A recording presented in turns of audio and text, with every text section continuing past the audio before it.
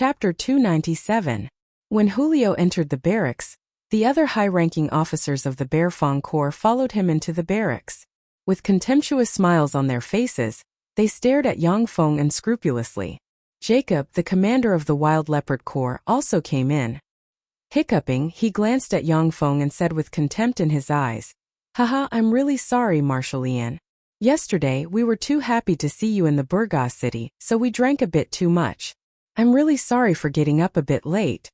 Lorenzo, the commander of the Cyan Flame Corps, also came in and said with an insincere smile, "Marshal Ian, I'm really sorry we drank a bit too much." Mario, the commander of the Five-Leaf Clover Corps, said with a contemptuous smile, "Marshal Ian, please say that you like women. I know that there are two very good women in the Emerald House in the Burgos city. Let's go and have some fun tonight." Novelli, the commander of the Cyan River Corps, took out a wineskin, poured out a glass of wine, gave Yang Feng a provocative look and sneered, "Marshal Ian, if you think highly of us uncouth fellows, then cheers." Barassi, the commander of the Inferno River Corps, also jeered loudly, "Okay. Marshal Ian, if you think highly of us, let's have a toast." Cheers! Cheers! The entire camp immediately fell into chaos, and uniform voices rang out. The high-ranking officers of the Sixth Corps jeered together, and gazes of contempt focused on Yang Feng. The high-ranking officers of the Sixth Corps linked up to give Yang Feng a show of strength. Once Yang Feng yielded, then the great marshal would no longer be able to bring the army together and command it as if it were an extension of his arm. Ennio, Duccio, John and Giacomo, the four commanders, remained silent. They looked at Yang Feng, wanting to see how he would deal with the situation. Yang Feng's way of dealing with the situation would also affect their future choices. Yang Feng shot Julio an indifferent look and said indifferently, "Commander Julio, according to the military law, if a marshal doesn't arrive at the marshal's tent on time after the drums have sounded, how will he be dealt with?" When Yang Feng's words came out, the tent suddenly fell into a silent and tense atmosphere. Julio was taken aback, then his eyes flashed with a fierce glint, and he threatened fiercely, "According to the military law, you will be beheaded. However, the law is nothing more than human feelings. In order to celebrate your arrival, Sir Marshal, we drank a bit too much. Besides, so many of us violated this military law. Sir Marshal, do you want to kill us all?" The eyes of the generals of the Sixth Corps also flashed with ferocious glints. Waves of powerful night level and above chi gushed out of their bodies. Frigid killing intent locked onto Yang Feng sitting in the seat of honor. Jacobo smiled and tried to smooth things over. "Haha, don't panic everyone. I think Marshal Ian just wants to give us a warning." "Feng, let's today's matter," Feng Yang said. A cold look in his eyes, Yang Feng clapped his hands. "As the Empire's marshal, I order all of you to immediately lay down your weapons and wait to be captured. In this way we won't implicate our families. Otherwise, according to the laws of the Empire, all of you will be charged with the crime of treason, and your entire clan will be implicated." 500 warriors armed with military crossbows and 500 warriors armed with greatswords quickly rushed over and surrounded the commanders of the Sixth Corps. The commanders of the Sixth Corps felt that things were far from reassuring, and their eyes flashed with fear. Julio's eyes flashed with a fierce glint, and he burst out with Sky Knight rank chi and barked, "Brothers, let's kill our way out. After we kill our way out, we'll go and seek refuge with His Highness André." Yang Feng frowned and ordered coldly, "Kill them all." In an instant, a dense rain of crossbow bolts covered the commanders of the Sixth Corps. The Morin's Empire's special military crossbows were so powerful that they could even pierce through knights wearing heavy armor. When the commanders of the Sixth Corps came here, they didn't wear any armor. More than half of them were pierced by the crossbow bolts and shot dead on the spot. The generals of the other 6 legions activated their battle chi and frantically deflected the crossbow bolts, sending them flying one by one. A fierce glint flashed in the eyes of Jacopo, who had been smiling all along, and he bellowed. He burst out with Star Knight rank chi, his figure shook, and he madly rushed towards Yang Feng. Only by capturing Yang Feng alive would they have a chance at survival. At this moment the lightning sacred swordsman Cassius, who was standing quietly next to Yang Feng, took a step forward and stabbed with his sword, and a resplendent lightning ray suddenly stabbed at Jacopo's sword. Ding! Following a crisp sound, Jacopo's sword broke, and Cassius took advantage of the situation and chopped Jacopo in two. The eyes of the raging sacred swordsman Lucero flashed with a bloodthirsty glint, and he suddenly erupted and slashed at Julio like a raging sea. Julio's complexion changed greatly, and he raised his sword to block. Ding!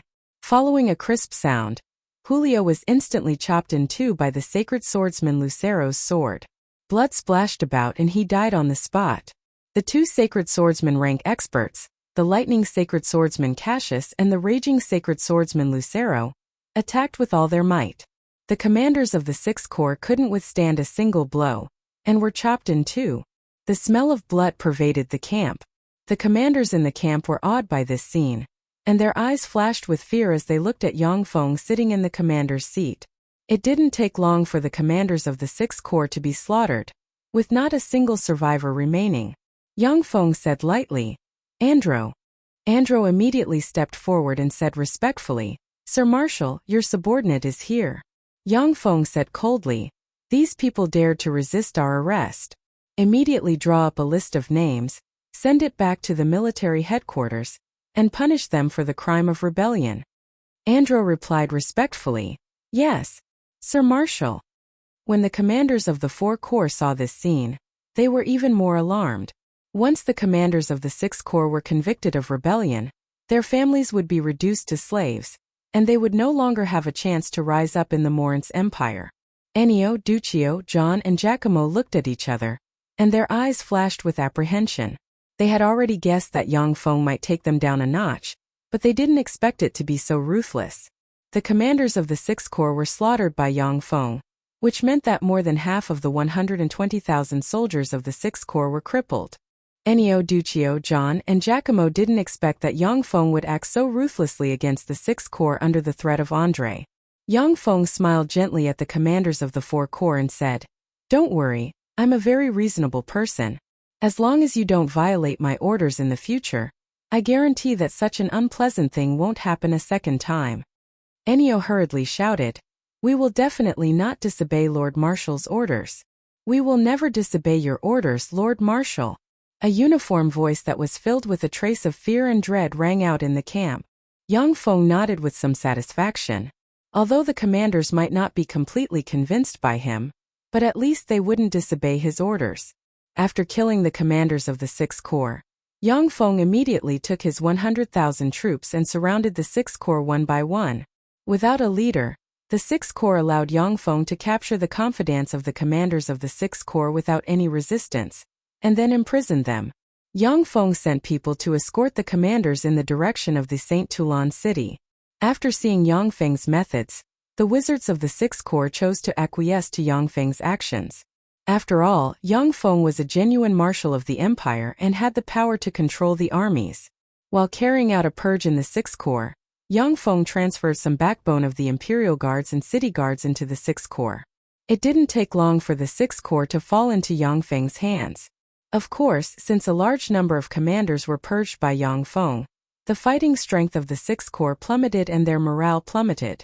After purging the Sixth Corps, Yang Feng didn't rashly send troops to the Tandu province. Instead, he concentrated all his troops in the Burgas city and carried out military training. Day and night, he drilled his 100,000 troops as well as the 125,000 troops of the Sixth Corps. In front of the Newton city, the 300,000 troops surrounded the city of Newton so tightly that not even a drop of water could trickle through. When André killed his way out of Gahilat province, only 100,000 border soldiers followed him. But along the way, his army snowballed, reaching a total of 300,000 soldiers. Besides, the 300,000 troops were basically field troops or local troops of the Morince Empire, and they possessed considerable fighting strength. André held a document in his hand, frowned and sighed slowly. How ruthless! So many generals and he actually killed them just like that. How ruthless! Anzelev's eyes flashed with a peculiar glint, and he said solemnly, "That's right. To be so ruthless, it seems that we underestimated him." In this way, the 6 legions would truly fall into his control, although the fighting strength of the Sixth Corps declined a lot due to the purge. But if we give him a few months, we'll be faced with a powerful monster that has finished integrating. Your Highness, it's time to make up your mind. We can't give him time. Andre pondered for a long time, then paced up and down in the room. Finally, his eyes flashed with a fierce glint, and he gritted his teeth and said, "All right. Anzalev, contact them and tell them that I agree to their conditions." Anzalev lowered his head slightly, and the abyss of his eyes flashed with joy. "Yes, Your Highness." Chapter 298. Newton City, inside the governor's mansion. Arsini, the governor of Tandu province, sat in his study, his eyes swollen and his face haggard. He slumped weakly on a large soft sofa. These days Andre had tentatively attacked the city twice, but each time, he was repelled by the army led by Arsini relying on the city wall. However, the bravery and fighting skills of Andre's soldiers still shocked Arsini. As the defending party, Arsini should have had a great advantage. But in the actual battle, the ratio of casualties was as high as 1-3. On average, 3 people died in Newton City to kill one of Andre's soldiers. If it weren't for Andre not wanting to lose too many of his elites in Newton City would have been taken by Andre long ago. As the governor, Arsini was also under tremendous pressure these days. He often woke up in the middle of the night, fearing that Andre had already attacked the city. Arsini was a hardcore supporter of the Orthics family. He had spoiled many of Andre's plans, so he didn't dare to surrender to Andre. He could only desperately resist Andre's attacks with all his might. Massaging his temples, Arsini constantly calculated in his mind. "No, this can't go on. It seems that I have to recruit more soldiers tomorrow. Recruit 50,000 more. No, 100,000 more." The door was suddenly pushed open, and a tall, sexy, and voluptuous young woman of about 17 or 18 years old walked in with a bowl of chicken soup. Arsini frowned and shouted sternly, "It's you? So didn't I order you not to come here?" Sua was one of Arsini's concubines and his most favored concubine. He had originally ordered that no one except the important military and political officials of Tandu province should enter this place. Seeing Sua now, he couldn't help but feel a trace of anger in his heart. Sua was as gentle as water. She said with a sweet smile, "Master, you haven't eaten well for several days. I'm giving you a bowl of chicken soup to let you nourish your body. I'll leave after putting down the chicken soup." Arsini looked at Sua's sweet smile. The anger in his heart slowly faded, and he nodded slightly. Only then did Sua approach Arsini with seductive cat-like steps. "Little slut." Arsini swallowed his saliva, his eyes flashing with flames as he pulled Sua into his arms. The moment Sua was embraced by Arsini, her eyes quickly changed from blue to pure black. A pair of goat horns grew out of her head, and her snow-white face was covered with strange magic runes. "You!" Alarmed, Arsini's eyes flickered with endless fear. Just as he was about to shout, an arm with sharp claws pierced through his chest and dug out his heart. Arsini's body trembled a few times, and his eyes flashed with endless despair. Then he saw Sua swallow his heart with a smile. This human's heart is really unpalatable. As expected, the hearts of the strongest humans are the most delicious. Sua stuck out her sexy tongue and licked the blood on her jade-like hand, revealing a beautiful, dangerous, and seductive smile. The corpse of a middle-aged man lying next to a fiendish beauty formed a strange, dangerous, and strangely beautiful picture. With a flick of her wrist, a sword appeared in Sua's hand, and she chopped off Arsini's head. Then she reached out and put away the lower half of Arsini's body. Suya's body was shrouded in faint black qi, and all the abnormalities in her body disappeared. She turned back into a beautiful young woman. Sua pushed open the door and said to the guards on both sides, "Sir is tired and needs to take a good rest. Guard this place well. No one is allowed to enter for 2 hours." The guards on both sides replied respectfully, "Yes." Under the gazes of countless powerhouses, Sua swaggered out of the city master's mansion. As soon as she left the city master's mansion, Sua turned invisible and disappeared into the darkness. After a while, a cluster of incomparably bright fireworks rose from Newton City and bloomed. "Attack the city." After Andre saw the resplendent fireworks, he promptly issued an order. The huge weapons of war began to operate, and siege troops madly attacked Newton City. Newton City Master's Mansion. "Governor, is Sir Governor here?" An official hurriedly ran towards the direction of the study. A guard stopped the official and said, "Sir Beko, Sir Governor is resting and won't see anyone." Beko barked, "Get lost. That traitor Andre has begun to attack the city. Sir Governor needs to preside over the overall situation." The face of the guard changed slightly, and he immediately retreated to the side. Beko pushed open the door of the study and saw Arseni's head lying on the desk with his eyes wide open. He screamed shrilly, "Sir Governor was killed. Who was it? Who killed the governor?" The guards outside the door also rushed into the study. When they saw Arseni's corpse, their eyes were filled with shock. The news of Arseni's death quickly spread in Newton City. When the soldiers of Newton City heard the news, their morale plummeted. Many generals chose to surrender to Andre on the spot, and the situation quickly collapsed like an avalanche. Before long, the entire Newton City fell into Andre's control. When the Newton City fell, the entire Tandu province surrendered at the first sign of trouble. Whenever Andre's emissaries went to a city, those cities surrendered to Andre. After Andre captured the Newton City, he left behind a division responsible for reorganizing the surrendered soldiers of the Newton City, while he commanded his army and madly charged towards the Notice province. Along the way, the cities of the Notice province also surrendered at the first sign of trouble. So long as Andre's army arrived, the gates of those cities would be opened, and the military and political officials would come out and surrender.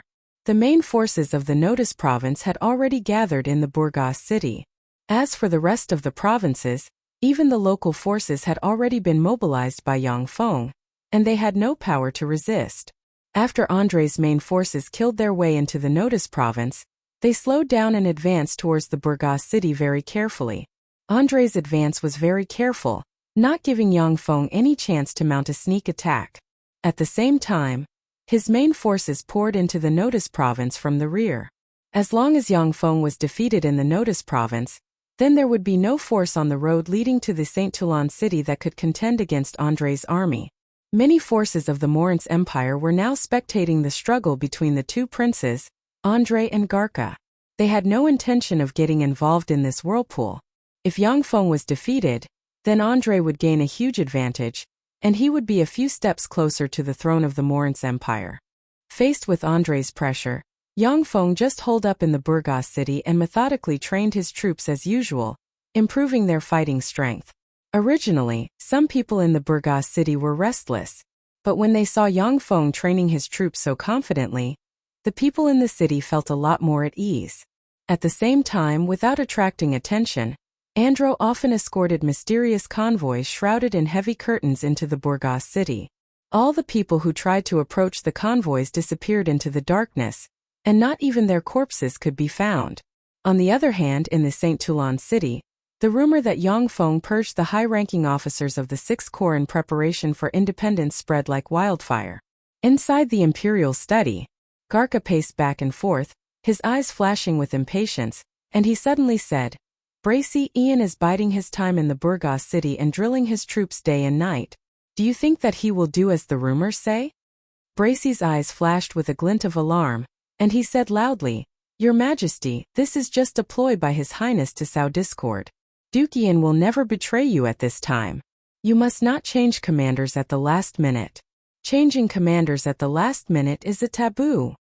Garca dispelled the idea of changing commanders at the last minute and smiled awkwardly. "I know that this is Andre's ploy to sow discord. However, Ian holed up in the Burgas city and won't go out to fight Andre. If this goes on, how can we win?" Bracy said with a smile, "Your Majesty, although Duke Ian has hundreds of thousands of troops, but they come from different systems. It's very difficult to command them. Besides, although the hundreds of thousands of troops are numerous, but their fighting strength may not be comparable to that of Andre's border army. I think Duke Ian's response is correct. As long as he holds the Burgas city, we can slowly exhaust Andre to death. We have the endless potential of the empire."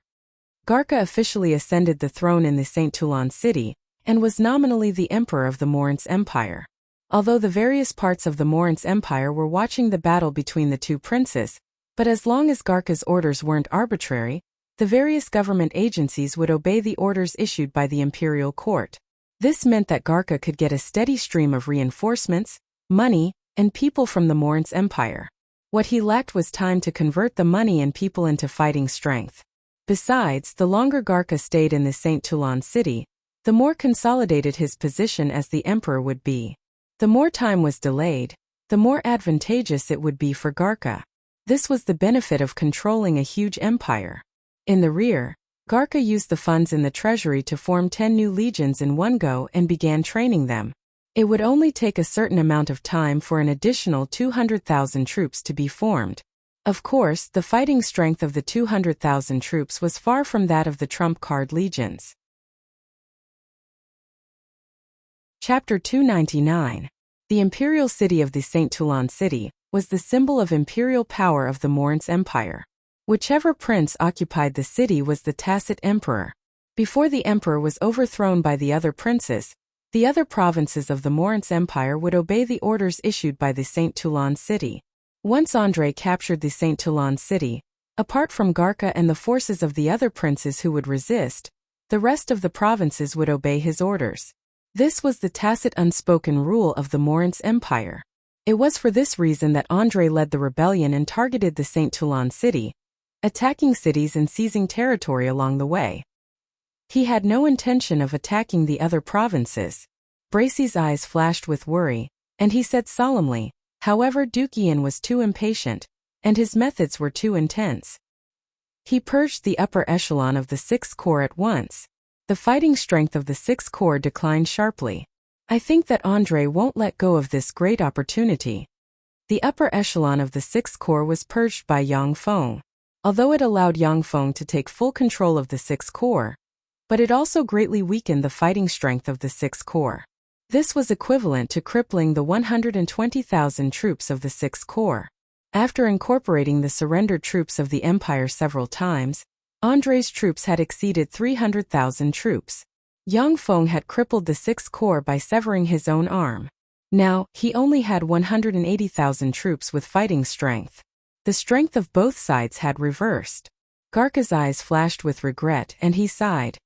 He's still too young and impetuous. Bracy said with a smile, no need to worry, Your Majesty. Dukian must have his own considerations. He still has more than 300,000 troops at his disposal, so holding the Burgas city won't be an issue. As long as he stays there and buys us more time to consume André's strength, we'll be the ones to emerge victorious in the end. Garka's eyes flashed with worry and he sighed slowly, I hope so. Notice Province. After André joined up with his main force, he advanced all the way. When the army arrived, the cities of the Notice Province changed sides and surrendered. A huge encirclement slowly took shape and completely surrounded the Burgas city. Yang Feng just watched coldly from the sidelines. From time to time, he sent teams of cavalrymen to devour André's troops.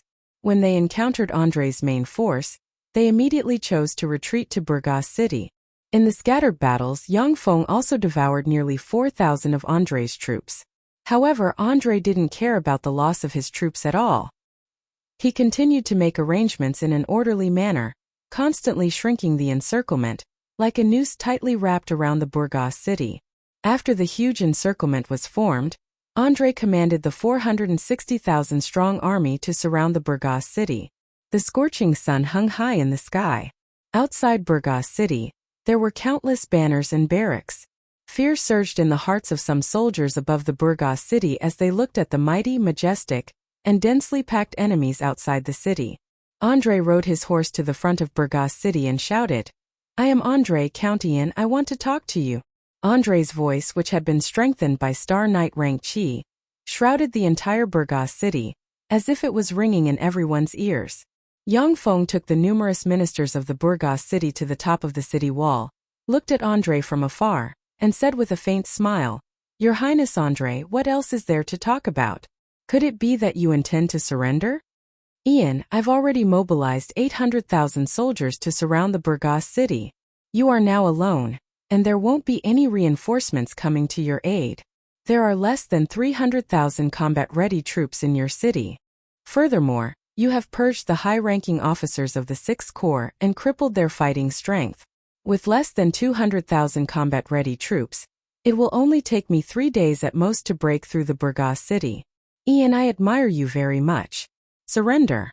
As long as you surrender to me, not only will I spare your life, but I'll also let you continue to be the Earl of the Red Earth Wasteland. Andre said with a confident smile and high spirits.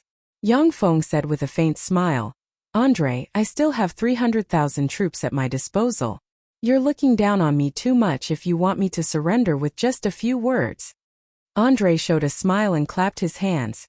Very well, I'll let you see the true strength and trump cards of the Southern Army. An archwizard dressed in a black wizard robe took out a black cloth, silently recited an incantation, and pointed at the black cloth, and a magic radiance entered the black cloth. Rays of black light shone from the black cloth, and a 30-meter-tall beast with a flat body the size of a football field appeared in front of everyone. It had 8 thick, short legs, and was covered in a layer of black scales.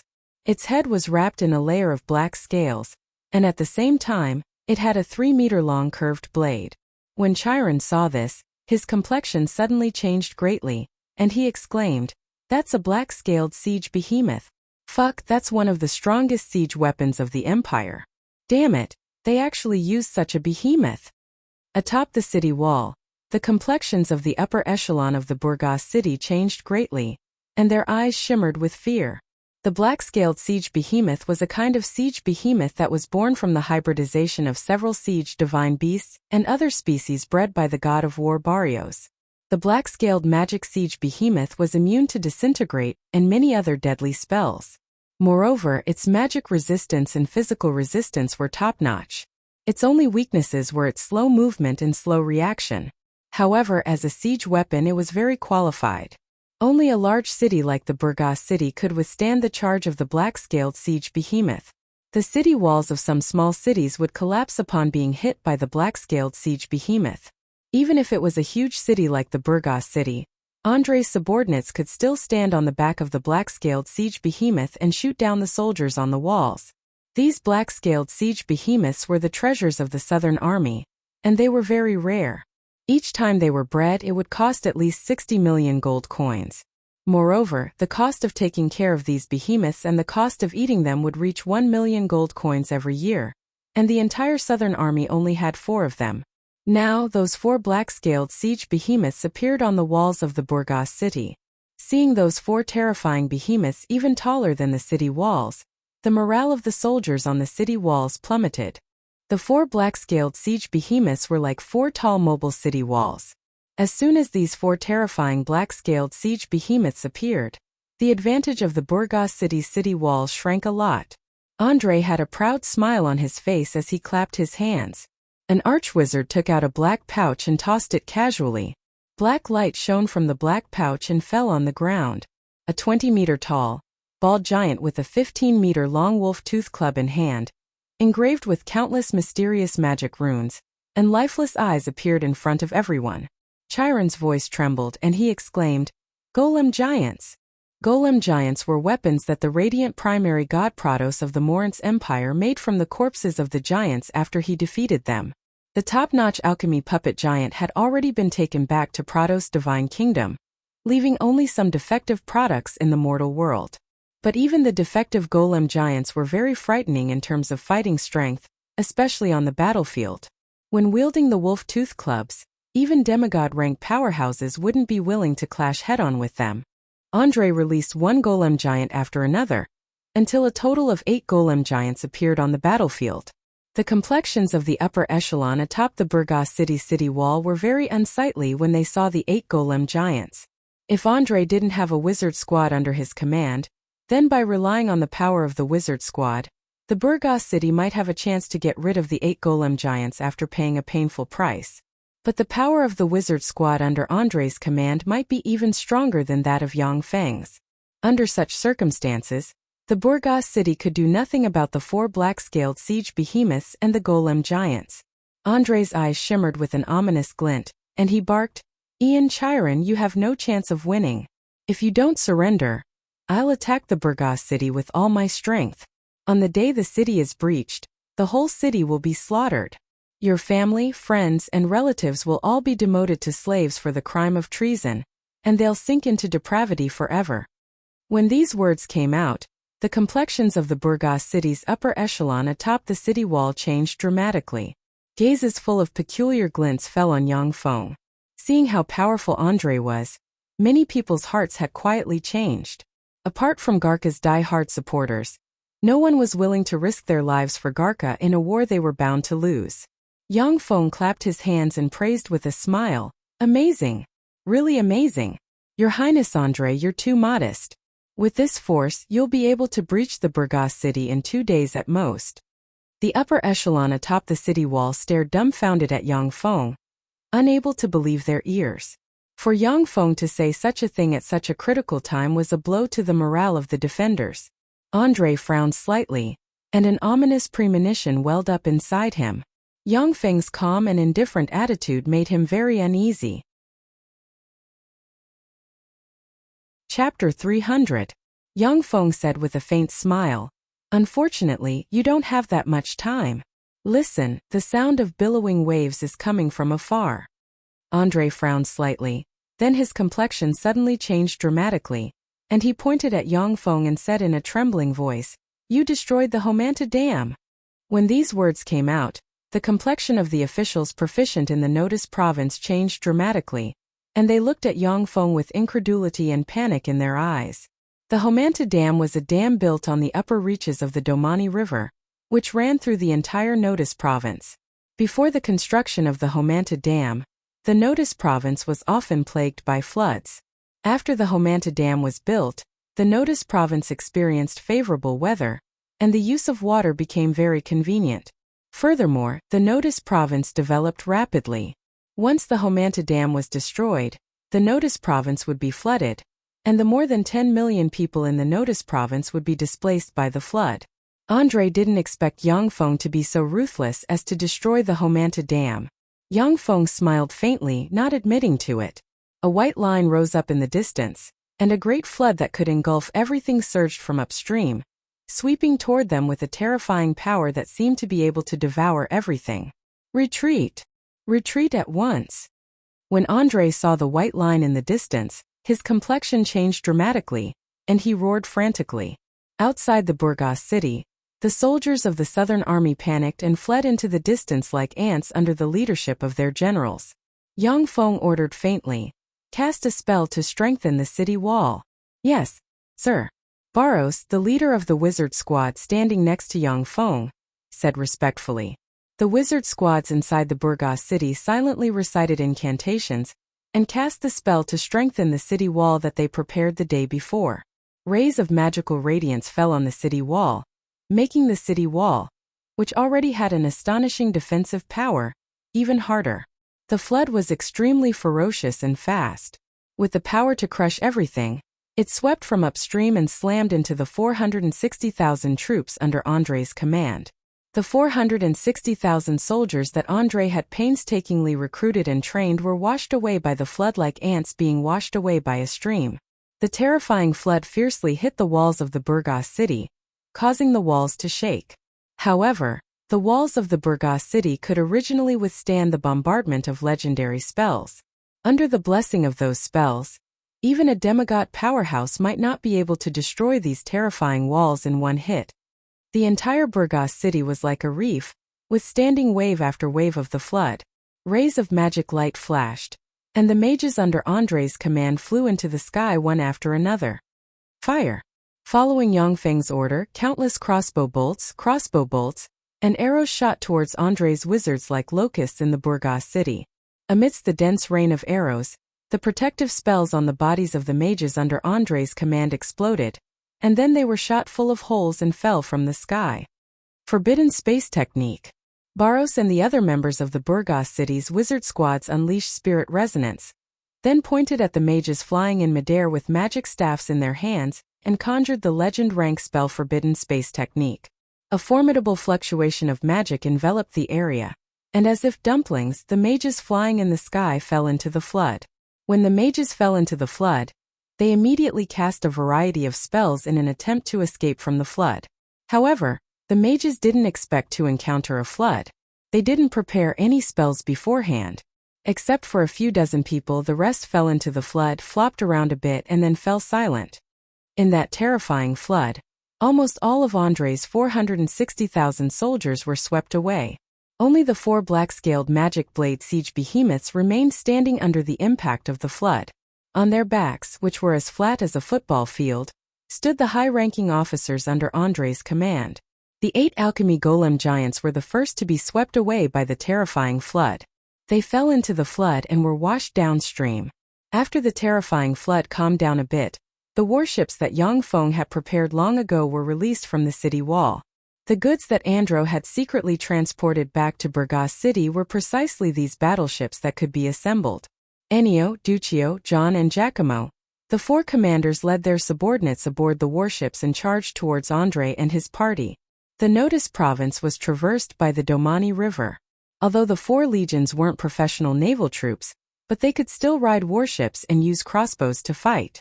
Fire Dragon. Standing on the warships, Barros and the other wizards launched Spirit Resonance, silently recited an incantation, and pointed at Andrei and his party. Numerous fire dragons suddenly appeared and charged towards Andrei and his subordinates who were standing on the backs of the 4 black-scaled magic blade siege beasts. Water Curtain Skyflower. The magicians on the backs of the 4 black-scaled magic blade siege behemoths also cast mental resonance. Curtains of water suddenly appeared and enveloped the area above them. The fire dragons descended from the sky, intertwined with the water curtains, issued sizzling sounds, and large tracts of mist rose. Just as the wizards of both sides were engaged in offense and defense, a swarm of locust-like arrows shot from the warships towards Andrei and his subordinates standing on the backs of the 4 black-scaled siege behemoths. Amidst the dense rain of arrows, one powerful officer after another of the Southern Field Army died tragically under the rain of arrows.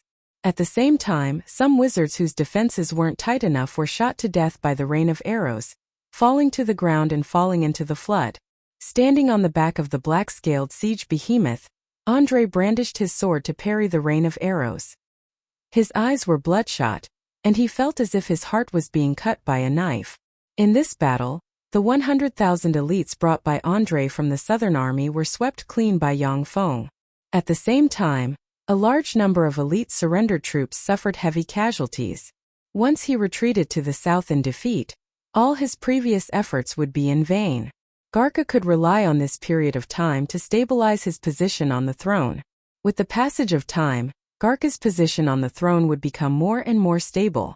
Andrei wouldn't stand a chance. While parrying the arrows, a high-ranking officer with a Star Knight rank cultivation base barked, "Your Highness Andrei, run. We'll stay behind to bring up the rear, but you must avenge us in the future. Your Highness Andrei, leave here and avenge us in the future." The high-ranking officers of the Southern Army shouted loudly with bloodshot eyes. As long as Andrei didn't die, the families of the high-ranking officers of the Southern Army would have a chance to make a comeback. Once Andrei died here, the high-ranking officers of the Southern Army would be labeled as traitors, and their families would sink to the bottom. Andrei gritted his teeth, turned around, and his figure blurred. Like a big bird, he landed on the flood, tapped lightly, and his shoes flickered with blue magic light, and a mirror suddenly appeared under his feet. Andrei's figure flickered. Stepping on the mirror in the flood, he quickly fled into the distance. If he stayed outside the Burgas city, then even if he led his subordinates to fight bitterly to the end, the best outcome would be to become a prisoner. He decisively chose to retreat. After all, the warriors of the 4 Corps weren't professional Marines. They could only watch helplessly as Andrei escaped by himself. Yang Feng suddenly said, "Chiron." Chiron's eyes flickered with a complicated glint, and he replied respectfully, "Yes, Sir Marshal."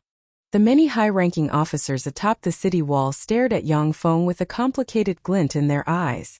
Andrei's previously invincible army was wiped out by Yang Feng's flood, suffering heavy casualties. However, the destruction of the Homanta Dam also turned the Notus province into a swamp. More than 10 million residents of the Notus province would become homeless and become refugees. Although the battle was won, but the Notus province might not be able to recover for decades due to the flood. However, a victory was a victory. Yang Feng wiped out Andrei's main force in one fell swoop and reversed the situation. Now no one could disobey his orders. His prestige in the army had also risen to its peak. Yang Feng said lightly, I'll leave this place to you. I'm going back to rest. Chiron replied respectfully, Yes, Sir Marshal. At this time, Andre's remnants were struggling against the 4 black-scaled siege behemoths. Their defeat was already inevitable, and there was no need for Yang Feng's command. As soon as Yang Feng left the Burgas city's city wall, his body disintegrated, turned into white mist and collapsed. Andre gasped for breath as he quickly darted through the flood. He had already fled for dozens of kilometers, yet everywhere he looked, there was still the hateful flood. Looking at the flood, he felt as if his heart was being cut by a knife. Other troops were fine, but the 100,000 elites he brought from the Southern Corps were the strongest troops under his command, as well as his foundation. Now that they were thrown outside the Burgas city, it was definitely a heavy blow to him. Your Highness Andre, please wait. A black ray of light descended from the sky, landed in front of Andre, and condensed into Yang Feng's figure. With a smile on his face, Yang Feng blocked Andre's path of escape. Andre's eyes narrowed slightly, a fierce glint flashed past them, and he said coldly, Ian, are you here to take my head and claim credit from Garca? Interesting. I really want to see what kind of ability you have to actually dare to chase after me alone. Chapter 301. Yang Feng uttered with a faint smile, Your Highness Andre, I came here just to have a talk with you. Andre's thoughts revolved and he revealed a sneer. You want to have a talk with me? So that's how it is. You're not loyal to that idiot Garca, but to yourself. Yang Feng said calmly, Your Highness Andre, I came here today because I'm 80% certain that I can keep you here. What price are you willing to offer? Andre's eyes narrowed slightly, and he stared at Yang Feng with frigid killing intent in his eyes. It was the man in front of him who made him fall short of success and pushed him further away from the throne. More than 400,000 troops died tragically at the hands of this man, making him wish he could pull out Yang Feng's tendons and pull out his bones. However, this flood made Andre even more apprehensive of Yang Feng. At the same time, he felt a vague fear in his heart. As Yang Feng stood quietly in front of Andre couldn't help but guess how many cards Yang Feng still had hidden. The killing intent in the abyss of Andre's eyes finally faded slowly, and he asked calmly, What do you want? Yang Feng replied indifferently, I want the treasures you collected along the way. When Andre heard that, his face twitched slightly. He contemplated for a while, and then gritted his teeth and said decisively, Okay. Andre had been conquering cities and territories along the way, seizing and looting countless riches from all over the world. He originally planned to use the treasures as his military expenses. Now that the 460,000 troops were washed away by Yang Feng, he was unable to protect the treasures. Therefore, he decided to give them to Yang Feng. It was better for the huge amount of wealth to fall into Yang Feng's hands than into Garca's. Yang Feng said with a smile, I'm a wizard and a grandmaster pharmacist. I'm very interested in all kinds of mysterious magic items. For example, rare magic ores, magic plant seeds, rare alchemical items, all kinds of precious magic notes, and mystical secret methods can be exchanged. As the great prince of the Morince Empire, Andre had the support of 3 top aristocratic families of the Morince Empire. He was also the commander-in-chief of the Southern Army. The treasures he possessed were beyond the imagination of ordinary people. Andre was silent for a while, then flicked his wrist, and a black bag appeared in his hand. He tossed the black bag towards Yang Feng. Planar stone. When Yang Feng opened the black bag and took a look, his eyes lit up, and excitement shimmered in the abyss of his eyes. Inside the black bag there was a black ordinary-looking stone. But the ordinary-looking stone was a planar stone that countless Starry Sky Warlock rank powerhouses of the Zhangji Plain yearned for even in their dreams. The planar stone was the main material used to create a planar path, and a planar path represented a plane's countless resources and boundless wealth. Planar stones were the main material for making planar passageways, and a planar passageways represented countless resources and wealth of a plane. Even in the Zhangji Plain passageways, although the Feisua Plain is Zhangji Plain, the Zhangji Continent Feng Plain passageways, Li Plain passageways, Feng Chan God Hai's Lu Li and God. Yang Feng held the planar stone in his hand with a scorching look in his eyes. as expected of one of the primary material planes that can contend with the Zhangji plain. Although the Feisua plain is far smaller than the Zhangji plain, but it's rich in resources. No wonder countless people covet it. On the Zhangji plain, once countless warlocks practiced cultivation until the Great Warlock or Starry Sky Warlock rank. They would try their best to explore and colonize plains. That was because the profits from cross-plane trade were more than 10,000 times greater. Many things that were worthless in other planes would be 100 times more valuable in the Zhangji plain. Similarly, many things that were worthless in the Zhangji plain would be 100 times more valuable in other planes. Going back and forth, the profits could even reach a terrifying 10,000 times greater. Of course, the risks of cross-plane trade were equally great. A little carelessness and even terrifying existences such as Moonlight Warlocks and Glorious Dawn Warlocks might fall. Some strange existences of powerful planes might be able to destroy all the members of a low-level bloodline warlock family, with the power of a curse with just a voice or a sentence. The information collected by Yang Feng in the demonic fighting sect recorded many cases of bloodline warlocks being exterminated by strange existences of some powerful planes.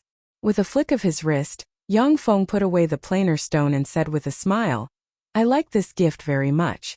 However, it's still not enough to make you go over. I'm loyal and devoted to His Majesty Garca." Andre smiled coldly. He pondered for a while, then with a flick of his wrist, threw an oval, light cyan ore towards Yang Feng and said, "This is Thom Divine Iron, one of the main materials used by the gods to forge god armaments according to legend." Yang Feng received the oval-shaped light cyan ore, and his eyes blossomed with traces of ecstasy. What Thom Divine Iron? This is clearly the rare or cyan Akatani star core. It's the main material used to make the core of indestructible robots. The cyan Akatani star core was a rare ore discovered by the Shizu during their exploration of the universe. This ore was very rare and difficult to synthesize. Even with the technology of the Shizu at their peak, it took them 5 years to synthesize the cyan Akatani star core in Yang Feng's hand. The cyan Akatani star core was one of the main materials used to make the core of the most powerful indestructible robots of the Shizu. It was very precious even for the Shizu at their peak. Yang Feng fiddled with the cyan Akatani star core. Countless thoughts flashed through his mind. Finally, he smiled and made way. "Okay, you can go." Andre wasn't in a hurry to leave. Instead, he said solemnly, "Ian, I'm clearly much stronger than that trash Garca. Why didn't you choose to side with me but with that trash? If we join forces, that trash Garca is not worth mentioning. What he can promise you, I can promise you, and even more." Yang Feng said with a smile, "Your Highness Andre, you have many experts under your command. I'm only one of the many under your command. You can defeat His Majesty Garca without my help. But His Majesty Garca is different. Only by relying on me can he defeat you. If I had sided with you at the time, the benefits I would have obtained would not have been comparable to that of His Majesty Garca." Andre pondered for a while, and then revealed a helpless smile. As the commander-in-chief of the Southern Army, Andre had many experts under his command. Moreover, he had the support of the top powerhouses of the three empires. At the time, he only poached Yang Feng because he wanted Garca to have one less helper. If Yang Feng had sided with him at the time, he might not have paid much attention to him. Andre's eyes flashed with a peculiar glint, and he promised, "I admit that I underestimated you before. Ian, as long as you side with me now, then when I ascend to the throne, I'll confer you the title of a prince. You'll be the first prince of the Morance Empire with a different surname." Yang Feng smiled faintly and made way. "Thank you for your kindness, Your Highness. Please." Andre heaved a long sigh and walked past Yang Feng vigilantly. Yang Feng suddenly said, "I'll submit my resignation to His Majesty Garca later, and take responsibility for the flood of the Notice province." Andre's body trembled slightly, and his eyes shimmered with a complicated glint. His figure shook, and he rushed into the distance. Yang Feng looked at Andre's departing figure, smiled faintly, and turned to leave. In front of the Burgos city, Andre's 460,000 troops were washed away by the flood, suffering heavy casualties. Only 100+ wizards chose to surrender, while the rest of the generals died in battle. Andre had just fled back to the Newton city when he took his subordinates, abandoned their supplies, and fled the Newton city. André had just fled, when a mysterious cavalryman appeared outside the Newton city, ransacked the city, and then mysteriously disappeared again. Yang Feng commanded the 300,000 troops to advance steadily and sent envoys to various places. When Yang Feng's envoys arrived at the Tandu province, the major cities of the Tandu province immediately changed their banners and issued envoys. Just as Yang Feng advanced steadily, the memorials sent by countless aristocrats flew into the St. Toulon city like flowers of blood. The greater aristocrats with fiefs in the Notice province, in particular, attacked Yang Feng frantically. Yang Feng's flood not only submerged more than half of the Notice province, but also affected the two surrounding provinces. The greater aristocrats' fiefs were completely submerged, causing them to suffer heavy losses. They hated Yang Feng to the core. However, they didn't dare to explode in front of Yang Feng, a god of death. They could only complain to Garca sitting on the throne in the St. Toulon city. The St. Toulon city, inside the imperial study. Garca held a document and looked at it carefully. His eyes were filled with indescribable joy and delight, but when his gaze fell on a memorial on his right, he frowned slightly. After pondering for a while, he picked up the memorial and handed it to Bracy, who was standing at the side. "Bracy, take a look." After Bracy picked up the memorial, he looked at it carefully, and his expression became more and more solemn. Garca showed a relaxed smile and said, "Marshal Ian has already submitted his resignation, taking responsibility for the flooding of the Notice province, and recommended Goyina as the Supreme General of the Rebel Suppression Army, commanding the various divisions of the Rebel Suppression Army. What do you think?" Bracy's complexion changed dramatically, and he said solemnly, "Your Majesty, you mustn't. You mustn't allow Marshal Ian to resign. Instead, you should let him wipe out André and the other rebels in one fell swoop." Garca said hesitantly, "But there are many memorials denouncing Ian. Many greater aristocrats expressed their dissatisfaction with Ian. That great flood drowned the entire Notice province, and more than 10 million people lost their homes." Chapter 302. Bracy said solemnly, "Those who achieve great things don't bother about trifles. Marshal Ian's flood drowned His Highness André's forces. This proves that Marshal Ian is a godly commander and the best candidate to deal with His Highness André. As for the refugees, we can think of other ways to settle them. The top priority now is to eliminate His Highness André." Garca was silent for a while, then frowned and handed a few documents to Bracy. Bracy took a look and saw that the documents reported that Yang Feng was cultivating his own forces in the Sixth Corps, which was suspicious of his intentions. At the same time, there were various rumors in the St. Toulon city that Yang Feng wanted to take control of the Sixth Corps and establish himself as the king of the southern part of the empire. Bracy said decisively, "These are rumors, they are not credible." Garca suddenly said, "Bracy, André's forces are now gone. If Goyina becomes the commander-in-chief, will he really lose to him?" Bracy sighed inside. Knowing that Garca had made up his mind, he said dispiritedly, "I don't dare to speculate, but Marshal Ian is the best candidate." Garca was silent for a while, then waved his hand and said, "Okay, you can take your leave." Bracy sighed helplessly and took his leave. "Yes, Your Majesty." 2 days later, more than 30 griffins descended from the sky and flew into the headquarters of the Rebel Suppression Army. "Marshal Ian, His Majesty has ordered you to be removed from the post of Marshal and recalled back to the St. Toulon city. I will take over as the Rebel Suppression Army's Marshal. Here are the documents." Goyina found Yang Feng, announced Garca's order, and showed him the documents signed by Garca. After Yang Feng checked the documents, he smiled, took out his marshal's seal, handed it to Goyina and said, "Then I'll leave this place to you, Goyina. My people are currently evacuating refugees from the Notice province. I'll have to trouble you to take good care of them."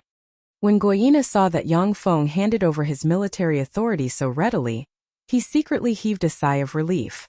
He was a little nervous before coming. He was very clear that once Yang Feng became ruthless, he would kill without batting an eye. If he had a choice, he would absolutely not want to offend such an enemy. Goyina smiled and said, "Don't worry, Dukian.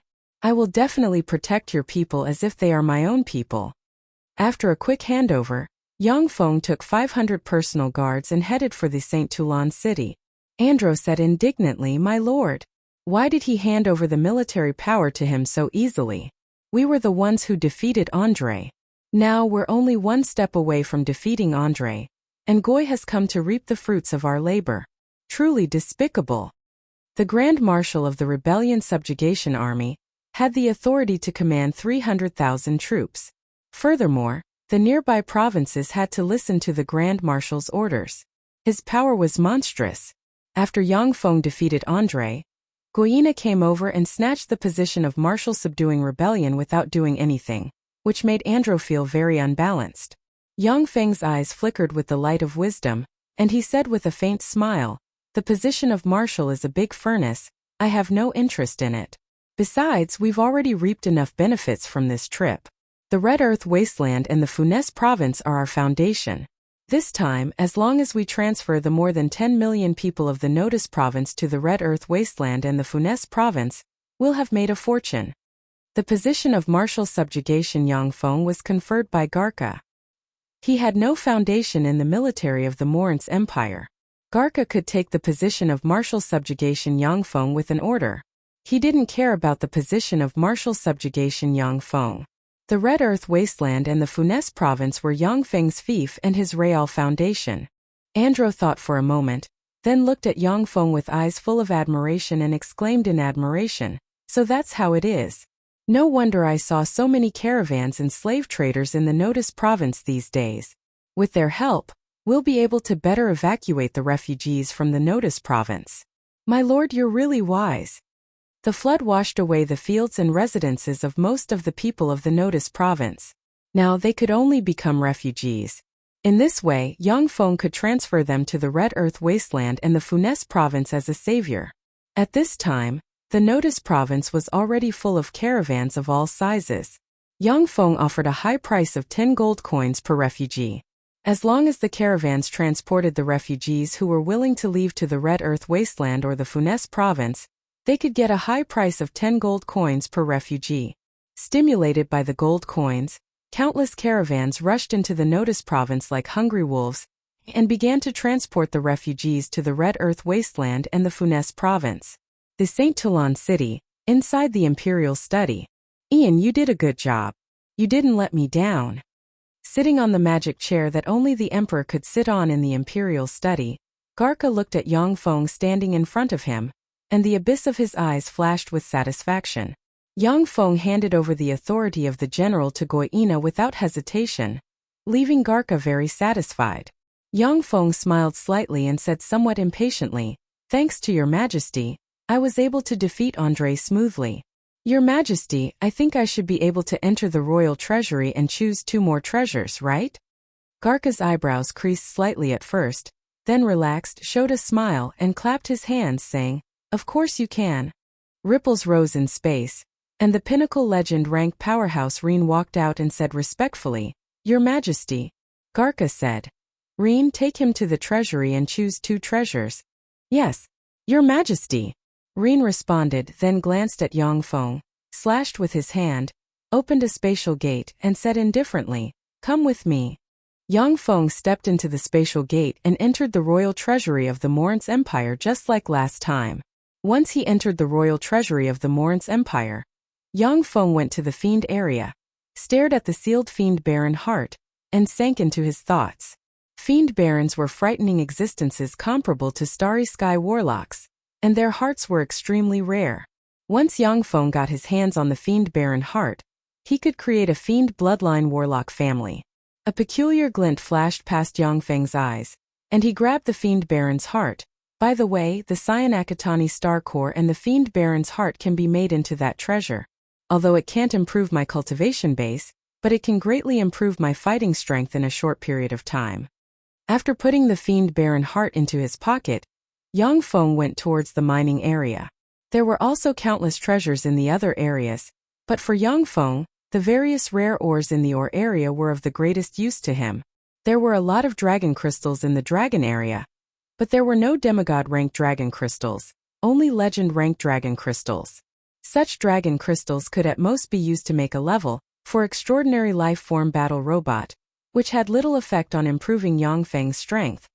"This is inert Atlam stone. one of the main materials for making warp gates.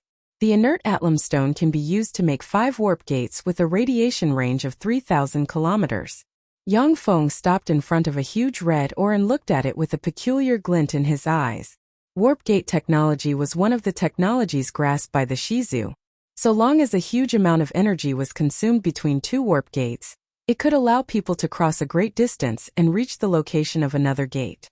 The red ore was the core material for making warp gates.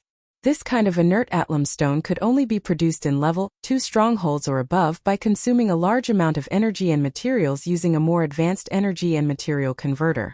If he could make 5 warp gates, it would mean that it would take Yang Feng less than a minute to return to the Miracle City in the Red Earth Wasteland from the St. Toulon City.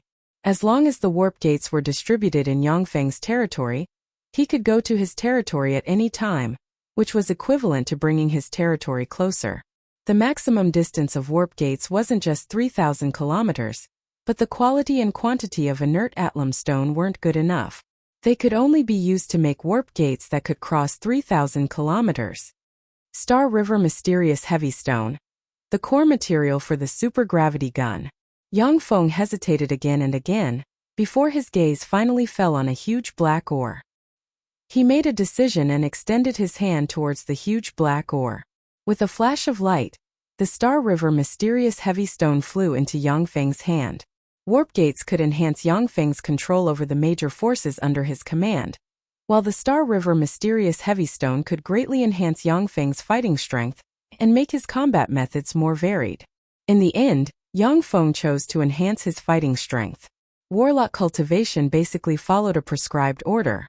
Yang Feng has already assessed that with his current cultivation speed, it would take him at least a decade to promote to a great warlock. During this process, it was particularly important to enhance his fighting strength. Otherwise, once he died, all his plans would be for naught. After Yang Feng selected the treasures he wanted from the treasury of the Morince Empire, he returned to the Imperial Study. After feigning civility with Garca, he left the Victory Palace. As soon as Yang Feng left the Victory Palace, he went straight to his villa. After entering the villa, he closed the door and refused to see anyone. Before long, outside the St. Toulon City, a level 4 extraordinary life-form Thunderhawk, shrouded in countless arcs of lightning, appeared in the air and flew towards the Miracle City at Mach 5 speed while carrying Yang Feng. Chapter 303. The Red Earth Wasteland. Inside the portable fortified stronghold, Yang Feng took out a black cloak from an export box, and his eyes flickered with excitement. It's finally done. The crystallization of Shizu technology and Warlock technology, the magical mechanical cloak.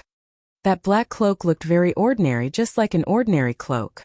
There was no difference between it and the cloak. However, if a god-rank powerhouse cast a secret method, they would see a small space in the center of the black cloak. Inside the space there was a crystal petri dish. The petri dish contained a large amount of precious culture fluid. Soaked in the culture fluid was the still-beating fiend Baron Heart. Yang Feng draped the black cloak over his body. With a thought, 2 extremely sharp spikes suddenly extended from the cloak and pierced his neck. From the black cloak came bursts of wicked, formidable and bloodthirsty power. Yang Feng operated a secret method recorded in Black Dragon Morph, concealed his Black Dragon's blood meridian power, and allowed the formidable wicked power to enter his body. In a split second, a pair of ox horns engraved with mysterious runes grew from the top of Yang Feng's head. The pupils of his eyes dilated and turned crimson, and sharp claws grew from his hands. A bloodthirsty and warlike desire shrouded him, and a terrifying great warlock rank aura diffused from him. Yang Feng felt the changes in his body, and then silently operated a secret method to suppress the bloodthirsty impulse. This is great warlock rank power. The power of a great fiend. This power really isn't easy to manipulate. If one's mind isn't firm enough, then one will become a captive of dark power and sink into slaughter. Fiend warlocks, blood meridian warlocks that rely on dark power, if they don't have secret methods to suppress this desire, or if they have an extremely firm will, then they will become a bunch of dregs. This is one of the flaws of blood meridian warlocks, that is, they are too easily influenced by the life form of the bloodline source. Blood meridian warlocks had the advantages of easy cultivation and long lifespan, But they also had the disadvantages of blood meridian shackles, being suppressed by blood meridian, being influenced by the power of the life form of the bloodline source, and so on. There were advantages and disadvantages. Therefore, the Zhangji Plain was still the world of orthodox warlocks. After Yang Feng transformed into a great fiend, he immediately carried out violent movements and unleashed all kinds of great fiend offensive secret methods, destroying everything in the underground laboratory without the slightest scruple. 10 minutes later, Yang Feng shed his transformation and collapsed on the ground, gasping for breath and sweating profusely. Yang Feng silently calculated, the Great Fiend transformation can only last for 10 minutes at most. Any longer and I won't be able to support it. This calculation was very crucial, which meant that transforming into a greater demon couldn't be used as a regular method. It could only be used as a trump card. After resting for an hour, Yang Feng drank a few vials of elixirs. Only then did he feel that his body had completely recovered to its peak. Let's begin the experiment of transforming into a demon baron. Yang Feng took a deep breath, his eyes congealed, and with a thought 2 sharp spikes extended from the magical mechanical cloak and pierced his neck. A vast and nearly endless evil force entered Yang Feng from the spike. The black magical mechanical cloak fluttered despite the lack of wind. Enveloped by dense black demonic qi, high-energy crystals in the power source chamber turned into ashes in an instant. Yang Feng's body swelled, and he became 3 meters tall. A pair of 30-centimeter long horns grew on his head. His face became sinister and distorted, covered in mysterious black magic runes. His muscles tightened, his eyes flashed with a sinister and bloodthirsty red light, and demonic qi surged from his body.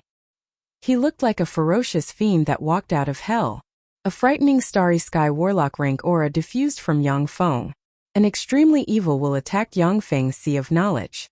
Yang Feng operated a secret method in an attempt to resist the impact of the frightening evil will. The Fiend Baron's heart inside the magical mechanical cloak was beating cheerfully, and formidable power gushed out of the Fiend Baron's heart and rushed towards Yang Feng. Nourished by various elixirs refined by Yang Feng, the Fiend Baron's heart came to life, and became one of the power sources of the magical mechanical cloak. Thanks to this, Yang Feng could freely transform into fiends of various ranks. Warning! Warning! The host has reached the limit. Immediately activate the safety device and cut off the supply of fiend power. Information flickered in Yang Feng's eyes, and the magical mechanical cloak automatically pulled the spike out of Yang Feng's neck. At the same time, it cut off the supply of power to the Fiend Baron's heart. The culture liquid in the petri dish quickly flowed away. Having lost its source of power, the Fiend Baron's heart stopped pumping power. Yang Feng broke away from the frightening fiend power. His body went limp, and he fell to the ground sweating profusely. The Fiend Baron is indeed a demigod rank existence. I can only transform for 5 seconds. I can only maintain my consciousness for 3 seconds. Yang Feng looked at the data analysis and revealed a bitter smile. Although the magical mechanical cloak provided a tremendous amount of fiend power, yet it couldn't eliminate the various formidable negative forces contained within the fiend power. Yang Feng's physical constitution couldn't withstand the Fiend Baron transformation. In fact, the best transformation was the Black Dragon transformation. If he could get his hands on a living immemorial Black Dragon heart and a dragon crystal, then with the magical mechanical cloak, Yang Feng could carry out the immemorial Black Dragon transformation. Such a transformation would definitely take much longer than the Fiend Baron transformation. The magical mechanical cloak utilized Shizu technology and the extremely precious Cyan Akatani star core. It had unlimited evolution potential. Not only could it enable Yang Feng to carry out the Fiend Baron transformation, but if he could get his hands on the hearts of immemorial black dragons, giants, kindred, four-armed trolls, and other formidable life forms in the future, he could also use the power of those hearts to carry out various transformations. After producing a few more weapons in the portable fortified stronghold, Yang Feng appeared in the Miracle City and skillfully dealt with various affairs. After everything was done, Yang Feng returned to the St. Toulon city, entered the Magic College, and began to cultivate in seclusion. He operated the various secret methods recorded in the Black Dragon morph, and absorbed the Moonlight Warlock rank Dragon Bone essence. On the other side, after Goyina obtained military power, he attacked all the way, causing Andrei to retreat in defeat and recovering numerous lost territories along the way. Andrei retreated all the way until he finally retreated to the Merton province. Taking advantage of Goina's arrogance and complacency, Andrei suddenly took 30,000 cavalrymen to the rear of Goina's army, attacked the Dandun city, where Goina had stockpiled provisions, and burned the provisions of the 400,000 troops commanded by Goina in one fell swoop.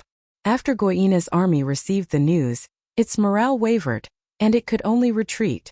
Taking advantage of Goina's retreat, Andrei frantically pursued and defeated Goina's army in one fell swoop, killing and accepting the surrender of countless people. Goina could only flee back to the Tandu province in a sorry state. He mobilized 300,000 troops from the Tandu province to defend and contend against Andrei. Just as Andrei was preparing for a decisive battle with Goina in the Tandu province, the Desert Empire launched a sneak attack on the Gihilid province. Andrei had no choice but to turn back and fight the Desert Empire. Time passed, and a year passed in the blink of an eye. The deepest secret chamber of an 8-story tall magic tower located in the Magic College slowly opened, and Yang Feng walked out of the secret chamber. After a year of bitter cultivation, Yang Feng used a secret method recorded in Black Dragon Morph to absorb a part of the Moonlight Warlock rank Dragon Bone essence into his body. However, with Yang Feng's current strength, he was still far from being able to fully absorb the Moonlight Warlock rank Dragon Bone essence.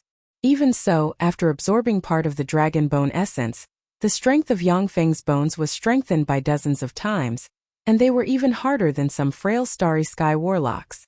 To absorb Moonlight Warlock rank Dragon Bone essence, many rare materials were needed. Even if ordinary warlocks with Black Dragon bloodline got their hands on Moonlight Warlock rank Dragon Bone essence, they would find it difficult to absorb its essence. Yang Feng plundered the wealth of the entire Tyrandit subcontinent and had countless precious materials on him.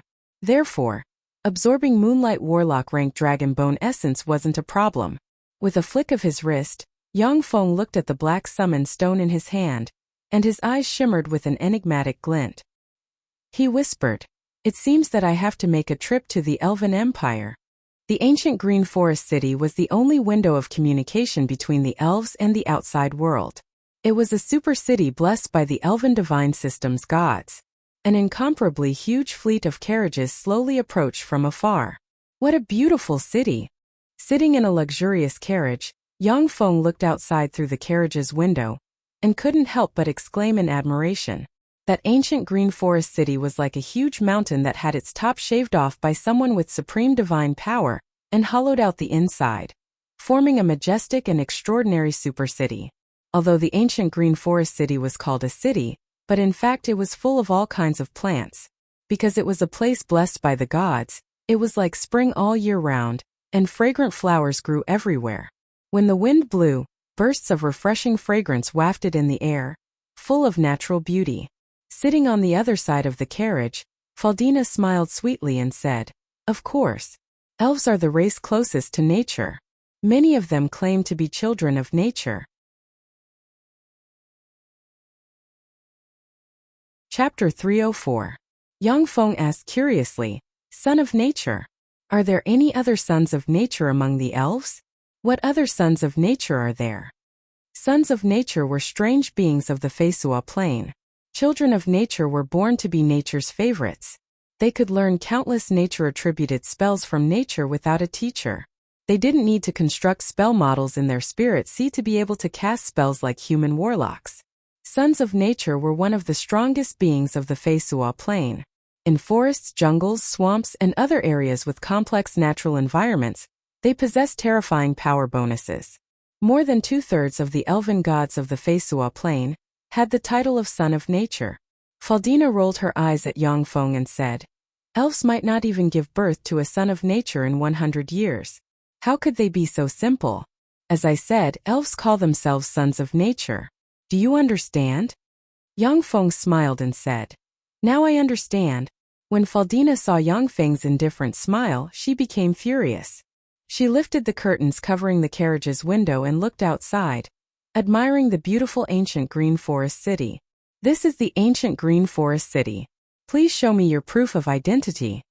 When the huge convoy arrived in front of the ancient Green Forest City, Two elven warriors immediately stopped the convoy. Elves for you. Yang Feng carefully sized up the two elven warriors blocking the way, and his eyes flashed with appreciation. Elves had more females than males, and the number of female elves was far greater than that of male elves. The two elven warriors were both female elves, and they were both beautiful. The reason why elves had more females than males was related to the Zhangji Plains human warlocks. After the Zhangji Plains human warlocks conquered the Feisua Plain, terrifying human warlocks unleashed secret methods and reversed the fertility of the elven mother tree. More than 95% of the elves born from the elven mother tree were female. During the time when the Zhangji Plains human warlocks dominated the Feisua Plain, the position of Great Elven Monarch, which had always been held by male elves, was replaced by a female elven monarch, and that tradition had been maintained until now. On the Feisua Plain, traces of the Zhangji Plains past could be found in many places. After a flat-chested beautiful elven warrior examined Yang Feng's identity card, she said coldly, "Go in. However, I have to remind you that this is not your human kingdom. Any attempt to do harm to our fellow countrymen will be severely punished. This kind of punishment will even implicate your companions and guarantors, so please pay attention to your actions." If a human wanted to enter the ancient Green Forest City to trade with the elves, not only would they need to prove their identity, but they would also need to prove that they had no criminal records. At the same time, they also needed a reputable guarantor. Once someone hunted elves in the ancient Green Forest City, the Elven Empire would kill everyone in that person's caravan as well as their guarantor. Any human who approached the ancient Green Forest City without identification or a guarantor would be warned by the elves, or even attacked directly. Even so, the huge profits from hunting elves still made countless human slave hunters use all kinds of methods to sneak into the ancient Green Forest City to hunt elves. The human slave hunters who attempted to hunt the elves in the ancient Green Forest paid a huge price. Their skulls hung all over the Ironwood Corpse Forest, but there were still people who wanted to hunt the elves in the ancient Green Forest. The beautiful elven warriors weren't very friendly towards Yang Feng. The huge caravan slowly entered the ancient Green Forest City. Once he entered the ancient Green Forest City, Yang Feng saw that the inside of the ancient Green Forest City was completely different from the human cities of the Feisua Plain. In the ancient Green Forest City, the streets were very spacious. At the same time, the streets were covered with a layer of fluff-like grass that was only 5 centimeters long. On both sides of the streets, there were large hollow trees up to 30 meters tall and a few meters to 10 meters in diameter. The large hollow trees had been transformed into tree houses, inns, and shops.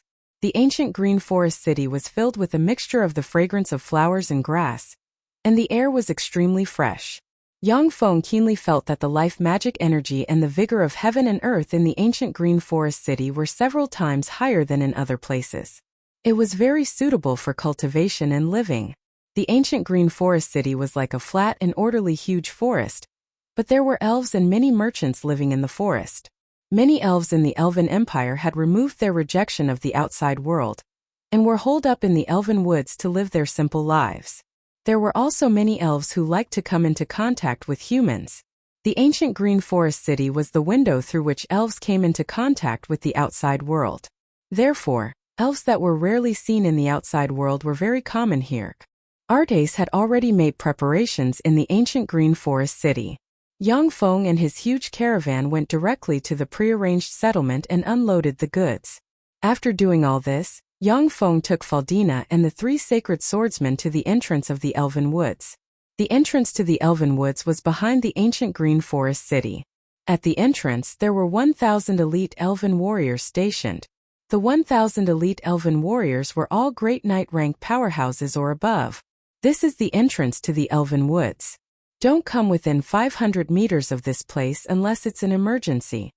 Yang Feng's group of 5 had just arrived at the entrance of the Elven Woods, when a flat-chested elven beauty dressed in green leather armor, with a beautiful appearance, slender legs, and a heroic aura blocked their path and barked. At the same time as the flat-chested elven girl berated, the 100 elven warriors quickly drew their bows and aimed their arrows at Yang Feng's group of 5. Yang Feng took out the green leaf given to him by Karina. I am a good friend of Belinda and Karina, the Red Earth Wasteland's Dukian of the Red Earth Wasteland. This is my token. As soon as the green leaf appeared, it blossomed with faint green radiance containing the aura of nature. When the flat-chested elven commander saw the green leaf, her pretty face changed, and she looked at Yang Feng with a somewhat strange gaze. The tone of the flat-chested elven commander became a bit gentler. So you are Ian. My name is Danny. Please wait a moment, I'll have someone notify the higher-ups. Danny waved her hand, and the 100 elven warriors behind her lowered their bows. Then she said a few words to an elf beside her. That elf walked briskly to the side of a big tree, grabbed a bowl-sized red flower that was chained to a vine, and whispered a few words. There was a soundproof barrier set up in the area where the big tree was located. Even Yang Feng, an expert with a level 3 warlock rank physique, couldn't hear what the elf said. Before long, a handsome young elf with snow-white skin, short silver hair, and gorgeous clothes arrived at the entrance to the elven woods under the escort of a dozen beautiful silver-haired elves.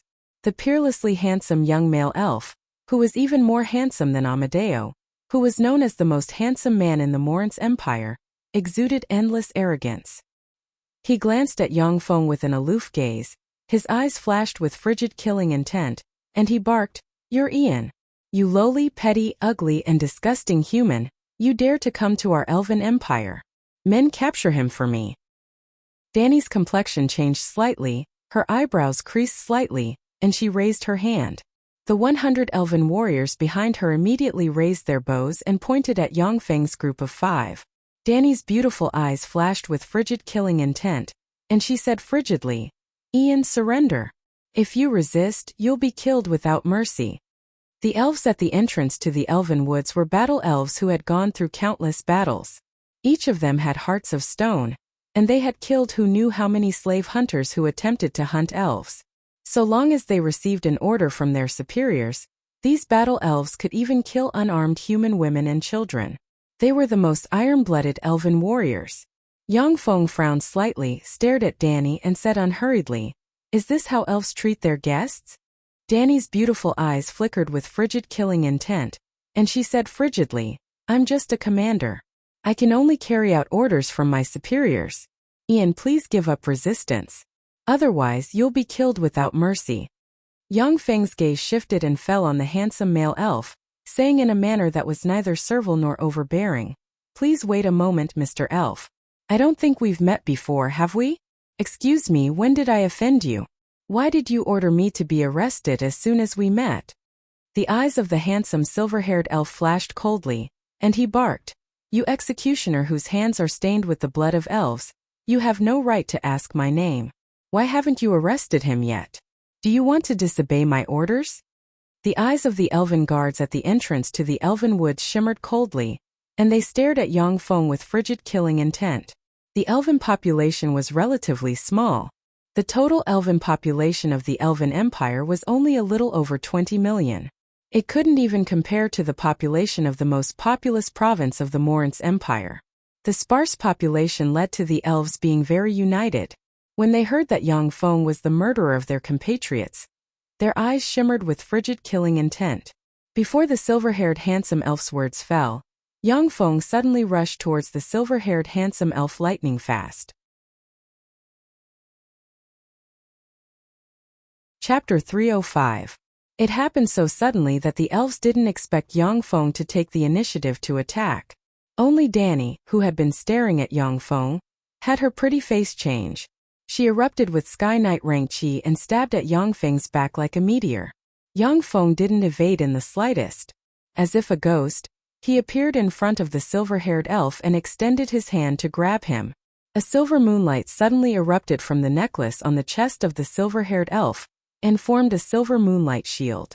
Yang Feng's fist slammed into the silver moonlight shield, and the frightening force completely shattered the silver moonlight shield. The silver moonlight shield was only a level 2 defensive spell, so how could it block an all-out blow from the humanoid dragon like Yang Feng? However, the silver moonlight shield also blocked Yang Feng's sure-kill blow, giving the silver-haired male elf some time to catch his breath. His face twisted in horror, he turned around and shouted, "Save me, quickly save me!" Ding! Danny's sword stabbed at the cloak on Yang Feng's back, issuing a crisp sound of metal striking metal. Her beautiful eyes flashed with a touch of horror. She poured all her strength into this sword strike. Even human sacred swordsman rank powerhouses wouldn't dare to block this sword strike with their bodies. Yang Feng's gaze was silent, and he slapped Danny in the abdomen. With a wah sound, Danny was sent flying backward like a broken rag doll. Blood mixed with pieces of internal organs sprayed from her cherry lips. "Stop, you lowly and damned human!" Following a tender shout, the figures of two silver-haired elves, who looked more beautiful than ordinary elves, shook, and they appeared in front of Yang Feng. They pulled out elven swords from their waists and, carrying Sky Knight rank silver moonlight chi, stabbed at Yang Feng like vipers. Without evading, Yang Feng grabbed the silver-haired male elf, and then swung the swords of the two beautiful silver-haired female elves. The pretty complexions of the two silver-haired elves changed. They reversed their chi and forcibly withdrew their swords. The reversal of chi caused the two silver-haired elves' pretty faces to turn bright red, and they directly spat out a mouthful of blood. With the force of a mountain, Yang Feng's palm slammed into the abdomen of a silver-haired female elf and sent her flying. As if a meteor, she slammed into another silver-haired female elf, causing them to collide and seriously injure each other. All of this happened very quickly. As soon as Yang Feng grabbed the silver-haired male elf, he felt a frightening aura firmly lock on his head, as if a divine bow was pointed at his head, ready to shoot at any time. A feeling of life-threatening danger welled up inside him. A cold look in his eyes, Yang Feng grabbed the silver-haired male elf and blocked in that direction. That terrifying aura suddenly stagnated. Yang Feng looked at the elven warriors and barked, "All of you stop! Otherwise, I'll kill this stupid silver-haired pig." The elven warriors suddenly froze, staring at Yang Feng and the silver-haired male elf in his hand. Yang Feng said coldly, "Put down your weapons. Otherwise, I'll break one of his fingers." The silver-haired male elf screamed, "Don't you dare! Ian, I am the only male of the Ramonfin family, Benedict. If you dare harm a finger of mine, I will kill you. If you dare to hurt a finger of mine, I'll have your whole family die without a burial ground." Among the elves, the two races most favored by the elven primary goddess Mophisareja were the Sun Elves and the Moonlight Elves. Among the Sun Elves, the Crossdale family, and the Moonlight Elves, the Ramonfin family, were known as families with divine beauty. The Moonlight Elves were royalty among the elves. Males were scarce among the elves. Benedict was simply a treasure of the elves. He was the hope of the Moonlight Elves to maintain the purity of their bloodline, and not rely on the inheritance of the elven mother tree. His status in the Elven Empire was extremely high. "Is that so? Then I'll break one of your fingers first." Yang Feng smiled coldly, then pinched his hands and easily broke one of the fingers of the silver-haired male elf. Blood gushed out of Benedict's finger and scattered on the ground. Benedict's face turned pale and distorted, and he screamed, "My finger! It hurts! It hurts! My finger, you dare to break my finger! You fiend! You fiend!" Yang Feng barked, "Shut up!" Benedict immediately sobbed and shut his mouth. Looking at Yang Feng, his eyes shimmered with resentment. Yang Feng said coldly, "Have them put down their weapons. Otherwise, I'll break another finger of yours." Benedict immediately shouted at the elven guards, "What are you waiting for? Drop your weapons. Do you want me to break another finger?" The elven guards looked at each other, hesitated for a moment, then clenched their teeth and dropped their weapons. Yang Feng pointed with a finger. Magic radiance flickered on his finger and, like a whirlpool, collected the weapons of the fallen elven warriors and flew into his storage ring. Yang Feng turned to look at a tall tree in the west and said coldly, "The elf hiding in the west, come out. I'm not happy that you're hiding there. If I'm not happy, I might break another finger of his." On top of a large tree with lush foliage, a tall and slender woman with long silver hair walked out. She was wearing an exquisite emerald green leaf armor that was unique to the elves. She had a slim waist and perky buttocks. Her breasts were full and alluring, and her shape was perfect. She exuded an alluring charm, and her appearance was even more beautiful than Karina's. However, she had a hint of a heroic aura about her. The eyes of the peerless beauty were as cold as two sharp arrows, never leaving Yang Feng's vital parts. There was a silver bow in her hand, and the silver bow exuded heart-palpitating fluctuations of power. Yang Feng looked at the peerless, silver-haired elven beauty and exclaimed in admiration, What an elven beauty. What's your name? Which elven family do you come from? Don't refuse to answer my questions. Otherwise, I'm afraid that your brother will have to break another finger. A look of fear and pain on his face, Benedict implored. Kafalina, save me, I don't want to break another finger. It hurts. It's killing me. Kafalina shot Benedict a somewhat resentful look, sighed faintly, and said in a magnetic voice, I am Kafalina from the Ramonfin family, the elder sister of the good-for-nothing guy in your hands. Yang Feng said coldly. Kafalina, drop the bow in your hand, if you still want to keep your brother intact. With the powerful perception of a level 3 warlock, Yang Feng could sense the frightening power contained in the silver bow. Kafalina raised her eyebrows and said coldly, This is the Moonlight Divine Bow, a treasure of our family. We won't give it to anyone. Ian, you're just a trifling star knight. In the Elven Woods you can't escape even if you grow wings.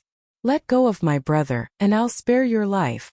Frightening auras rose in the vicinity of the Elven Woods, and Elven experts at the Sky Knight rank and above rushed over.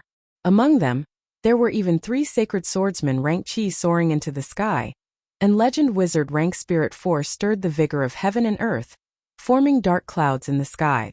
The complexions of the lightning Sacred Swordsman Cassius and the other 2 Sacred Swordsmen changed slightly, and their eyes shimmered with graveness. Faldina, on the other hand, stared at Yang Feng with a bright smile, not caring about the arrival of the Elven experts. Oh, is that so? How interesting. Let's see what you have. Yang Feng smiled faintly, and a cold glint flashed past his eyes. A secret treasure sword forged from divine blood steel pierced Benedict's abdomen, and a copious amount of blood flowed out of Benedict's abdomen and scattered on the ground. Benedict looked at the sword that had pierced through his abdomen. His handsome face contorted as he screamed miserably, Save me! Save me! Sister! Save me! Sister! Kafalina's pretty complexion changed and she barked, Stop! Ian, what do you want? Do you really want to be enemies with us elves? Very interesting. I'd like to see if you can keep me here. Before that, let me kill the only male of the Ramonfin family. I'll let the Ramonfin family die out. I think that if he dies, the expressions of the gods you believe in will be very interesting. By the way, I'm a duke conferred by His Majesty the Emperor of the Morance Empire. I have more than 500,000 troops in my territory. You elves are welcome to attack. I think that many human aristocrats will be looking forward to a large number of elven slaves. Yang Feng grabbed Benedict and flung him around, revealing a frigid smile. Kafalina felt a slight chill in her heart when she heard that, and her eyes filled with apprehension as she looked at Yang Feng. Elves were extremely powerful in the Elven Woods. Even if a 1 million human army came to suppress them, only death would await them in the woods. However, once elves went to fight in other places, although they were still the best archers, but they were no longer invincible existences. Once Benedict was killed by Yang Feng, the elven gods in the starry sky would fly into a rage, and the elves would be forced to leave the Elven Woods and fight outside. In that case, the advantage of the elves would be lost, and who knows how many elves would have to die to win the war. Who knows how many elves would end up as slaves and playthings of human aristocrats. Chapter 306. Kafalina, since Duke Ian wants the Moonlight Divine Bow in your hands, then give it to him.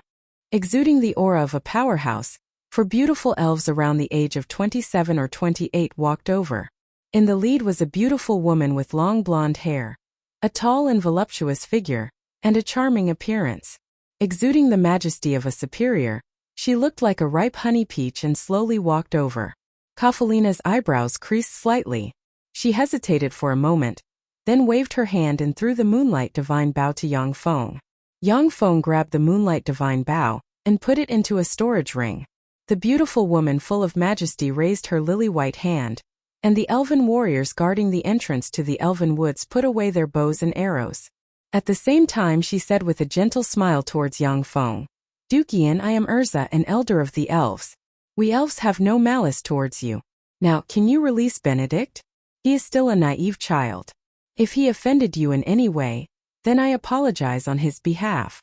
Yang Feng smiled faintly, then pulled out the sword that pierced Benedict's abdomen, pointed with his finger, and a stream of healing water suddenly flew out and entered Benedict's abdomen, healing his injuries. Yang Feng's sword deliberately avoided Benedict's vital points. Under the effect of the healing water, the injury on Benedict's abdomen quickly healed. Aisha silently recited an incantation and pointed with her finger, and streams of healing water suddenly appeared and entered the bodies of the elven warriors injured by Yang Feng, quickly healing their injuries. Speak, why are you framing me?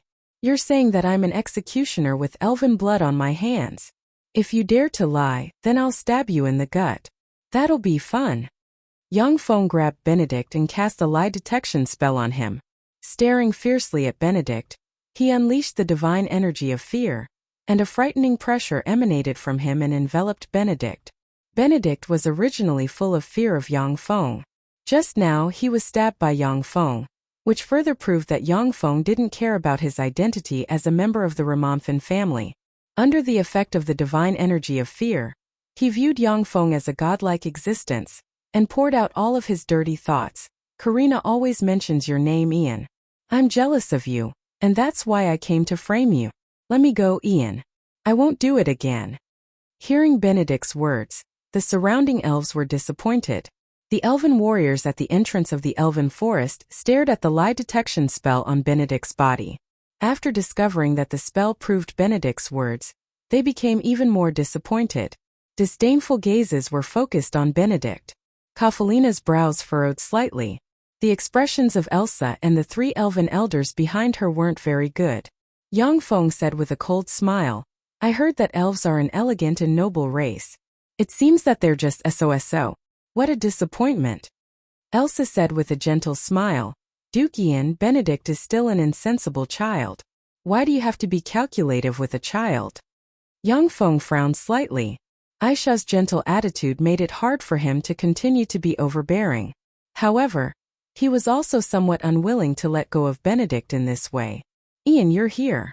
Big sister Kafelina, Elder Elsa, why are you here? Along with a bell-like voice, Karina, dressed in an emerald green leaf armor, leaped out of the elven forest and appeared in front of everyone, her innocent eyes full of curiosity. Karina saw Benedict, who was held hostage by Yang Feng, at a glance, and her slim eyebrows creased slightly. Ian, why did you capture Big Brother Benedict? Yang Feng replied with a smile, he framed me and wanted to capture me. So I captured him in passing. The elven warriors of the elven forest shimmered with shame in the abyss of their eyes. More than 100 elven warriors couldn't stop Yang Feng, allowing him to easily capture Benedict. This was a dereliction of duty. Karina looked at Elsa and the other elven elders standing aside and said, Let him go. I'm begging you, okay? Okay. Yang Feng very straightforwardly threw Benedict towards the silver-haired elves, as if he was a large piece of trash.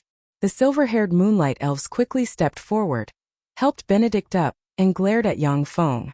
Once Benedict was safe, his handsome face twisted, and he screamed loudly, Capture him! Elder Elsa, Big Sister Kafelina, quickly capture him. He broke 2 of my fingers, you have to avenge me. Yang Feng frowned slightly, his eyes flashed with frigid killing intent, and he looked coldly at the elves. If the elves really lost their reason and wanted to capture him, he would no longer be merciful. Aisha frowned and said in a cold voice, Asbel, the 2 of you take Benedict back and lock him in the Blackwood Tree dungeon. That's my order. Yes, Elder Elsa. The 2 silver-haired moonlight elves responded respectfully, then helplessly grabbed Benedict and walked towards the elven forest. As he walked, Benedict shouted loudly, Elsa, you don't have the right to treat me like this. I'll tell my mother and let her punish you. You better remember this. For a lowly human to treat me like this, I'll definitely teach you a lesson. Elsa smiled helplessly and said, I'm sorry, Duke Ian, for making a fool of himself. He's just a spoiled brat. I hope this won't affect the friendship between us elves and the Red Earth Wasteland. The lower-class elves might not know of Yang Feng's prestige. However, the upper-class elves were well aware that a giant had risen in the Red Earth Wasteland in recent years, and that was Duke Ian. After absorbing millions of people from the Notice province, the strength of the Red Earth Wasteland skyrocketed geometrically. The number of its main forces had expanded to 200,000, and they were drilling day and night. In addition to the Red Earth Wasteland, The Funes province had also received millions of refugees from the Notus province, who had now settled in the Funes province. The population of Dukian's territory exceeded 10 million, which was equivalent to a quarter of the Elven Empire's population. Even Elsa didn't dare to slight such a bigwig. Benedict was the only male of the Ramonfin family.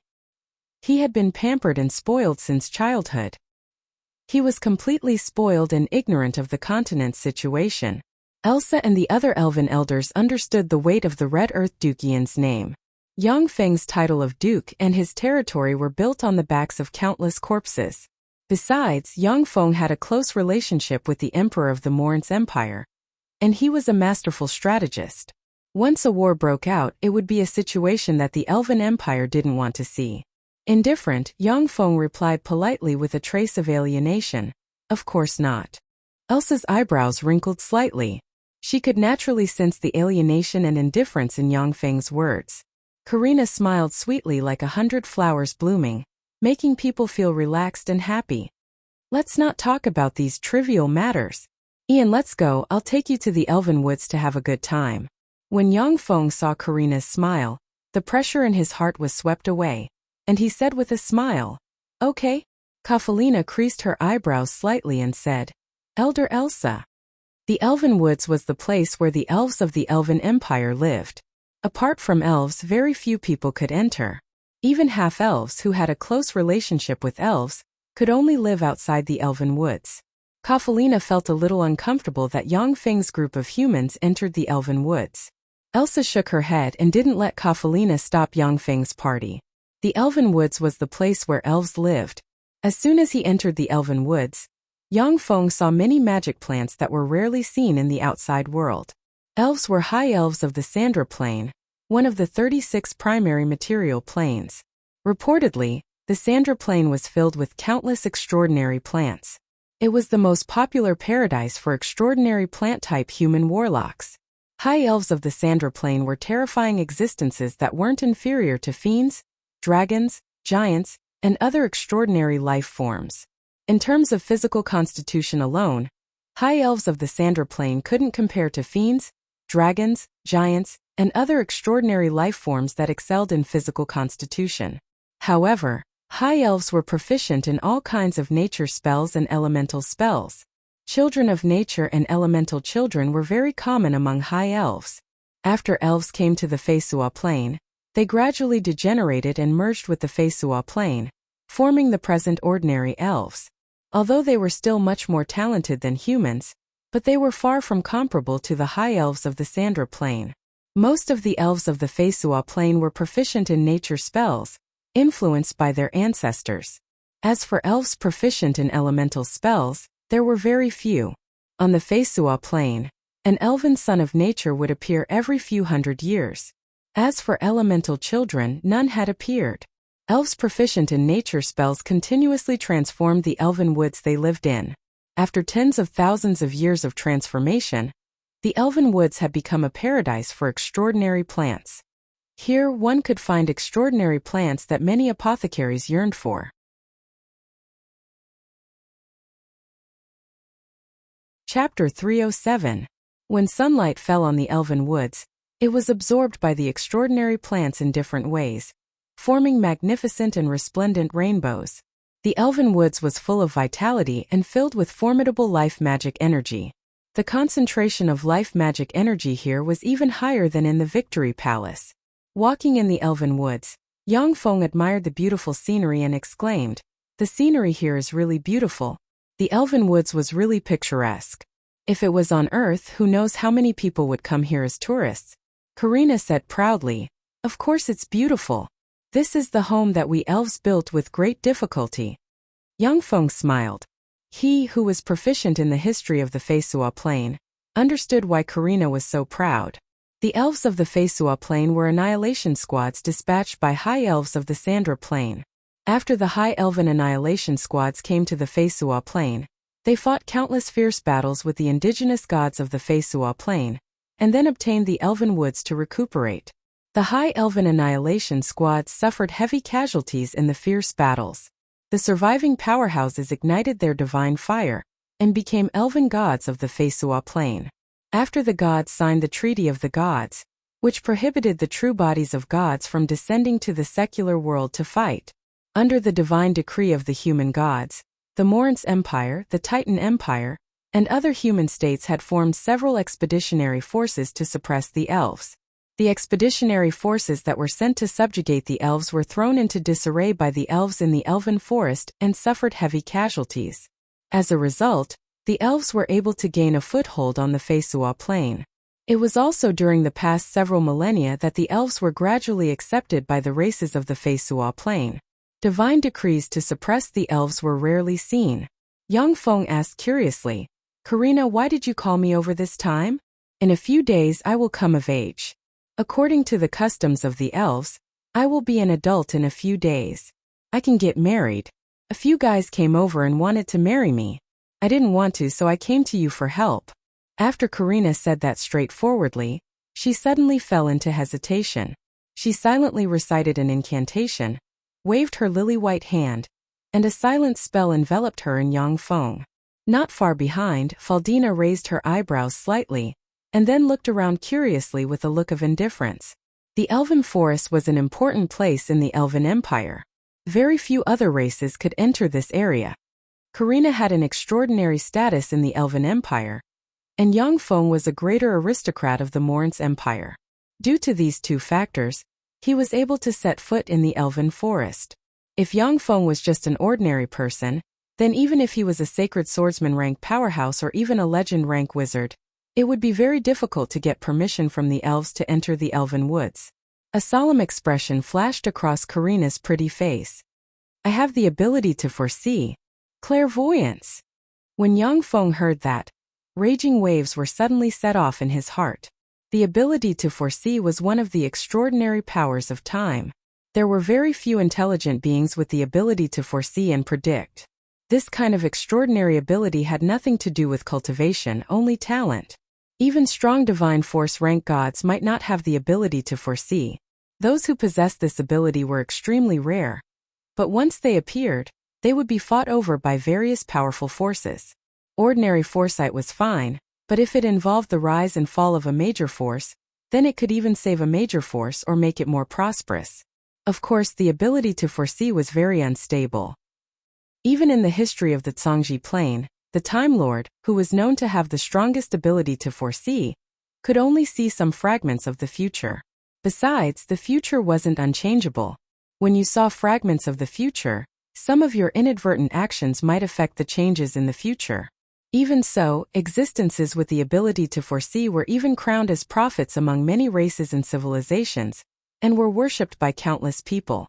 With a strange expression on her face, Karina said unhurriedly, "Recently, I have often seen some vague fragments of the Elven Woods flowing with blood, and you standing in a sea of blood." Yang Feng's body stiffened slightly, and he stopped in his tracks. Frowning tightly, the power inside him surged, and he prepared for battle. Karina chuckled mischievously. "Don't be so nervous, I haven't finished yet. You are a helper on our side, while our enemy is shrouded in obscurity. I can't see their true faces." Yang Feng heaved a slight sigh of relief. He thought that he had been tricked into the Elven Woods and was about to be killed. Karina's beautiful eyes sparkled, and she pleaded softly, "However, I really have an ominous premonition. After seeing the vague fragments, I called you over. My intuition tells me that the Elven Woods might undergo a great change. Ian, please help me." Yang Feng asked, "What's in it for me?" Karina smiled tenderly, and her beautiful eyes flickered with a crafty glint. "In it for me? Aren't we friends? Isn't it a matter of course to help a friend?" Yang Feng spread his hands and said, "The Elven Woods is flowing with blood, so the enemy must not be underestimated. If there's no benefit, I won't have the motivation to help." Yang Feng was indeed a bit fond of the innocent Karina, but for him to risk his life to help her, their friendship had yet to reach that point. Karina thought for a moment and then said, "Okay, what do you want?" Yang Feng's eyes flashed with a peculiar glint, and he said with a light smile, "Seeds of large ancient energy-absorbing trees." Large ancient energy-absorbing trees could absorb all kinds of energy from different spaces, and condense them into magic crystals. The pure magic energy contained in a low-grade magic crystal was dozens of times that of a top-notch magic stone. Once cultivated, a large ancient energy-absorbing tree was a cornucopia that could produce magic crystals in a steady stream. A large ancient energy-absorbing tree had a lifespan of tens of thousands of years, so its value could be well imagined. Even in the Zhangji Plains Great Cloud Dynasty, large ancient energy-absorbing trees were still very precious treasures. Karina creased her eyebrows slightly, saying, "The seeds of such treasures are too precious. Generally, large ancient energy-absorbing trees can only bear a single seed every 10,000 years. We elves have no more than 200 seeds in reserve, so I can't get my hands on them." Suddenly, Karina's beautiful eyes lit up, and she said somewhat excitedly, "By the way, didn't you want to see Her Majesty Great Elven Monarch Azramia last time? I can let you see her." Yang Feng said with a smile, "Actually, I don't really want to see her." Great Elven Monarch Azramia was from the Crossdale family, and was reputed to have a godlike beauty. She was also extremely strong. Reportedly, she ranked in the top 5 among the great elven monarchs of the past. On the Feisua Plain, who knows how many heroes wanted to see Great Elven Monarch Azramia? Reportedly, men who had seen Great Elven Monarch Azramia's true appearance prostrated themselves under her charm, became her subjects, and fell head over heels in love with her.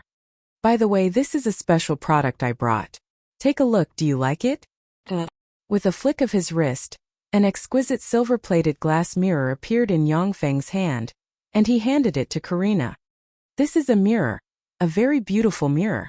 Karina picked up the exquisite mirror and took a closer look. When she saw her beautiful face, she immediately revealed an incomparably cheerful smile. The Feisua Plain was very backward. At present, the mainstream mirrors were still bronze mirrors. It was the first time that a silver-plated glass mirror appeared in this world. The gods above the starry sky could form a very clear magic mirror with a thought. There was no need for a trinket like a silver-plated glass mirror. It was the first time that Karina had seen such an exquisite and clear mirror. She fiddled with the mirror lovingly, made some beautiful poses and grinned from ear to ear. Yang Feng said with a smile, "What do you think? Will your people like this mirror?" Karina smiled like a little fox and said, "Of course they will. They'll definitely spend a lot of money to buy it. By the way, Ian, how much is this mirror?" Elves were an elegant, beautiful and artistic race. They paid great attention to their image. The mercury glass mirror was very popular among elves. Yang Feng said with a beaming smile, "I'll sell it to you for 100 gold coins per mirror. You can sell it for 300 gold coins per mirror. In this way you can earn 200 gold coins per mirror. Not bad, right?" Karina said straightforwardly, "All right. No problem." The lifespan of high elves of the Sandra Plain was almost as long as that of dragons. The natural lifespan of elves of the Feisua Plain was about 1,000 to 2,000 years. Furthermore, as their cultivation base increased, their lifespan would increase as well. The long lifespan allowed elves to accumulate a lot of wealth. As long as they could find something they liked, their spending power would be terrifying. One of the purposes of Yang Feng's trip to the Elven Woods was to open up a sales channel for elves and sell the goods he produced to them. To maintain an army, money was indispensable. Although Yang Feng raked in a tremendous amount of wealth from the battle with Andre, but he still tried his best to get more money. "Are your goods outside?" "Yes, my goods are in the ancient Green Forest City," Karina said impatiently. "Then let's hurry up. I'll have Belinda send someone to get them." Karina had been staying in the Elven Woods since she was a child. She was tired of the beautiful scenery. She was a lively and active girl, and was very interested in doing business and making money, which gave her a great sense of accomplishment. Yang Feng smiled, sped up his pace and followed Karina into the depths of the Elven Woods. After passing through forests, swamps, hills, rivers, streams and other complex terrain, it still took Yang Feng and the other powerhouses 5 days to reach the center of the Elven Woods, the capital of the Elven Empire, the St. Moonlight City.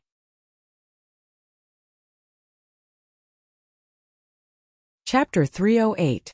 Yang Feng looked at the capital of the Elven Empire, the St. Moonlight City, and couldn't help but exclaim in admiration. What a beautiful city! That St. Moonlight City was a huge tree with lush foliage, boundlessly vast, and towering into the clouds. This towering tree was called the Towering Ancient Tree, and it was a worship of the High Elves dispatched from the Sandra Plain. The Towering Ancient Tree was seriously damaged in the War of the Gods. In the end, in order to protect the elves of the Feisua Plain, the gods of the elven divine system left it in the secular world, and it became the capital of the elves. Around the Saint Moonlight City, there were countless branches, and on those branches, there were all kinds of strange flowers, bright purple and brilliant red, incomparably beautiful. Rays of sunlight fell on the branches of the Towering Ancient Tree, and then were reflected by the branches and leaves of the Towering Ancient Tree, transforming the sunlight into bright moonlight that fell on the earth. Under the illumination of the bright moonlight, beautiful elves riding silver pegasi and noble and holy unicorns that only virgins were allowed to approach shuttled back and forth among the towering ancient trees, forming a beautiful scene that only appeared in fairy tales. Silver pegasi were demonic beasts with wings on their ribs that could fly. Reportedly, these silver pegasi had unicorn bloodline, and could carry elven warriors for 100 to 200 kilometers without interruption. However, due to the difficulty of reproduction and huge appetite, they needed to be fed with special plants. As a result, the number of silver pegasi in the Elven Empire didn't exceed 20,000. When Faldina and the three sacred swordsmen saw Saint Moonlight City, their eyes showed a touch of shock. They were shocked by the beautiful scenery. Elves were outsiders. After they descended on the Feisua Plain, they had conflicts with the gods of the Feisua Plain, resulting in a war of the gods.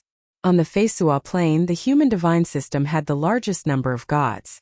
At the time, many elven gods died at the hands of the human gods.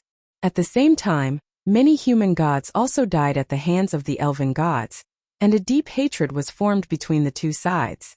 Even though the Treaty of the Gods was signed, the human gods still issued divine decrees from time to form a human expeditionary force to suppress the elves.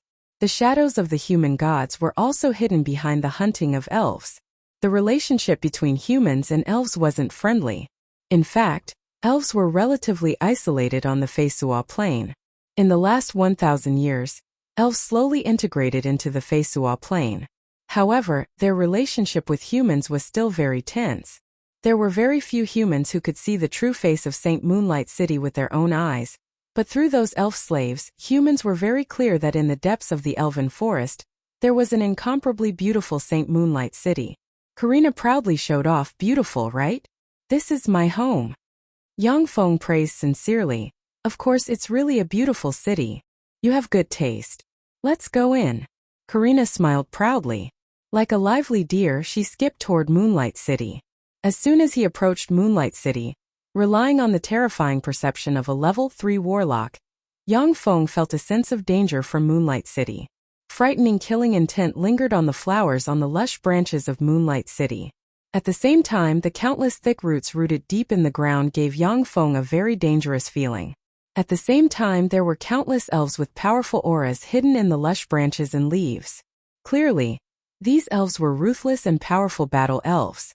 When Karina arrived in front of Moonlight City, she said in her pleasant voice, "I am Karina, these humans are my friends. Please open the door." Moonlight containing fluctuations of divine power fell from the sky and fell on Yang Feng and company. When the moonlight disappeared, Yang Feng and company had already disappeared. Yang Feng's eyes blurred, and he found himself in a place filled with tree houses.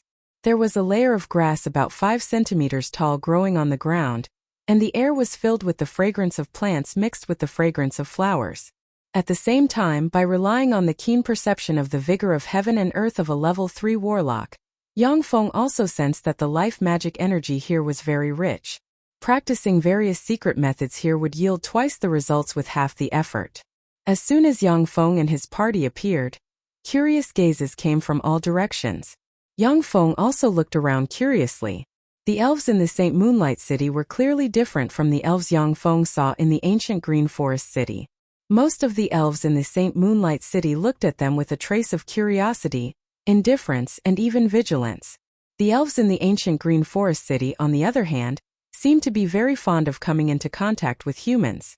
A team of heavily armed elven guards riding silver-winged Pegasi descended from the sky and landed in front of Karina and company. Belinda dismounted from a silver-winged Pegasi, came before Karina and company, and said, "Your Highness Karina, I was ordered to invite you and Duke Ian to the Moonlight Palace. Belinda's gaze fell on Yang Feng, and her beautiful eyes revealed a trace of a complicated glint. When they first met, Yang Feng was just the city master of a small city in the Red Earth wasteland.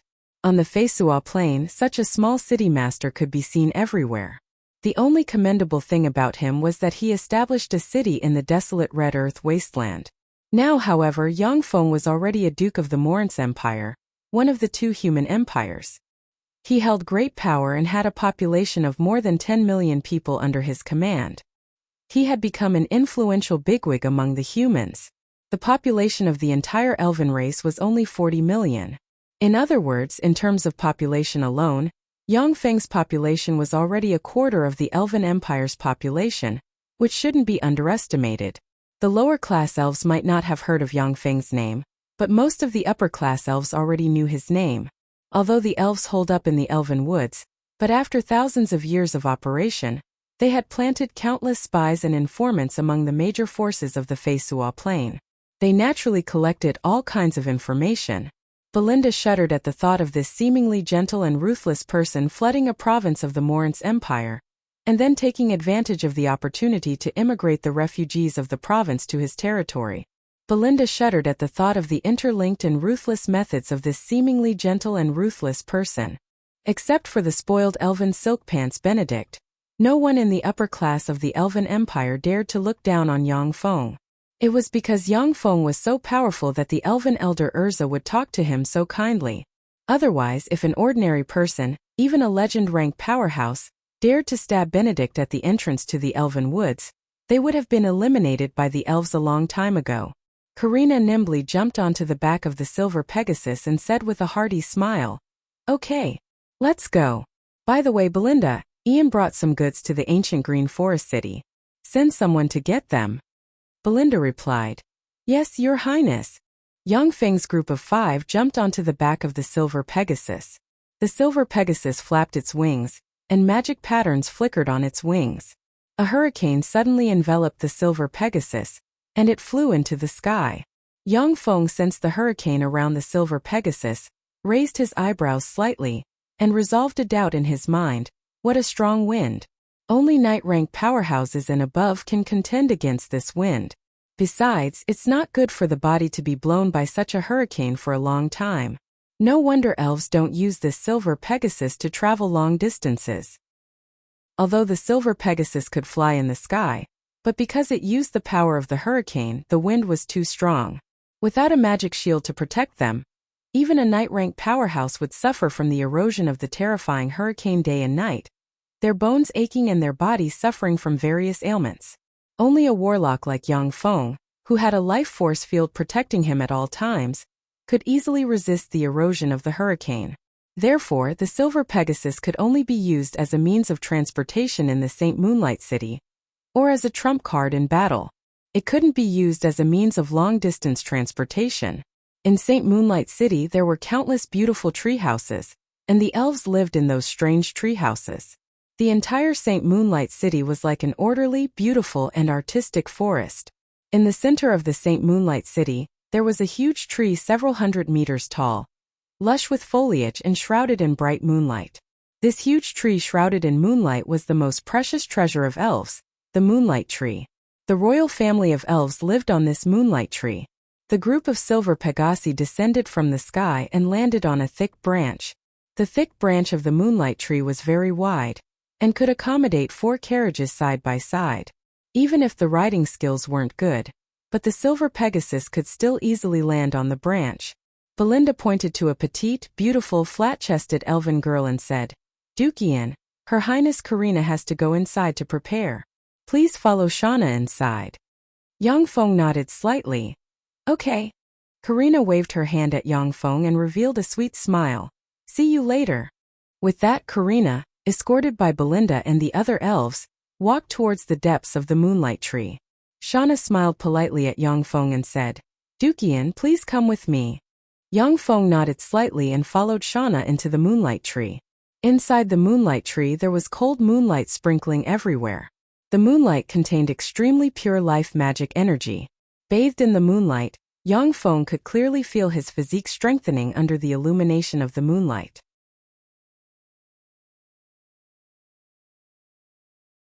Chapter 309. The inside of the moonlight tree was extremely spacious, with moonlight scattered everywhere, shrouding the inside of the moonlight tree in a hazy fluorescence, looking very beautiful. After passing through winding and bizarre corridors, a wide and huge hall appeared before Yang Feng and his party. In the vast hall, in addition to the seat of honor, there were wooden tables and chairs on both sides, similar to those used in court banquets. There were already several groups of people sitting in the hall. The groups of people in the hall weren't elves. As soon as Yang Feng entered the hall, he felt slightly hostile gazes. Led by Shauna, Yang Feng sat down gracefully on a seat, and then sized up the groups of people in the hall with great interest. Among the groups of people, the leader of a group was a burly man with lion ears and a lion tail wrapped around his waist, exuding a domineering aura. He was clearly a lion man powerhouse from the Beastman Empire. The leader of a group was a burly man with fair skin, a handsome appearance, and a pair of short golden dragon horns. He was clearly a powerhouse from the country of dragons. The leader of a group was a very handsome man, not inferior to Amadeo in the slightest. He had a confident temperament, looking like a peerlessly handsome human man. Unfortunately, the 3-meter-tall Sharkman powerhouses with gills on their faces next to him exposed their merfolk identity. The leader of a group was a burly man with a square face and big ears, a handsome appearance, short golden hair, and an extraordinary temperament. He was surrounded by human guards, looking very much like a bigwig of the human race. After Yang Feng entered the hall, the gazes of the groups of people fell on him. After their gazes fell on the delicate and charming Faldina, who exuded an enchanting charm, they clearly flashed with surprise. A strange and quiet atmosphere reverberated in the hall. Yang Feng glanced at the groups of people, then picked up a green warm yang fruit placed on the table, swallowed it and crushed it. The sweet and refreshing juice filled his mouth. When the juice entered his stomach, an extremely scorching warm current rose inside him. It was warm and comfortable. The green sun-warming fruit was a precious fruit carefully cultivated by elves. Not only was it delicious, but it could also enhance the physique of a cultivator. In the ancient Green Forest City, the wholesale price of such a fruit was as high as 100 gold coins. In the St. Toulon city, it was as high as 500 gold coins. Moreover, there was no market for it. It was a top-notch fruit sought after by many greater aristocrats. Faldina pointed to the young powerhouse surrounded by human guards and whispered in Yang Feng's ear, "That's Raylo, the most outstanding genius from the Amigo divine descendant family of the Titan Empire. Reportedly, he awakened the bloodline of the god of war inside him at the age of 10. Now he's only 18 years old, yet he already possesses a pinnacle star knight rank cultivation base. He's already and can advance to the sacred swordsman rank. Although he doesn't cultivate magic, the war god's bloodline is enough to make him immune to spells below the 3rd tier. He is publicly acknowledged as one of the strongest geniuses in the Titan Empire, and more than 3 sword saints have been defeated by him." Yang Feng looked at Raylo with a look of graveness and curiosity in his eyes. A genius who awakened the god of war's bloodline. How could such a genius appear here? Not everyone from divine descendant families could awaken the bloodline of their ancestors. Apart from the first-generation divine descendants who could inherit part of the bloodline of gods, most of the other divine descendants could not awaken the bloodline of their ancestors. On the Feisua plane, the bloodlines of gods were the most powerful bloodlines on the Feisua plane. The bloodlines of different gods contained different powers, but each of them was very powerful, far beyond the imagination of ordinary people. The god of war Amigo was a strong divine force rank god of the Titan divine system, and his bloodline also possessed terrifying power. After Raylo awakened the power of Amigo's bloodline, he would possess traces of god power, his fighting strength would be terrifying, and he would possess all kinds of innate extraordinary abilities. If there were no mishaps, he would be able to smoothly advance to the sacred swordsman rank. As for whether or not he could become a demigod rank powerhouse, it would depend on his luck and his own efforts. A tall and slender elf-clan peerless beauty stepped into the hall. She had a curvaceous waist and perky buttocks. Her breasts were almost bursting out of her clothes. Her entire body seemed to be perfectly proportioned. Her golden hair cascaded down her shoulders like a golden waterfall. She had a beautiful face and exuded a noble, graceful, and beautiful aura. When Yang Feng saw the peerless elven beauty, his eyes lit up and his heart skipped a beat. The peerless elven beauty was definitely the most beautiful woman he had ever seen. Even a peerless beauty like Karina was slightly inferior in front of her. When the peerless elven beauty stepped into the hall, the entire hall seemed to brighten up a bit. Practically everyone's gazes were attracted by her. Her brilliance completely overshadowed the peerless beauty beside her, Karina, who was also a peerless beauty. Standing next to the peerless elven beauty, Karina looked a lot more inexperienced, like a green apple that had yet to fully mature. The brilliance of the other peerless elven beauty, Kafalina, also dimmed a bit. In addition to the three peerless elven beauties, there were also some beautiful elven warriors surrounding and guarding the peerless elven beauty. Clearly, she had a very high status among the elves. The peerless elven beauty took Karina's lily-white hand, walked to the seat of honor in the hall, and sat down. With a graceful smile on her pretty face, she said, "I am the Elven Empire's great elven monarch Azramia. I am very happy that everyone can come to attend the coming-of-age ceremony of my precious daughter, Karina." Karina took advantage of Azramia's inattention to make a face at Yang Feng. Yang Feng now understood why Karina was so sure that she would let him meet the great elven monarch Azramia. It turned out that this was her mother. The people sitting in the hall were all powerhouses. Karina's face made the powerhouses focus their gazes on Yang Feng, many of which were filled with intimidation and warning. Yang Feng ignored the gazes full of malice and mused, "This lass's charm is really great." According to the rules of the Crossdale family, apart from elves, other races must pass various tests in order to pursue members of the Crossdale family. The first test is to become the strongest among the pursuers. Sisons, one of the three most dazzling geniuses of the Beastman Empire, who awakened the Hercules bloodline. Sid, one of the 7 great geniuses of the Dragonborn from the country of dragons, who awakened the noble 3-headed golden dragon bloodline. Ciceron, a genius from the Merfolk Empire, who awakened the sea god bloodline. Raylo, a genius from the Titan Empire, who awakened the god of war bloodline. And Dukian, a red earth duke from the Morance Empire. Are you sure you want to participate in this test? Azramia smiled gracefully and nobly. The light in the hall seemed to become brighter.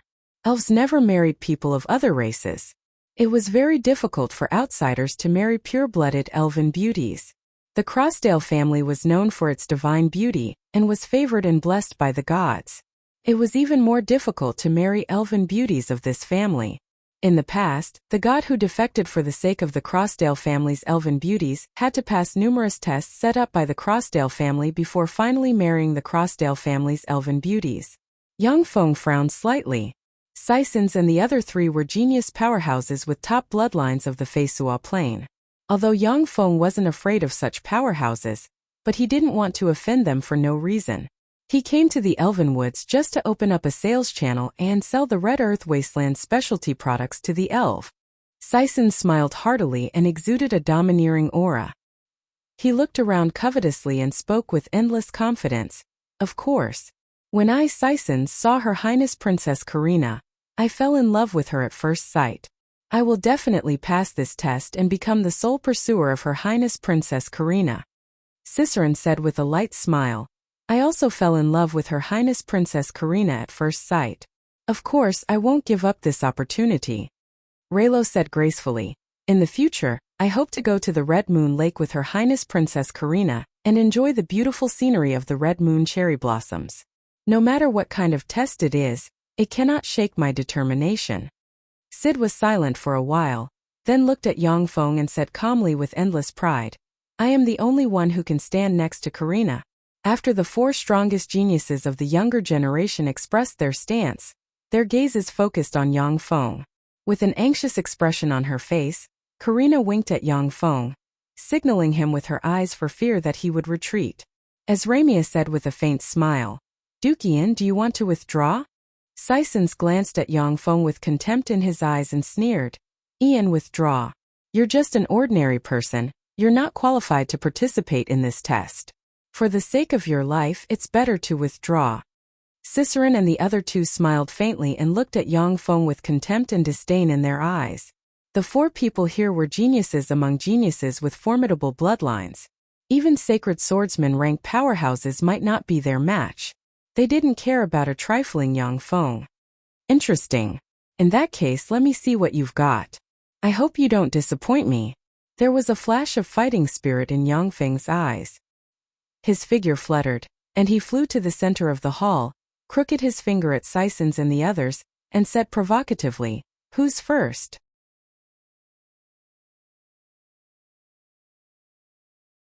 Chapter 310. The Titan's bloodline really deserves its reputation. However, you're the one who will lose. Very well, Ian, I'll let you, an ant-like human, see the gap between us. Sisons smiled ferociously and got up. A tyrannical and fearsome aura spread from him, and he stepped into the center of the hall with a majestic gait. Seeing this scene, the eyes of Cicerone and the others flashed with a dignified glint. When Sisons' fist slammed into the spider flower, the force of the 5 vibrations shattered it in an instant. The spider demonic flower continued to spit out white spider silk towards Sisons. However, Sisons relied on his unreasonable and terrifying strength to shatter them one by one, causing the white spider silk to scatter in all directions. Ayo! By chopping Sisons' right arm into pieces and burning it to ashes, Yang Feng displayed his undisguised malice. When the fearsome sound wave slammed into Yang Feng, it forcibly penetrated his life force cover and entered his body from all directions. The fearsome might released by Sisons was a bit more terrifying than that of a sacred swordsman rank powerhouse. It was very difficult for ordinary Star Knight rank powerhouses to resist Sisons' might. This was the divine might that surpassed the dragon might. Like a demon god, Sisons smiled ferociously and, as if his fist contained the law of power, slammed towards Yang Feng with the force of a mountain. When Yang Feng saw this scene, he smiled coldly. In an instant, Yang Feng felt a pain in his head. A buzzing sound filled his ears, and 2 streams of blood flowed out of his ears. His internal organs churned and roiled, and he felt unbearable pain. Following a fearsome explosion, Yang Feng was sent flying a dozen steps back, his face pale, and blood seeped out of the corners of his mouth. Your strength isn't bad. What a surprise. However, you're still not my opponent. Boom! Yang Feng's eyes flashed with a dignified glint. Is this the suppression of God might? It's really amazing. Even with the help of the Titan's bloodline inside him, Sisons still felt powerless. He could barely muster 50% of his strength. With 50% of his strength, he was obviously not Yang Feng's opponent. The slightest bit of carelessness, and he might even be killed on the spot. Yang Feng clenched his teeth and instantly unleashed the spell's black dragon scales and dragon force. His whole body was shrouded in a layer of black dragon scales. Endless dragon force poured into his body, and he punched towards Sisons with dragon force. Ever since Yang Feng came to the Zhongji Plain, he rarely fought geniuses of the same rank. That was because he clearly understood that his cultivation was almost entirely built up from all kinds of precious potions. His combat strength was far from that of a true genius, and his combat experience was not as rich as those true geniuses. A cold look in his eyes, Yang Feng silently recited an incantation and spread the fingers of his hand, and 10 seeds suddenly grew frantically and grew into 6-meter-tall extraordinary plant spider demonic flowers covered in fist-sized spider-like fruits. The spider-like fruit shone, and it sprayed countless white threads that turned into a white mist that swept towards Sisons. Young master! Following a crisp sound, Yang Feng's sword forcibly cut off Sisons' right hand, and a large amount of blood sprinkled on the ground. At the moment when Sisons admitted defeat, bright moonlight enveloped him and formed a moonlight barrier. Sisons, however, only shook slightly, and then showed no other reaction. Clearly, Sisons had the upper hand in this blow in terms of strength. I admit defeat. Yang Feng's sword ray flashed, and he chopped Sisons' severed right arm into countless pieces. Then, with a flick of his finger, a fireball suddenly shot at Sisons' severed right arm and burned it to ashes. A trifling ant-like mortal dares to be so arrogant? You're courting death. Since you're courting death, then I'll send you on your way. As Ramia smiled merrily and waved her lily-white hand, and bright moonlight sprinkled from all directions and formed a beautiful moonlight barrier that enveloped Sisons and Yang Feng. After coming to the Feisua Plain, Yangfeng, who had been relying on his own efforts, truly developed the potential of the warlock knowledge he learned in the Tyrannid subcontinent and gained the confidence to face any challenge without fear. There was a dignified glint in the eyes of Cicerin and Raylo. Even they couldn't easily withstand Sison's punch. Sison's lion-like eyes flashed fiercely, his chest swelled, he opened his bloody maw, and an earth-shaking roar full of bestiality suddenly erupted and formed a terrifying sound wave blasting towards Yangfeng. Idiot with only brute force. At the moment of imminent peril, the mysterious imprint on Sison's forehead flickered, and his eyes recovered a trace of clarity. He roared, erupted with Star Knight rank chi, and extended his right hand to block. Looks of horror on their faces, Sison's subordinates blurted out and shouted. Kafalina, on the other hand, showed a carefree expression. Yangfeng caught her younger brother and forced her to hand over her beloved bow, the Moonlight Divine Bow. Even though her younger brother was in the wrong, but she didn't like Yangfeng very much. Oh, you have some skill. You didn't die? However, that's all there is to it. Go to hell. When she saw this scene, Karina twisted her hands, and her beautiful eyes shimmered with worry. Of course, Sison's divine might was much weaker than that of a true god. If it was the divine might of a true god, then even if it was only the divine might of a feeble divine force rank god, the fighting strength of experts below the great warlock rank would be weakened by at least 70%. Moreover, under the effect of divine might, very few people would dare to attack a god. Sison's eyes widened. With a furious roar, he punched out. The fist wind that contained the power of 5 different kinds of vibration and shattering suddenly erupted. The punch contained 5 different kinds of shattering power and shattered the white spider silk into pieces. Sison's punch, which contained the law of power, destroyed everything with absolute power. That was the fighting style of the god of strength. After awakening the god of strength's bloodline, Sison's fighting style had traces of the god of strength's fighting style. Sison's felt his body go limp, and he could no longer muster any strength, as the countless white threads wound around him. At the moment when the spider demonic flower collapsed and shattered, a tiny tendril that was neither gold nor jade ejected from the spider demonic flower and stabbed into Sison's abdomen lightning fast. At that moment, the countless white threads scattered on the ground suddenly erupted and rushed towards Sison's as if they had a life of their own. The spider demonic flower was a transcendent plant from the Greenwood Plain. The best way to deal with these spider demonic flowers was to burn them. If you smash the spider demonic flower with brute force alone, you would trigger a poisonous sting inside the spider demonic flower called Drunken Bee Sting. The toxicity of the Drunken Bee Sting could even affect Starry Sky Warlock rank experts. There was a flash of surprise in Azramia's beautiful eyes. Sison's attack was so powerful that ordinary human sacred swordsman rank experts would be seriously injured in a head-on confrontation with him. Yet Yangfeng was merely repelled, which greatly exceeded Azramia's expectations. Inside the moonlight barrier, an arena with a diameter of 3 kilometers formed. Clearly, a formidable spatial spell was used. Resisting the numbing sensation, Sison's clenched his teeth, glared at Yangfeng with resentment, and said resolutely and helplessly. Azramia uttered with great interest, "Let's begin." Although Sison's didn't know what kind of extraordinary life form the spider demonic flower was, but he firmly believed that as long as he crushed the strange plant with his invincible iron fists, he could destroy everything. Sison's shattered countless strands of spider silk with every punch. At the same time, he took firm steps forward. The white strands of spider silk couldn't stop him at all. Finally, he appeared in front of the extraordinary plant, the spider demonic flower. With a sinister smile, he punched the spider demonic flower. Ding! On the Feisua Plain, as long as the arm was still intact, it could be reattached by various means. However, if he wanted to grow another arm after it was destroyed, then he would have to pay a huge price. Only legend-ranked divine spells, or some particularly powerful elixirs could regrow a severed limb. A terrifying anesthetic erupted from the spider demonic flower's tiny tendrils and spread to Sison's limbs and bones. Shizu technology was just a tool in Yangfeng's hands, and he was the master of that tool. If he wanted to climb to the top of the world, he wouldn't give up on Shizu technology. Similarly, his own progress was also the key. Break! Azramia's beautiful eyes shimmered with a peculiar glint. What an overbearing punch!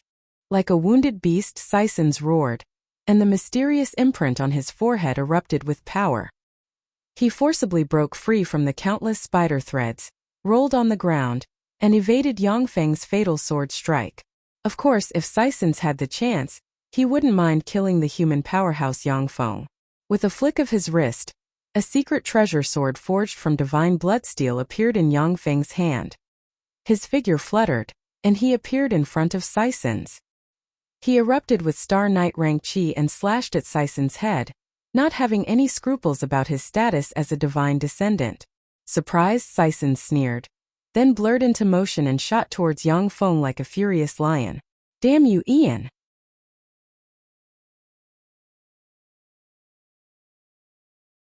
Chapter 311. Ding! As swift as a clap of thunder, the secret treasure sword in Yongfeng's hand slashed at the moonlight barrier and issued a crisp sound. A frightening shock wave spread in all directions, and the secret treasure sword was forcibly jolted away. Sorry, my hand slipped. Yongfeng was jolted back a few steps. With a bashful smile he beckoned with his hand, and the secret treasure sword forged from divine bloodsteel flew into his hand. Everyone present was speechless. Yongfeng had clearly attacked on purpose. If Azramia had been a bit slower, then Sisons might have been cut in two. Faldina looked at this scene with a smile. Cassius and the other two sacred swordsmen looked at each other, feeling their faces burn a little due to the shamelessness of their lord. Azramia said with a meaningful smile, "It doesn't matter. Pay attention next time and don't let your hand slip again." Yongfeng's heart shook slightly, and he revealed a bashful smile. Eyes filled with hatred, Sisons returned to his seat, took out a vial of elixir and downed it. After the vial of elixir entered his stomach, Sisons' right hand began to heal quickly. There were also grandmasters proficient in pharmacology in the Beastman Empire. Of course, the number of grandmasters proficient in pharmacology in the Beastman Empire could be counted on one hand. Moreover, the master potioneers of the Beastman Empire couldn't be compared to the master potioneers of the human race. However, the master potioneers of the Beastman Empire were proficient in many potion formulas that human master potioneers couldn't grasp. "Ian, let me have a taste of your skill." Ciceron smiled faintly. His body was shrouded in a layer of water, and he rode the water to the center of the hall, where he faced Yongfeng. Disdain flashed in the abyss of Ciceron's eyes, and he said with a confident smile, "To be able to manipulate magic plants, it seems that you have some skill. However, I'm not that stupid Sisons who doesn't know how to use magic. In the face of absolute strength, these magic plants can't withstand a single blow."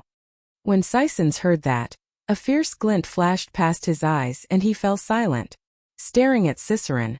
His eyes shimmered with frigid killing intent. Yongfeng said with a disdainful smile, "Absolute strength? Let's talk about absolute strength after you've cultivated to the demigod realm." Azramia didn't give them time to continue talking. She said with a smile, "Let's begin." Ciceron smiled faintly, and a mysterious mark emerged between his eyebrows. The sea god's bloodline inside him boiled, and countless streams of water suddenly revolved around him, forming flood dragons that looked like streams of water. Sea flood dragon protection. This was Ciceron's innate protective spell after awakening his sea god bloodline. The sea dragons condensed from water elements could even resist the attacks of many legendary level spells, and even the attacks of sword sages could withstand 10 swords. As long as the sacred swordsman was blocked 10 times, that was enough time for Ciceron to cast magic and blast the sacred swordsman into dregs. Ciceron opened his mouth and spat out a series of mysterious and profound magic tones. Countless water elements surrounded his body, and a terrifying power surrounded him. Yongfeng's complexion changed slightly. With his keen intuition, he perceived that once Ciceron's spell was completed, it would be an earth-shattering and irresistible existence. Yongfeng opened his mouth and quickly uttered a series of magic tones. He spread the fingers of his hand, and suddenly magic radiance surged and entered the 10 extraordinary plant water absorbing demonic rattan seeds in his hand. The 10 extraordinary plant water absorbing demonic rattan seeds suddenly swelled, extended countless tendrils, and wrapped around Yongfeng and formed a rattan armor. The moment the rattan armor took shape, Yongfeng appeared in front of Ciceron. As if they had a life of their own, the water-flood dragons revolving around Ciceron madly pounced at Yangfeng, opened their mouths and mercilessly bit at him. The countless water-absorbing demonic rattans twisting around Yangfeng suddenly erupted, and countless tendrils stabbed into the water-flood dragons and frantically devoured the water elemental particles inside. A steady stream of water elemental particles was absorbed by the water-absorbing demonic rattans, and then dispersed. The sea flood dragon body protection, which even sacred swordsman rank powerhouses would find difficult to break through, was absorbed by the extraordinary plant water-absorbing demonic rattans twisting around Yangfeng. Yangfeng's killing intent flashed past. He instantly erupted with Star Knight rank chi and mercilessly slashed at Ciceron like a meteor. Yangfeng had a premonition that once Ciceron completed his large-scale spell, he would either die or be seriously injured. Even if he was lucky enough to block it, he would still lose a layer of skin. After Ciceron awakened the sea god's bloodline, he could instantly cast level 3 water-type spells without even chanting an incantation. This was the strength of a god's bloodline. After all, even legend wizards needed to draw support from the weave and recite a magic tone in order to cast level 3 spells. For Ciceron to be able to instantly cast level 3 water-type spells, he was simply a freak.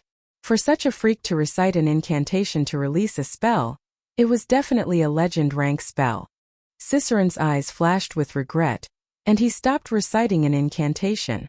With a thought, he suddenly cast the level 3 spell Great Icicle. A 2-meter-long sharp icicle suddenly appeared and barreled towards Yangfeng with the force of a bolt of lightning. Yangfeng's complexion changed slightly. He brandished his sword and erupted with violent chi in a flash, shattering the icicle. Ciceron gave up on using a legend-rank spell. With a wave of his hand, as if artillery shells, large icicles shot towards Yangfeng without interruption. Yangfeng's complexion changed slightly, and he recited a magic tone. Suddenly violent fire elemental particles appeared, shrouded him, and formed a huge storm of fire. When the huge icicles entered the barrier of the storm of fire, they were immediately swept into the sky by the storm of fire. They issued sizzling sounds and were dissolved and vaporized.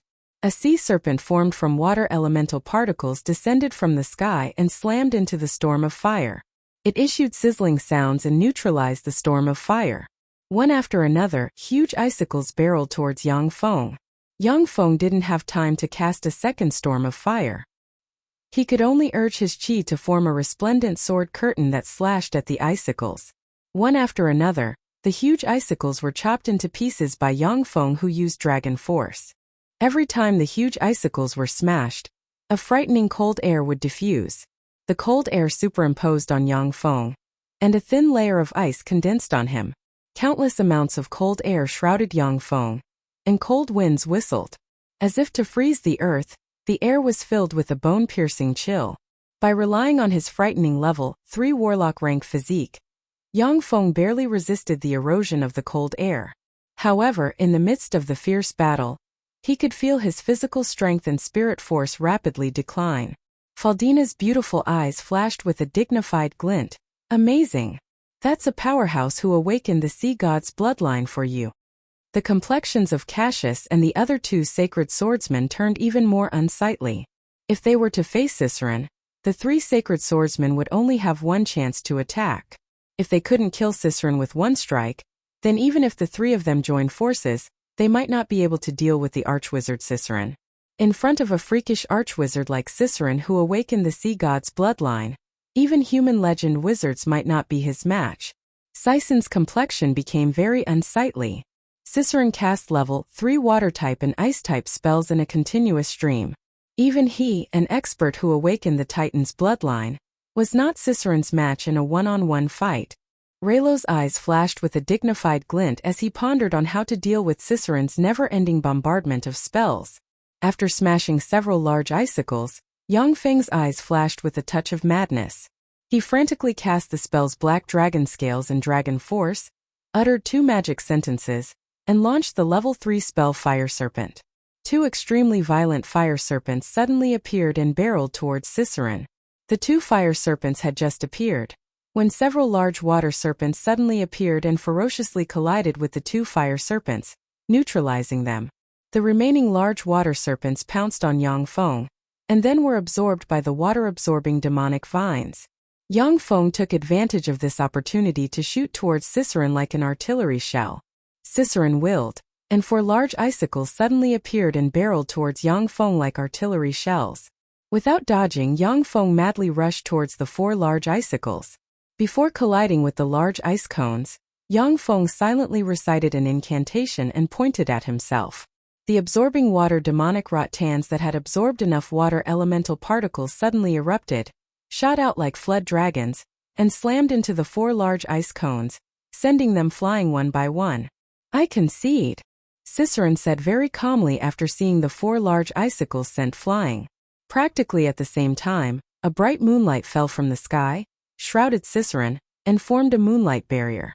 Yang Feng's figure shook, his complexion paled, and he took a few steps back. Shortly after, he spat out chunks of ice from his mouth, and his body unconsciously trembled slightly. Cicerone's spells contained the power of ice. Even though Yang Feng had the life force field of a warlock, but he was still eroded by the cold qi, and suffered a lot of internal injuries. Streams of cold qi scuttled inside Yang Feng's majestic dragon-like body. Wherever the cold qi passed, Yang Feng trembled continuously. He had to go all out to dispel the traces of strange cold qi. If it wasn't for the power of the water-absorbing demonic vines exceeding Cicerone's imagination, then Yang Feng might not be Cicerone's match without using his trump card. Cicerone gave Yang Feng a somewhat regretful and meaningful look, before returning to his seat and sitting down. "Ian, at least you have some skill. This time you've won."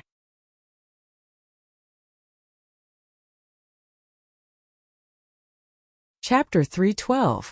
As Ramia said with an elegant smile, "Ian, why don't you go and take a rest first?" "All right. I'll go and take a rest first, then we'll fight again later." Yang Feng returned to his seat without a trace of politeness, took out 2 vials of elixirs and downed them.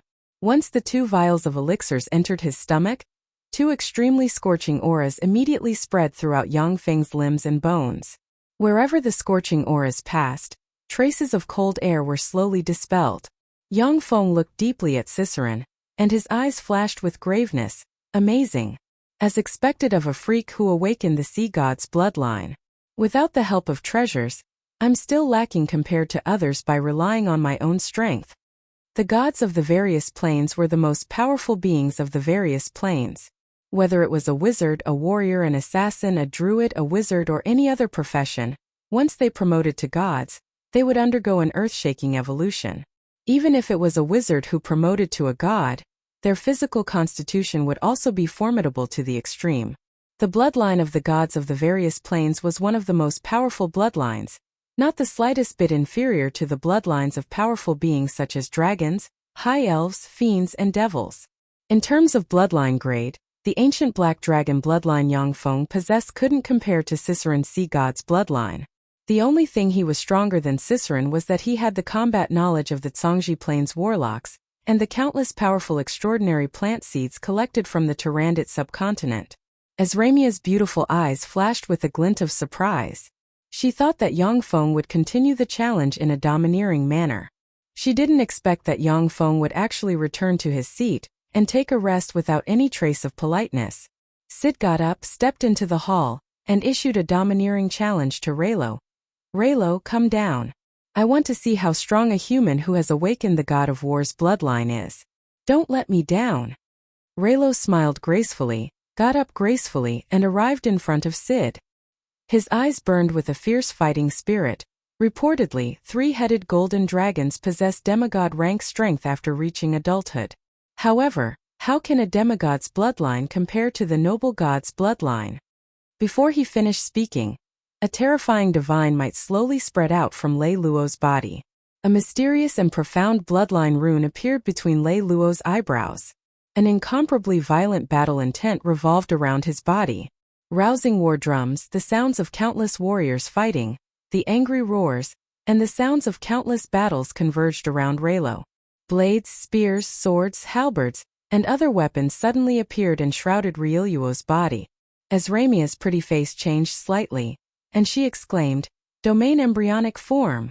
After a cultivator comprehended a type of origin source law, They used that origin source law as the core and constructed an area filled with that type of law. Within that domain, the strength of a domain-level expert would be greatly enhanced, while the enemies of a domain-level expert would be greatly weakened. Only those monster-level geniuses who had comprehended a trace of law origin could construct a domain. Even legendary and demigod-rank powerhouses rarely comprehended domains. The fact that Raylo comprehended the bloodshed domain embryonic form was simply heaven-defying. The complexions of the many powerhouses present changed greatly, and they looked at Raylo with graveness in their eyes. Sysons, on the other hand, had an unsightly expression on his face. As an awakened god bloodline expert, if he were to face Raylo who possessed the bloodshed domain embryonic form, he would be defeated in less than 10 moves. Sid's eyes, which had always been brimming with confidence, revealed a trace of graveness. He took a step forward, his body suddenly swelled, and a frightening dragon might not inferior to that of an ordinary dragon erupted in a flash. A blurry phantom of a monster with 3 dragon heads appeared behind Sid. It bared its fangs and brandished its claws, giving off a ferocious aura. Cassius and the other 2 human sacred swordsmen were horrified to find that under the suppression of the frightening dragon might, they, the top human martial artists, unconsciously trembled. Yang Feng frowned slightly. He vaguely felt that the ancient black dragon bloodline inside him was being suppressed, and vaguely felt fear from the depths of his bloodline. Among dragons, gold dragons stood at the apex of many dragons.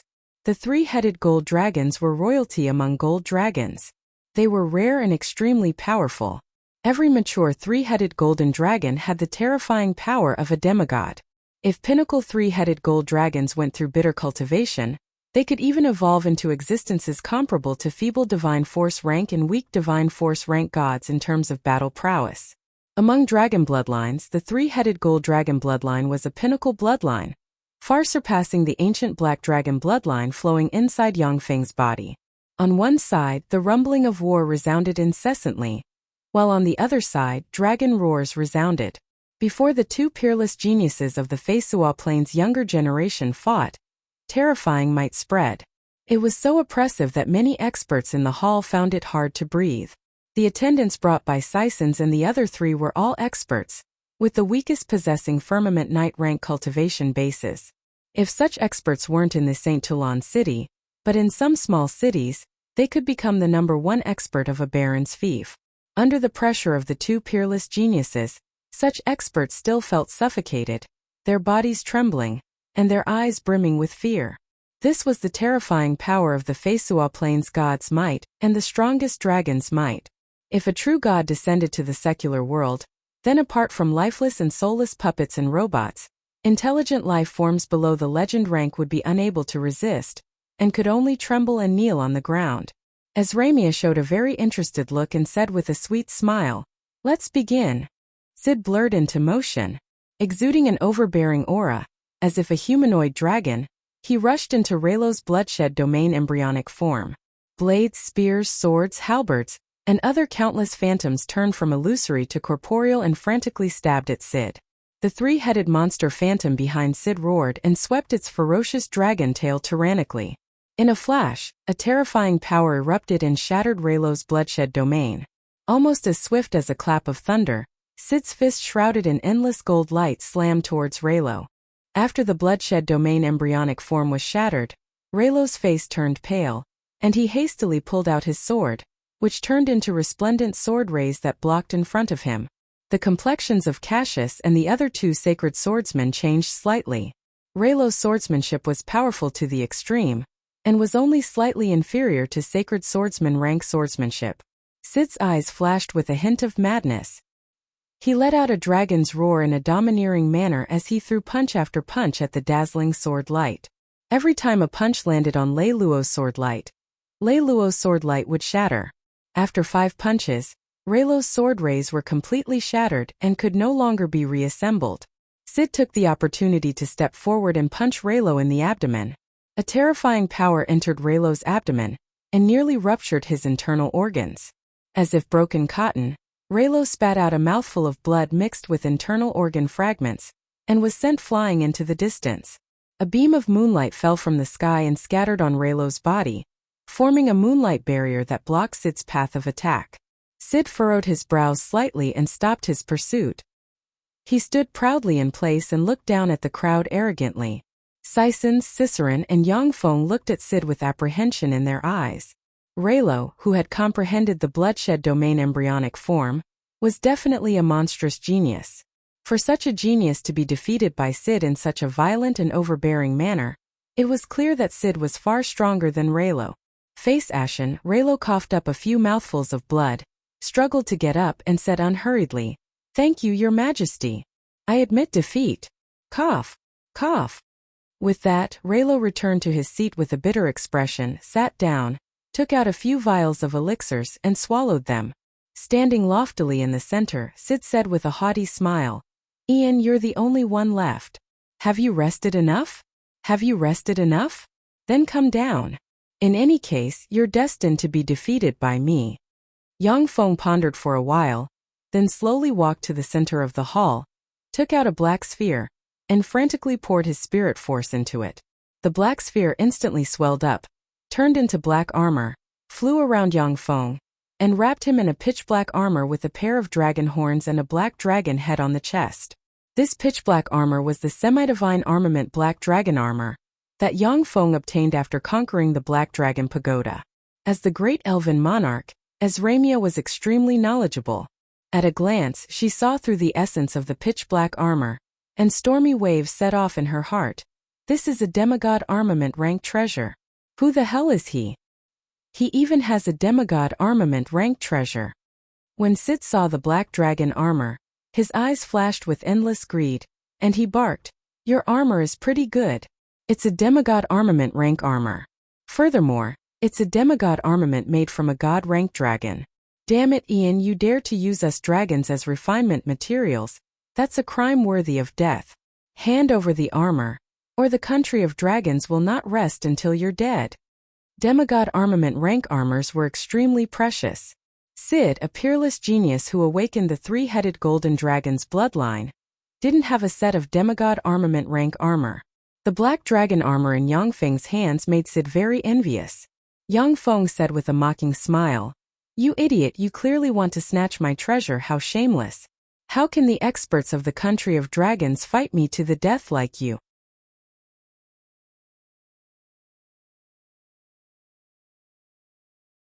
Chapter 313. Azramia said faintly, "Let's begin." A sinister glint flashed through Sid's eyes. The three-headed golden dragon's bloodline in his body boiled, and the phantom of a three-headed monster appeared behind him. An incomparably terrifying pressure emanated from his body. When the dragon might of the three-headed golden dragon erupted, the black dragon bloodline inside Yangfeng was suppressed somewhat. That was the bloodline suppression of the three-headed golden dragon bloodline over the ancient black dragon bloodline. Inferior bloodlines would be suppressed and restrained by superior bloodlines. This was one of the biggest weaknesses of bloodline warlocks. Unless Yangfeng's cultivation base was far above Sid's, or he promoted to a god, only then would he be able to get rid of this bloodline suppression. Yangfeng's eyebrows wrinkled slightly, then he silently recited an incantation and pointed with his finger. Magic radiance blossomed on his body, and the black dragon head on his chest opened its eyes, and tremendous black dragon force poured into him from the black dragon armor. Under the strengthening of the black dragon force, Yangfeng's physical constitution broke through the boundary and reached the great warlock rank. Under the crazy increase in strength, the suppression of the three-headed golden dragon on the ancient black dragon bloodline inside Yangfeng was weakened to the limit. "This armor is really a treasure. Unfortunately, you're too weak." Sid smiled coldly, then tapped his foot on the ground. In the blink of an eye, he crossed a distance of tens of meters, appeared in front of Yangfeng in a split second, and blasted a tyrannical fist at Yangfeng. Sid's speed was so fast that Yangfeng didn't even have time to recite an incantation. He could only urge the berserk black dragon force inside him and punch at Sid's fist. Boom! When the two formidable forces collided, Yangfeng, who was wearing the black dragon armor and whose physical constitution had reached the great warlock rank, was forcibly jolted back 3 steps. Sid, on the other hand, only swayed slightly. Seeing this scene, the complexions of Sison, Ciceron, Kafalina, and Raylo The four experts of the younger generation changed slightly. Yang Feng's strength was tyrannical to begin with. After being strengthened by the Black Dragon armor, his physical constitution was forcibly strengthened to the Great Warlock realm. Even Sisons, who had awakened the Titan's bloodline, might not be Yang Feng's match in terms of strength. For Sid to completely suppress Yang Feng in terms of strength was simply heaven-defying. Haha. Interesting. This set of armor was just too amazing. When I kill you, I'll definitely take that armor off your body. Sid's crimson eyes flickered with a frenzied battle intent. He laughed unscrupulously, not caring that his words might cause Karina to be displeased. Upon hearing Sid's words, Karina frowned slightly, and a trace of displeasure flashed in her eyes. After all, Yang Feng was dragged into this storm because of her. She didn't want to see Yang Feng killed. Sid laughed wildly. Radiating gold dragon chi, he looked like a fierce and powerful three-headed golden dragon. His fists were like shooting stars, and virtually every punch slammed towards Yang Feng with the terrifying momentum of a mountain. Yang Feng urged the Black Dragon force inside him to the limit, operated the secret method recorded in the Black Dragon morph, and as if he had turned into a humanoid Black Dragon, fought with Sid. In the center of the hall, a three-headed golden dragon and an ancient Black Dragon clashed repeatedly. Dragon roars rang incessantly, and frightening fluctuations of power spread in all directions. Cassius and the other two sacred swordsmen looked at Yang Feng, who seemed to have turned into a humanoid Black Dragon, and were slightly startled. So strong. His lordship was actually this powerful. How terrifying. Prior to this, Cassius and the other two sacred swordsmen only followed Yang Feng because they wanted to become greater aristocrats of the Morin's Empire. As the pinnacle martial artists of the Feisua Plain and human sacred swordsmen, they naturally had their pride. They always believed that without using magic, Yang Feng wasn't their match. But now that Yang Feng had turned into a humanoid Black Dragon, his fighting strength was far beyond their imagination. Only now did they realize that the lord they followed was unfathomable and extremely powerful. He could fight against the freaks of the Feisua Plain who had awakened their god bloodline. Kafalina looked at Yang Feng in the center of the hall, and her beautiful eyes flashed with a peculiar glint. Amazing. It seems that this Ian really has some skill. Sid's attacks were continuous without the slightest pause, giving Yang Feng no chance to cast a spell. Yang Feng could only keep resisting, unable to squeeze out the time and energy to chant an incantation to release the extraordinary plants. Amazing. This is the strength of a top freak. Truly amazing. Using the Black Dragon armor, I already possess Great Warlock rank strength, yet I'm still at a disadvantage. Even so, I was still at a disadvantage. If I didn't use the power of the Black Dragon battle armor, I would have lost to him within 10 moves. Sure enough, there's always someone better. Yang Feng squeezed out his potential to resist Sid's attacks. A thought flashed through his mind. Traces of blood overflowed from the corners of Yang Feng's mouth and dripped to the ground. Each of Sid's fists was as heavy as a mountain, and Yang Feng had a hard time resisting them. Even though the Black Dragon armor reduced 70% of the damage, but the remaining damage still injured Yang Feng quite badly. After arriving at the Feisua Plain from the Zhangji Plain, who knew how many powerful enemies had been defeated by Yang Feng's warlock knowledge? As such, he felt vaguely proud of himself. But now, Sid's most tyrannical stance made Yang Feng sober up. Without the help of external forces and equipment, he still wasn't a match for the freakish geniuses who had awakened their god bloodline. After all, before he came to the Zhangji Plain, he was just an ordinary earthling. To progress to this point in a short 3 years was already his limit. Sid fought for a long time, and a touch of impatience welled up inside him. This human has some skill. If I can't defeat him as soon as possible, then how can I show my skill? Between his thoughts, Sid roared and blasted Yang Feng back with a punch. His figure shook, and he retreated briskly while reciting an incantation. In just a breath of time, Sid's body was shrouded in golden light. Before the golden light had completely dissipated, a 10-meter-tall three-headed golden dragon phantom, covered in golden dragon scales and exuding endless dragon might, slowly took shape. A terrifying starry sky warlock rank might slowly spread from the three-headed golden dragon phantom. The starry sky warlock rank pressure exuded by the three-headed golden dragon phantom was far from being comparable to the pressure of the demon Emperor Cartman's clone, but the terrifying junior demigod rank pressure already made it hard for Yangfeng to breathe.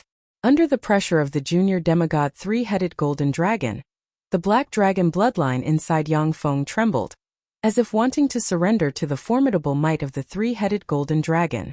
As Ramia was moved when she saw this scene, atavism.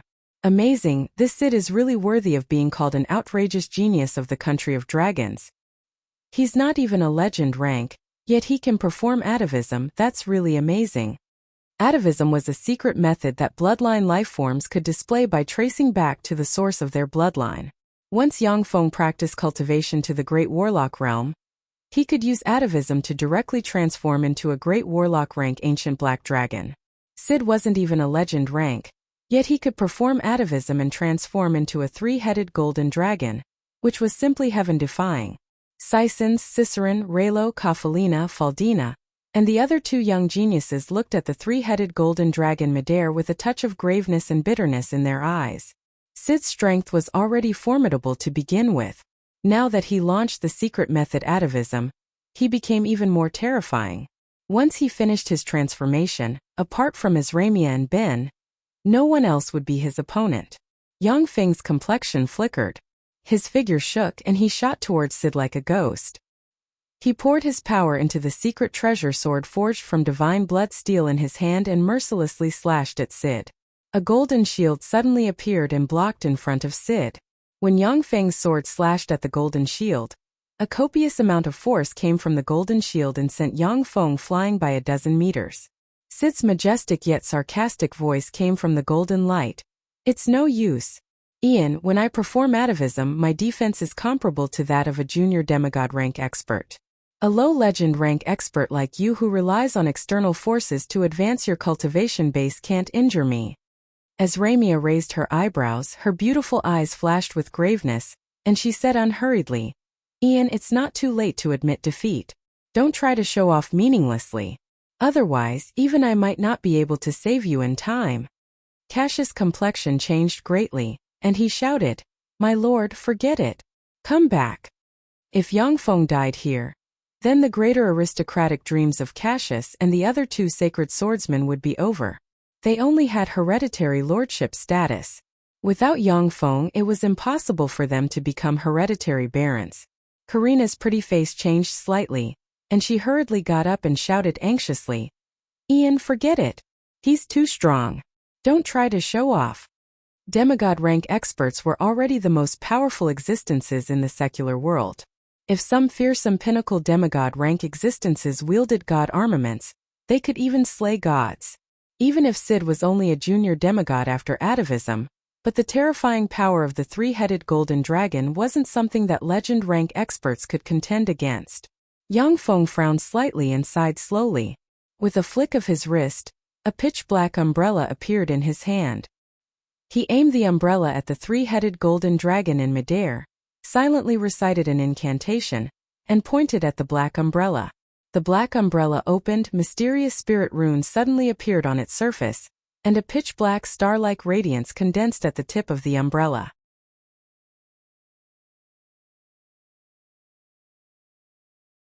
Chapter 3:14. The black ray suddenly shot out, and a black supergravity ball shot out in a flash and slammed into the three-headed gold dragon in midair. The three-headed golden dragon, which was only a step away from completing its transformation, fell heavily to the ground. With a loud bang, the golden light protecting its body was shattered, and it spat out a mouthful of blood mixed with internal organs. Stunned Sysons exclaimed, What's that? Leaning forward, Raylo stared at Yangfeng's right hand with incredulity in his eyes. What's that? A peculiar glint flashed past the abyss of Ciceron's eyes. A peculiar glint flashed past Kafalina's beautiful eyes, and she stared at the umbrella-shaped supergravity gun in Yangfeng's right hand. What's that? How can it have such terrifying power? Staring at the supergravity gun, Faldina's beautiful eyes flickered with an extraordinary splendor, and the corners of her mouth rose into a smile. He really has a lot of trump cards. The power of this treasure is really heaven-defying.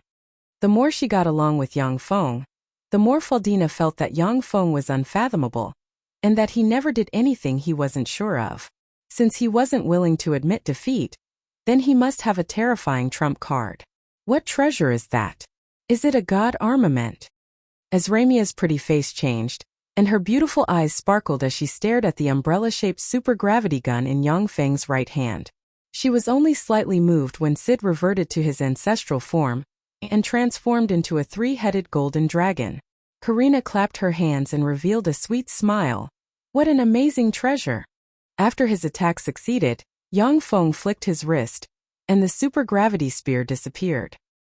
His figure fluttered, and he appeared on the head of the three-headed gold dragon and mercilessly stabbed at the three-headed gold dragon head Sid has transformed into with his sword. I concede.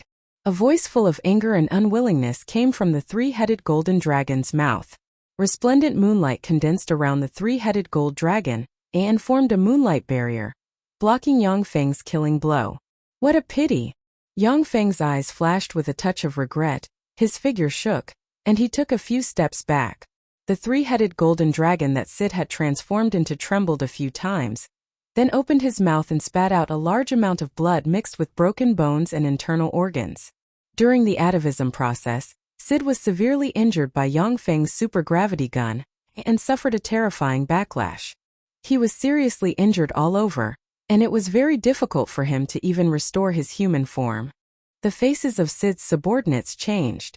They rushed into the hall, took out bottles of magic potions, and poured them into Sid's mouth. However, the backlash Sid suffered was too severe. As soon as the potions entered his mouth, they immediately flowed out. He also exhaled more than he inhaled, and his vitality was constantly draining away. Sysons and the rest watched as Sid walked towards death with a strange glint in their eyes. They all had top-notch recovery potions on them, but none of them were willing to use them on Sid. When Sid's subordinates saw this, their complexions changed greatly, and they knelt on the ground, kowtowed to Azramia and pleaded, "Your Majesty Azramia, please save our master Sid. I beg you. Since he's here, he's my guest. Naturally, I'll save him. Rest assured." Azramia smiled sweetly and waved her lily-white hand, and bright moonlight fell from the sky and fell on Sid. Bathed in the bright moonlight, Sid's injuries gradually healed. After coughing up a few mouthfuls of blood, his eyes recovered a trace of divine light, and resplendent golden light enveloped him, forcibly restoring his original form. "Thank you for your help, Your Majesty." Sid staggered to his feet and gulped down quite a few bottles of magic potions. He saluted Azramia, then turned around and gave Yang Feng a resentful look, and gritted his teeth as he returned to his seat. Azramia said with a graceful smile, "In that case, Ian is a candidate to be Karina's suitor. You can stay in the St. Moonlight City for 2 days. After 2 days you must leave." The St. Moonlight City was the residence of elves. Without an invitation, it was impossible for people of other races to appear in the city. Even if they were invited, they still couldn't stay here for long. Only legend-ranked powerhouses who were dead set on joining the elves could stay in the St. Moonlight City for a long time. Elves were all handsome men and beautiful women, and the ratio of men to women was as high as 1:9. There were beautiful elves everywhere in the St. Moonlight City. The St. Moonlight City was a paradise for countless men. The eyes of Sysons and the other 3 geniuses dimmed. They could only get up and follow the beautiful elves back to their residences. Only Yang Feng and his party were left in the hall. Azramia said with a sweet smile, "Ian, congratulations on passing the first test. Then let me tell you about the second test." Yang Feng smiled faintly and refused. "I'm sorry, Your Majesty Azramia. I only participated in this competition to help my friend Karina. I have no interest in the next test." The first test was to fight with the most outstanding genius of the Feisua Plain. Yang Feng was even forced to expose his powerful trump card, the supergravity gun. He didn't want to continue taking that test as the risks were too great and the gains were too small. Azramia's beautiful eyes fell on Karina beside her like a knife. Karina hugged Azramia's pink arm and said cutely, "Mother, I really don't want to associate with them. They're really annoying. Besides, they don't really like me. They just want the identity of great elven monarch Azramia's son-in-law. They're only interested in my body and identity. They can't compare to Ian, who only cares about money." The identity of great elven monarch Azramia's son-in-law was extremely honorable. Once one became the son-in-law of Azramia, not only would they be able to monopolize most of the elven business, but they would also be able to travel freely within the elven empire and form an alliance with the elves, killing many birds with one stone, and marrying a stunning beauty like Karina. Even Yang Feng was somewhat moved. However, when he thought of the harsh elven test, Yang Feng inwardly beat a retreat. At the time, the human god who married a member of the Crossdale family was tormented by the rules of the Crossdale family. If he wasn't strong enough, he would have been killed long ago. After that god, there were no more than 3 men from other races who could marry a member of the Crossdale family, and all of them were demigod-rank powerhouses. Yang Feng was currently just a trifling level 3 warlock. He didn't want to complete a test that only demigod-rank powerhouses could barely complete. Azramia smiled gracefully, and her beautiful eyes seemed to be able to see through a person's heart. Ian, won't you think about it? If you become my son-in-law, I can give you 30% of the elven business. 30% of the elven business. Yang Feng's heart stirred. 30% of the elven business wasn't a small amount. As long as the 30% business was done well, they could become as rich as a state. The Red Earth Wasteland and the Funès province under Yang Feng's command would develop greatly. Half-blood beastman cities would also receive many orders and lead a better life. Azramia suddenly looked at Yang Feng with an enigmatic smile and said, Ian, the Moonlight Divine Bow is a treasure of our race. Return it to Kafalina. Yes, Your Majesty. Yang Feng's heart shook slightly. With a flick of his wrist, the Moonlight Divine Bow appeared in his hand. With a wave of his hand, the Moonlight Divine Bow flew towards Kafalina. The Moonlight Divine Bow was a pinnacle legend-ranked Divine Bow. It was only a step away from becoming a demigod-ranked Divine Bow. Even Yang Feng was tempted by such a treasure. However, since Azramia had spoken, he knew that it was impossible for him to keep the Divine Bow. Kafalina grabbed the Moonlight Divine Bow, put it on her back and glared fiercely at Yang Feng. Azramia said with a smile, Think about it carefully. Karina, you take Ian and have a good time in our Saint Moonlight City. After she finished speaking, moonlight shone on Azramia, and she disappeared in the moonlight. Karina jumped up like a cheerful deer and said in high spirits, Let's go. Ian, let's go for a stroll. Okay. Yang Feng, who was also very interested in the beautiful Saint Moonlight City, quickly came to Karina's side and went outside with her. Yang Feng followed Karina around the Saint Moonlight City for a whole day and saw countless sceneries rarely seen in the outside world, before returning to a beautiful treehouse inside the Moonlight Tree to rest. At night, darkness enveloped the land. Inside the Moonlight Tree, inside a treehouse, Ciceron, who was lying on a bed, suddenly opened his eyes, and a demonic light flashed in the abyss of his eyes. The door of the treehouse opened silently. Ciceron and his 8 subordinates slowly walked out of the treehouse. Within the Moonlight Tree, rays of moonlight sprinkled down, covering everywhere. The bright moonlight was the divine light of the Moonlight Tree. Under the illumination of the moonlight, elven powerhouses would discover any abnormalities inside the Moonlight Tree. Ciceron held a silver stone in his hand.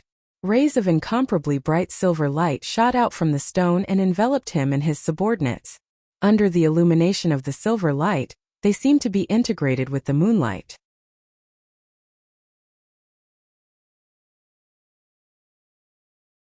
Chapter 3:15.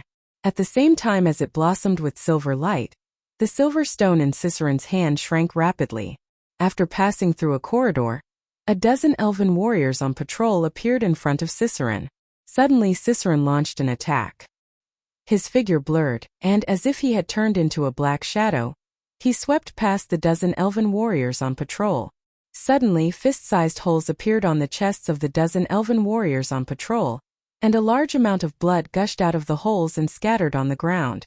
Ciceron flicked his fingers, and specks of silver light fell on the chests of the elven warriors, leaving the team of elven warriors dumbfounded and standing still. Hurry up! This little trick can't be concealed for long. Ciceron barked, his eyes flashed with a cold glint, and his figure flickered, and he quickly flew towards the bottom of the Moonlight Tree. Behind Ciceron were his subordinates. The further down the Moonlight Tree, the more elven warriors there were. But as soon as the elven warriors appeared, they were insta-killed by Ciceron, and then turned into zombie-like existences standing in place. In the deepest part of the Moonlight Tree, under the effect of countless spatial spells, a square with a diameter of 3 kilometers formed. In the center of the square, there was a silver crystal mountain that looked like it was piled up with silver crystals. The silver crystal mountain was transparent and clear. Inside the crystal mountain, a hexahedron, which looked like a crystal surrounded by gentle moonlight, could be seen suspended. Countless vein-like tendrils extended from the hexahedron of the crystal mountain, and extended in all directions along the crystal mountain. At the entrance to the square there were 4 treehouses. On the balcony of one of the treehouses, a very beautiful elf was sitting and reading a night novel written by a novelist of the Morans Empire with relish. I didn't expect that there would be guests here.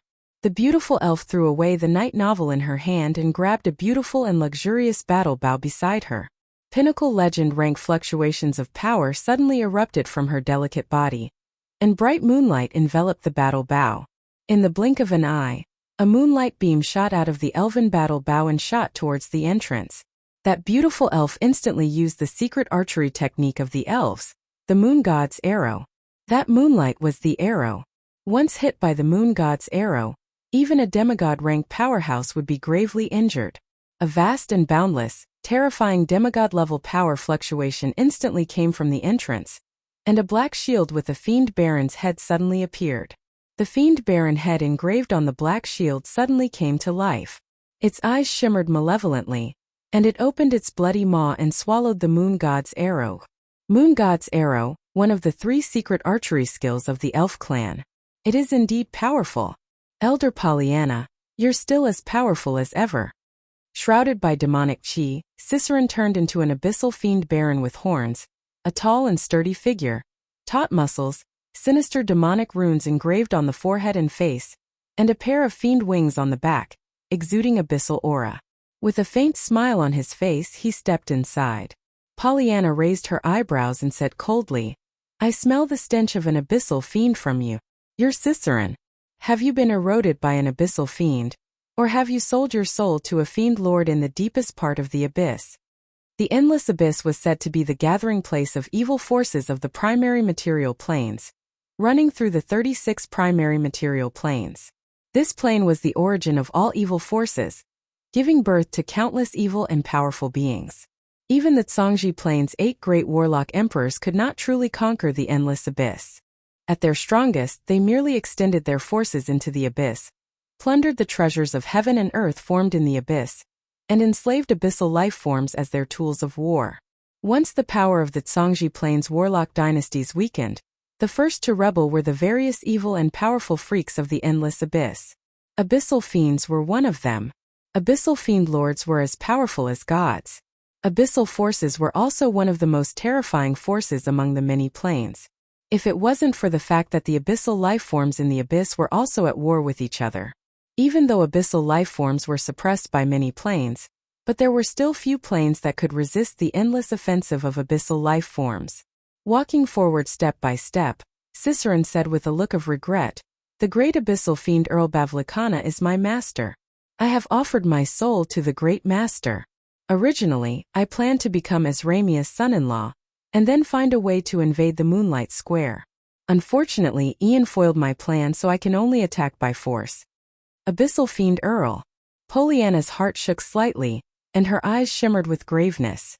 In the abyss, abyssal fiend Earls were god-rank powerhouses with battle prowess comparable to weak divine force-rank gods. Moreover, fiends were proficient in all kinds of dark and evil spells, so they couldn't be underestimated. "Alright, now that I've said so much, you can go die."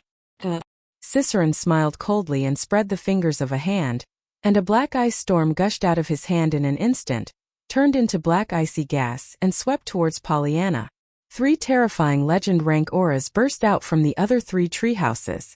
Along with the sound of chanting, 2 fire dragons descended from the sky and swept towards the black icy gas. The 2 fire dragons were engulfed by the black icy gas and immediately extinguished. Pollyanna clenched her teeth and unleashed the elven secret archery technique Moon God's Arrow. Moonlight shot from her bow and arrow towards Ciceron's heart. Ciceron frowned slightly and was forced to raise his shield to block. When the moonlight hit the shield, it was swallowed by the fiend barren head above the black shield. Taking advantage of that split second, Pollyanna parted her cherry lips and uttered a magic sentence. Numerous alarms sounded in the moonlight tree. What's going on? What happened? Someone invaded the moonlight square. In an instant, the entire moonlight tree fell into chaos.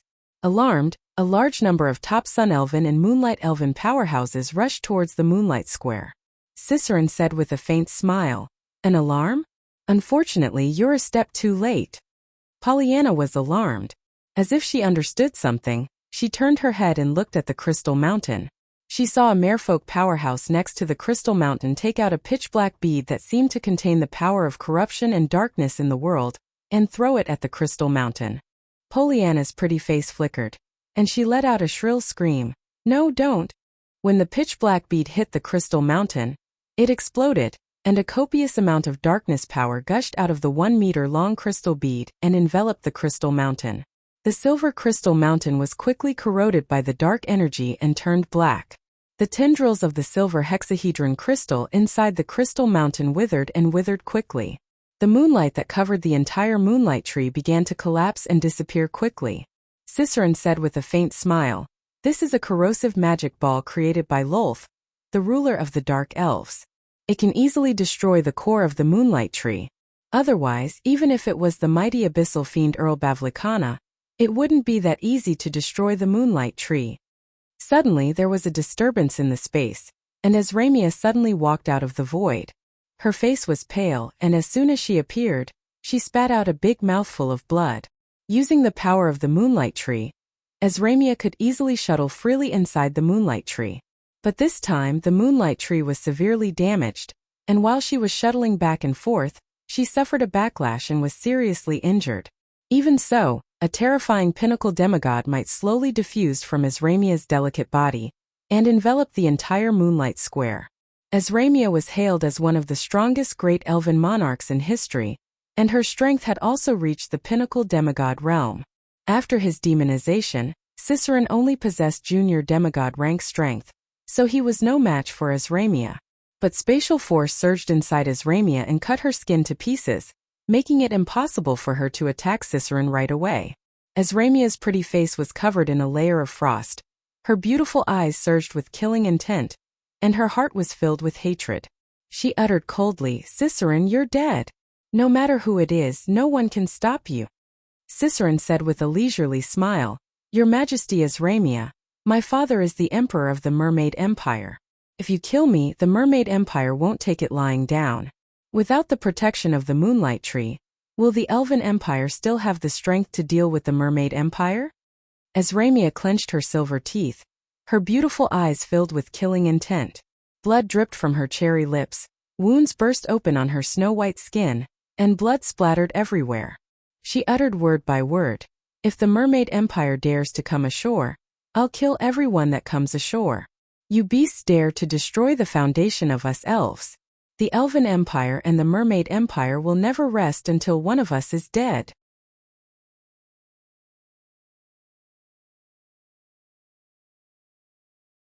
Chapter 316. In that case, Your Majesty Great Elven Monarch Azramia, I'll find you an opponent. Ciceron smiled coldly and clapped his hands. The merfolk powerhouse next to the Crystal Mountain suddenly exploded, and copious amounts of blood flew out and entered the pitch-black Crystal Mountain. A pitch-black gate suddenly formed on the Crystal Mountain and slowly opened. A tall figure with plump buttocks and large breasts, dressed in pitch-black leaf armor, which barely covered her ample twin peaks, and a pair of pitch-black stockings on her slender legs and a pair of black gloves on her hands. Her snow-white skin, pitch-black leaf armor, and stockings formed a strangely sexy and flirtatious feeling that could arouse men's lust. Exuding a seductive charm and full of flirtatious aura, the peerless beauty with a pair of pointed elven ears slowly walked out of the gate. In terms of looks alone, the peerless beauty full of flirtatious aura was slightly inferior to Azramia. However, when any man saw these two peerless beauties, they would choose the seductive beauty over 90%. The two peerless beauties stood on the moonlight square, reflecting each other's beauty. It was like a beautiful scenery. If great elven monarch Azramia was a peerless beauty who was as dazzling as the sun, then the peerless beauty who walked out of the Black Gate seemed to be a deep black hole that could devour all men's desires and plunge them into endless darkness at a glance. Azramia's pupils constricted slightly, and she uttered coldly, "Dolores, it's you." Dolores was the great matriarch of the Feisua Plains underground world, as well as the nominal great matriarch of all dark elves. Over the years, the dark elves left along with the formidable existences that invaded the Feisua Plain. The race spread to many planes and branched out on many planes. However, the Feisua Plain was the base of the dark elves. The true body of the goddess of darkness Lolth, the ruler of the dark elves, was also on the Feisua Plain. She was a member of the darkness gods and had a very high status among the darkness gods. For Dolores to be able to become the great matriarch of the Feisua Plains underground world, her strength could be well imagined. Dolores smiled and her seductive laughter echoed in the area. "That's right, it's me. Big Sister Azramia. We're tired of living in the underground world. Now that we want to play on the surface, why don't you let us live in your elven woods? In any case, we are all elves, so we should help each other." Attracted by Dolores's gaze, Ciceron's body heated up, and he felt a chill run down his spine. So scary. This woman is so scary. Just her voice is so intoxicating. Ciceron turned to look at his subordinates, only to see them staring at Dolores in a daze. They were completely captivated by her bewitching voice. Azramia glanced at Dolores and Ciceron and said coldly, "With just you and Ciceron, only death awaits you when facing me. You're just throwing away your life in vain." Dolores smiled charmingly. "Big Sister Azramia, you are one of the most powerful great elven monarchs in history. How could I dare to come to you alone? Our Pope Gleistar is also here. The two of us should barely be able to tie you down, Big Sister." A top-notch beauty with a sexy mole on the corner of her mouth walked out of the Black Gate. She was dressed in a dazzling black pontifical robe with the upper body of an elven beauty and the lower body of a ferocious spider. She was tall and sexy, with a mixture of chastity and lasciviousness between her brows and a sexy beauty mole at the corner of her mouth. This great beauty was Pope Gleistar of the Dark Elven Church. A long time ago, the great matriarch of the Dark Elves concurrently served as the Pope of the Dark Elven Church. But with the passage of time, the Dark Elves of the Feisua Plain were divided into two leaders, the Great Matriarch and the Pope. The Great Matriarch was in charge of secular affairs, while the Pope was in charge of the missionary affairs of the Dark Elves. Gleistar held a scepter embroidered with the image of a beautiful woman with a human head and a spider's body. Black divine light shrouded her, and her aura rose from the junior demigod rank to the pinnacle intermediate demigod rank before stopping. The popes of various churches had trump cards.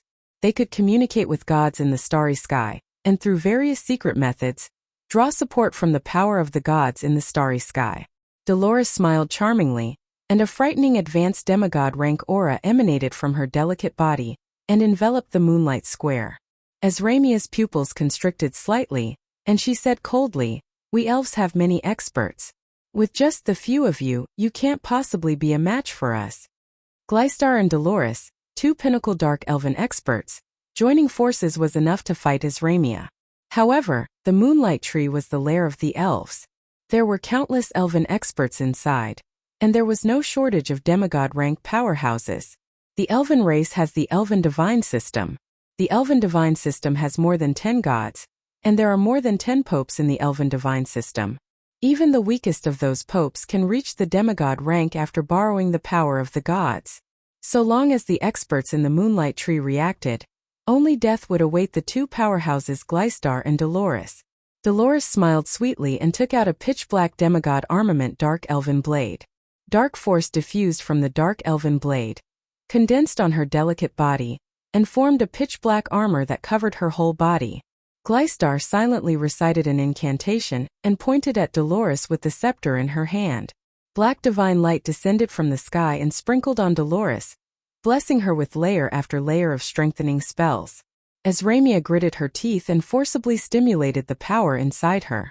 Terrifying pinnacle demigod rank aura erupted in an instant, and her body suffered a backlash from the space force. Her body burst open and blood splashed about. She was seriously injured. With a flick of her lily-white hand, the demigod armament elven sword suddenly appeared. She disappeared from where she stood in an instant, and then appeared in front of Dolores and stabbed at her like a meteor. Ding! Dolores raised her blade to block the attack. A frightening force erupted in an instant, and a violent shock wave spread in all directions, blowing the clothes of Cicerone and the other onlookers. Under Azramia's all-out sword strike, Dolores retreated 5 steps in a row before stopping the decline. Amazing! As expected of one of the strongest great elven monarchs. Dolores's beautiful eyes flashed with a peculiar glint. She smiled sweetly, turned into numerous afterimages, and rushed towards Azramia. As the 3 powerhouses fought endlessly in the moonlight square, terrifying fluctuations of power spread in all directions. Great warlock rank great fiends jumped out of the door of darkness in a steady stream. As soon as the great fiends emerged from the door of darkness, they arrived in front of the already eroded crystal mountain, silently recited incantations, pointed at the crystal mountain, and black demonic light entered the crystal mountain. The moonlight tree was dim, and demonic light enveloped the moonlight tree, completely sealing the tree holes where the elven powerhouses resided. What's going on? Shit! There's a problem in the moonlight square. The complexions of the elven powerhouses changed greatly, and they frantically attacked the tree houses they resided in. Berserk power pervaded the entire moonlight tree. One after another, great warlock rank great fiends jumped out of the door of darkness and rushed towards Pollyanna and the other 3 elven legend rank powerhouses. You guys have fun here, I'm going to take my leave first. Cicerone smiled faintly, then turned around and walked towards the outside. Azramia's strength was astonishing. Even though the 2 powerhouses Gleistar and Dolores had joined forces, she still forced them to retreat in defeat. Even if Cicerone joined, he would at most maintain an undefeatable situation. He had no intention of contributing to Dolores and the other 2 elven powerhouses. Pollyanna and the other 3 legend rank powerhouses could only watch helplessly as Cicerone left, their hearts burning with anxiety. Now that the demigod rank powerhouses in the moonlight tree were temporarily sealed, no one could withstand a blow from Cicerone. Azramia's pretty face shifted slightly, and she retreated briskly. She raised a green bow, and a moon god's arrow turned into a bright moonlight shooting towards Cicerone. Cicerone's complexion changed greatly. With a flick of his wrist, the shield engraved with the Fiend Baron's head blocked in front of him. When the moonlight shot into the shield, the Fiend Baron's head on the shield blasted into pieces with a boom.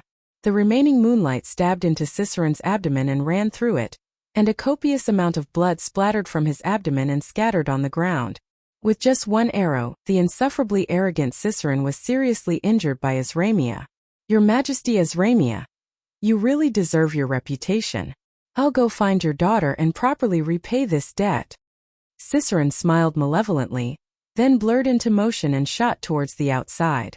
At the same time, he took out vials of potions and poured them into his mouth. Azramia sighed slightly, then suddenly ejected the elven sword in her hand and stabbed towards Dolores. While the fierce battle was going on in the moonlight square, pitch-black portals appeared all over the elven woods.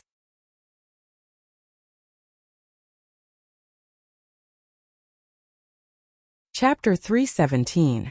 After the fiends came out of the teleportation portal, they quickly set up simple altars. Humans, elves, half-blood beastmen, demonic beasts, and other life forms were driven out of the teleportation portal like pigs and dogs. After all the life forms were driven out, the fiends pounced on them and tore them to shreds. The altar turned into hell, and a strong smell of blood wafted from the altar. Blood-colored rays of light rose from the ground and shot into the sky. In the center of the blood-colored rays of light, the Saint Moonlight City no longer shone. Instead, a pitch-black ray of light shot into the sky. Above the elven woods the weather changed, the sky was overcast, and the sunlight was nearly covered in black clouds, forming a huge whirlpool that stirred the vigor of heaven and earth of the Feisua plain. The many stars hanging above the Feisua plain seemed to have dimmed a bit. What happened? Yang Feng opened his eyes at once. His keen level 3 warlock rank intuition made him feel a little uneasy. He got up, blurred into motion and rushed outside. As soon as he left the room, Yang Feng felt that the moonlight tree was dim, without a trace of moonlight. His complexion changed slightly, and he raised his speed to the limit. After a few ups and downs, he arrived outside the moonlight tree. What's going on? Yang Feng watched as a black beam of light soared into the sky and formed a huge whirlpool in the sky. He was suddenly alarmed and had an ominous premonition. All of a sudden, a vast and boundless divine might descended from the sky, giving rise to an irresistible feeling of terror. Under the frightening divine might, Yang Feng trembled all over. This was the instinctive fear of a low-level intelligent life form towards a higher-level intelligent life form. Yang Feng's complexion changed slightly. God, this is God-rank pressure. Didn't the gods of the Feisua Plain sign a treaty of the gods not to interfere in the secular world? How come there are gods taking action? A golden divine light fell from the sky and broke through the layers of black clouds with great difficulty. A series of golden arrows descended from the sky, containing divine might that could destroy everything, and shot towards the altars below. How shameless! Didn't you sign the treaty of the gods that you wouldn't interfere with anything that happened in the mortal world? Why can't you hold back from making a move now? Accompanied by a sinister laugh, a terrifying claw covered in black scales that seemed to be able to cover the sky slowly emerged from a crack. Endless dark demonic aura enveloped the terrifying claw. Yang Feng looked at the terrifying giant claw from afar. Massacre, bloodthirst, tyranny, and other kinds of evil desires welled up inside him. His eyes gradually turned bloodshot and he issued beast-like roars. The host has been eroded by an evil force. The stimulation therapy will now begin. A message sounded in Yang Feng's sea of knowledge, and an intense pain pervaded his sea of knowledge. He immediately came back to his senses. What a terrifying evil existence! Slightly alarmed, Yang Feng cast a secret method to guard his mind, and barely managed to resist the evil power emanating from the terrifying claw. In the endless plains there were many terrifying existences, many of which could kill a level 3 warlock with a glance. The power that those terrifying existences unconsciously emitted could kill countless low-level life forms. The terrifying claw grabbed at the countless golden arrows in the sky. The golden arrows shot at the terrifying claw, erupted with fearsome divine might in a flash, and ran through the claw. Drops of black blood dripped from the terrifying claw to the ground. When the drop of black blood fell to the ground, the area was shrouded by terrifying demonic aura, and the environment changed completely. The elven secret method Moon God's arrow is really powerful. Mofa Sareja, you can actually hurt me from so far away. Unfortunately, even if you act now, it's already too late. The planar tide has already begun, and once it starts, it can't be stopped. Dusk of the Gods is coming. I'm looking forward to you becoming a member of my harem collection in the future. The terrifying giant claw let out an evil and licentious laugh and directly grabbed towards the sky. Along with the sound of cloth tearing, as if a big hole was torn in the sky, meteors flew out of the big hole and flew towards the Feisua Plain like raindrops. A tyrannical radiant spear descended from the sky and pierced through the giant claw. An endless radiant divine force erupted in a flash and purified the giant claw. Prados, you dare to destroy my right hand. From the abyss, I'll watch your divine country fall, and all your believers will become food for my subordinates. A heart-wrenching roar of pain and curses came from the huge crack that extended from the claw. Fiend Duke Droyardo, after the planar tide, I'll go to the abyss, cut off your head, and hang it in front of my divine country. A dignified, domineering, and sacred voice came from the sky and reverberated in the world. After hearing this voice, except for intelligent life forms with official warlock rank cultivation base, the rest of the life forms prostrated themselves on the ground, their hearts filled with trepidation. Fiend Duke Droyardo smiled wickedly. After the planar tide, you may not still exist in this world. I'll be waiting for you on the 93rd floor of the abyss. The huge crack disappeared at once. That boundless divine might also receded like a receding tide. Yang Feng's eyes flashed with a scorching radiance, and his heart brimmed with excitement. Planar tide. This is my chance. The planar tide was a unique phenomenon in the world where the gods existed. Every tens of thousands of years or hundreds of thousands of years, planes with gods would experience a planar tide. During the planar tide, god rank experts and above would be greatly suppressed, and their power would be reduced to the legend rank or demigod rank. According to the speculations of the Zhangji Plains warlocks, The planar tide might be a self-protection mechanism of the plane. In the view of the Zhangji Plane's warlocks, gods were like parasites of the plane. They possess strength far exceeding that of experts of the same rank, and a lifespan of millions or tens of millions of years. As long as they were in their divine country, it was very difficult to kill them. If a feeble divine force rank god stayed in their divine country, then even an intermediate divine force rank god might be killed by the feeble divine force rank god after entering their divine country. If it was outside their divine country, then a feeble divine force rank god was not the opponent of an intermediate divine force rank god. In theory, a moonlight warlock was in the same realm as a feeble divine force rank god. However, most moonlight warlocks would only be defeated by a feeble divine force rank god. If a feeble divine force rank god was proficient in combat, they could even contend against 3 moonlight warlocks. Long lifespans and formidable fighting strength. This was the reason why many human warlocks rushed to set foot on the god path. Of course, because the resources that gods consumed were too great, the number of gods that each plane could accommodate was limited. This was the reason why the elves were resisted by the gods of the Feisua plane when they came to the Feisua plane. The more gods there were on a plane, the more frequent the planar tide would be. One of the provisions of the Treaty of the Gods signed by the gods of the Feisua plane was to prevent foreign experts from ascending to godhood on the Feisua plane. Moreover, it was extremely difficult to ascend to godhood on the Feisua plane. Only those who were extremely lucky and talented could ascend to godhood. The planar tide was also known as the dusk of the gods on many planes. The planar tide was the time when the control of the gods over the secular world was at its lowest. When the planar tide was at its peak, the starry sky gods could not interfere with the secular world. They could only make arrangements before the planar tide fully began. Either they would descend to the secular world with their true bodies, or they would send powerful angels or braves to directly interfere with the secular world. During the planar tide, gods were suppressed to the extreme. If gods descended to the secular world with their true bodies, they would be killed by heroes among the mortals.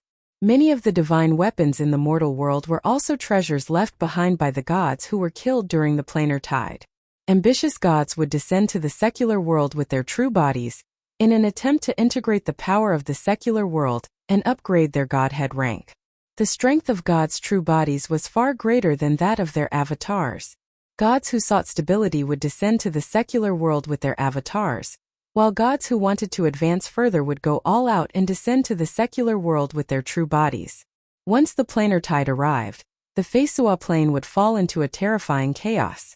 The meteors falling from the sky were legend rank or demigod rank powerhouses from other planes that entered the Feisua plane. There were even god rank powerhouses who braved the danger of being suppressed to break into the Feisua plane. The Feisua plane was one of the 36 primary material planes, and only this plane could accommodate a large number of gods. Apart from the prime material plane, there were very few planes that could accommodate 100 deities. Many planes couldn't even accommodate a single god. The Zhangji plane's warlocks divided planes into 9 grades. The first grade was the Zhangji plane, which could accommodate 1 million gods. The second tier was the 36 prime material planes, which could accommodate the birth of more than 10,000 gods. The third grade planes could accommodate no more than 1,000 gods. The fourth grade planes could accommodate no more than 100 gods. The fifth grade planes could accommodate no more than 36 gods. A sixth grade plane could accommodate no more than 10 gods and below. The seventh grade planes could accommodate no more than 1 god. The eighth grade planes could only give birth to demigod rank powerhouses. The ninth grade planes couldn't give birth to gods, and their strongest powerhouses were merely legend rank powerhouses.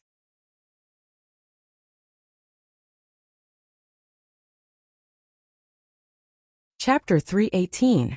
Obviously, many powerhouses of other planes who aspired to become gods colluded with the abyssal fiend Duke Droyard, which was why they were able to rush into the Feisua plane the moment the planar barrier collapsed.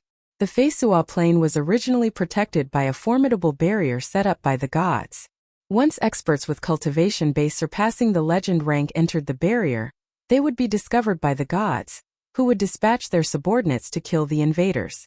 The Zhangji plane's demonic fighting sect had a planar passageway hidden in the Feisua plane, which allowed them to freely travel between the two planes.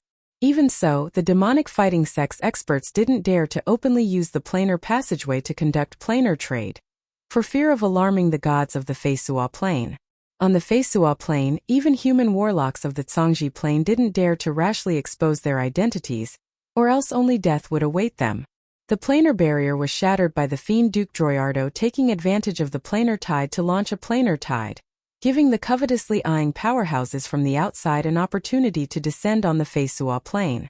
Who knew how many experts from other planes descended on the Feisua plane, taking advantage of the planar tide to look for opportunities to become gods?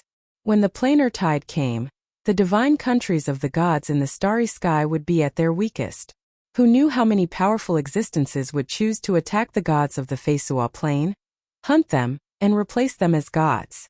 Gods were the most powerful existences in their divine countries.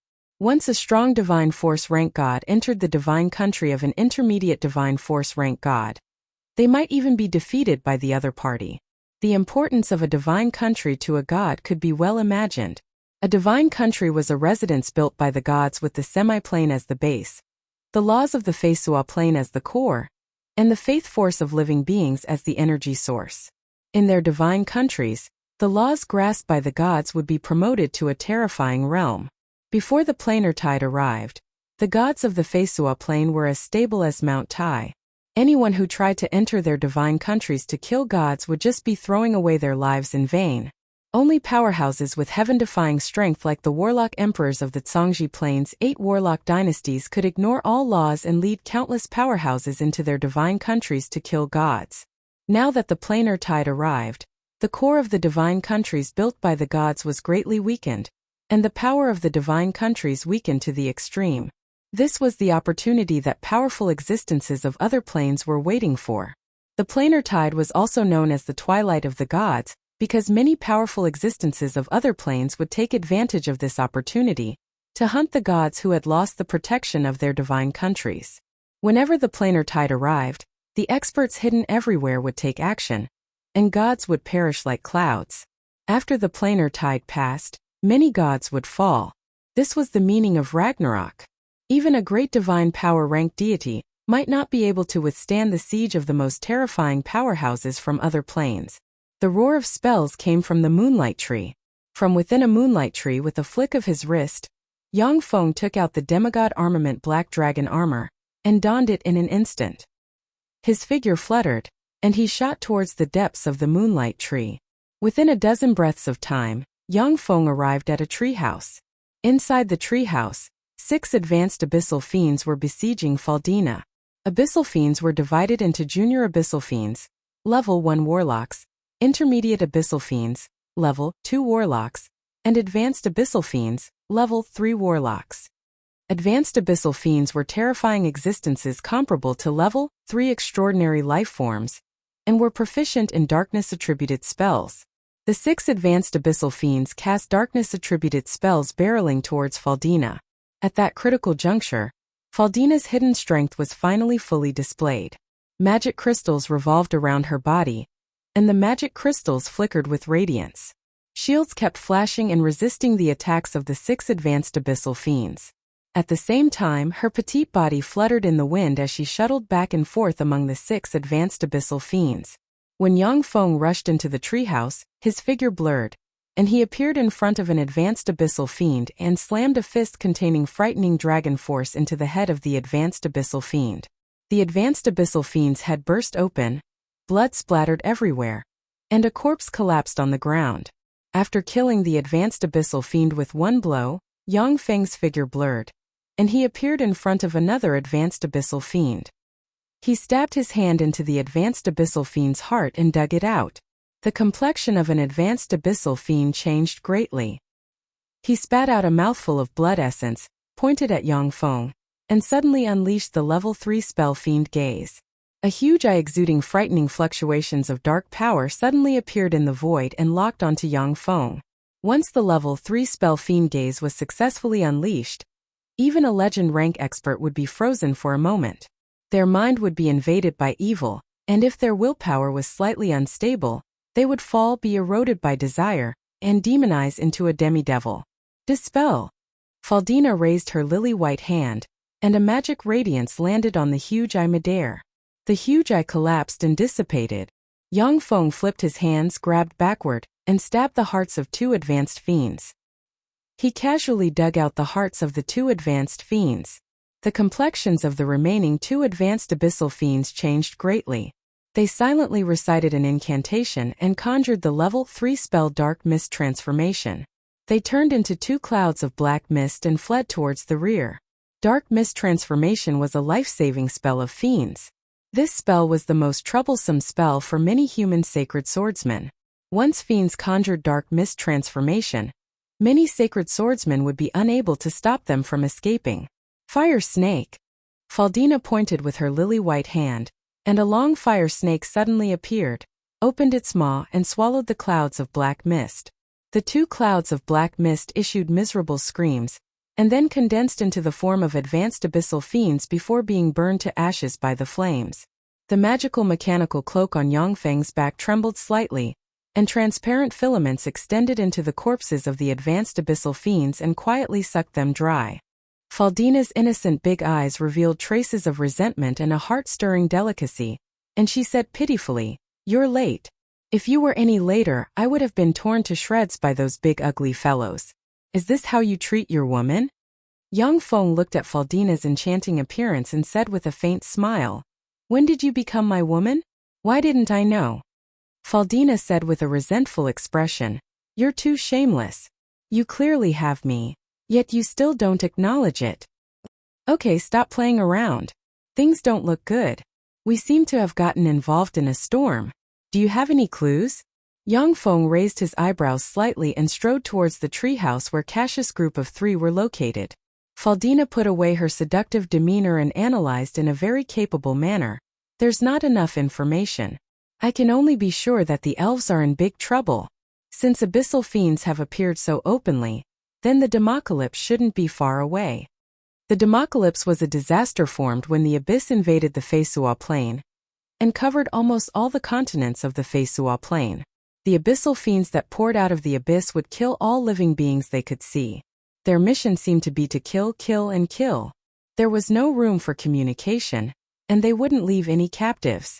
The entire Feisua Plain would turn pale at the mention of Democalypse. Yang Feng's thoughts were stirred, and he said lightly, "Democalypse? The prices of food and weapons on the continent should rise quickly." Faldina's beautiful eyes flashed with a peculiar glint, and she said with a light smile, "That's right.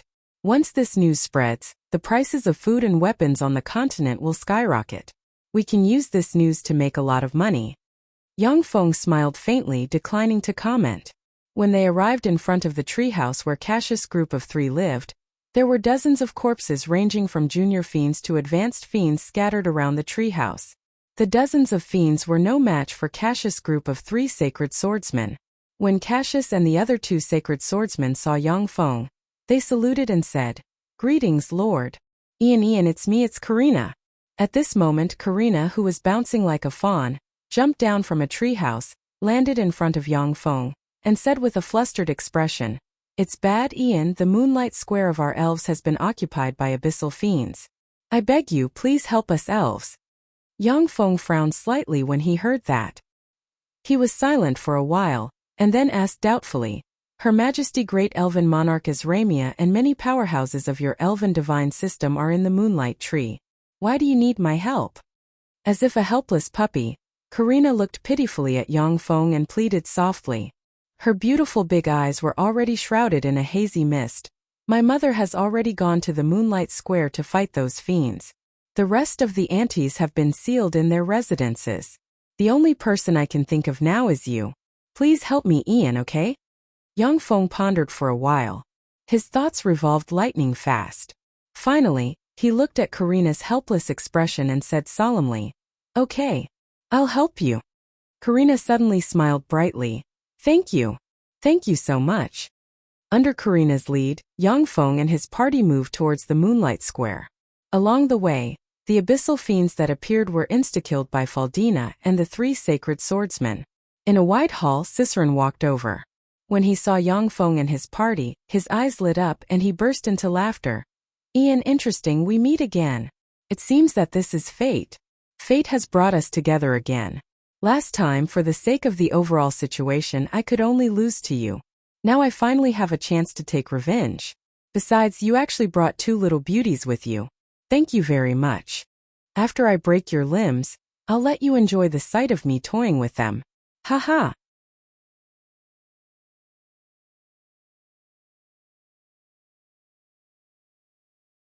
Chapter 319. Cicerone spread the fingers of a hand, and freezing air shrouded in endless black snow turned into a black ray of light and gushed towards Yang Feng's group of 4. Faldina's cherry lips parted slightly, and she uttered a magic sentence. She pointed at Cicerone, and a fire snake burning with endless flames suddenly appeared and pounced at Cicerone. The black ray of light brushed past, and the fire snake collapsed and disappeared. Unabated, the black ray of light pounced at Yang Feng.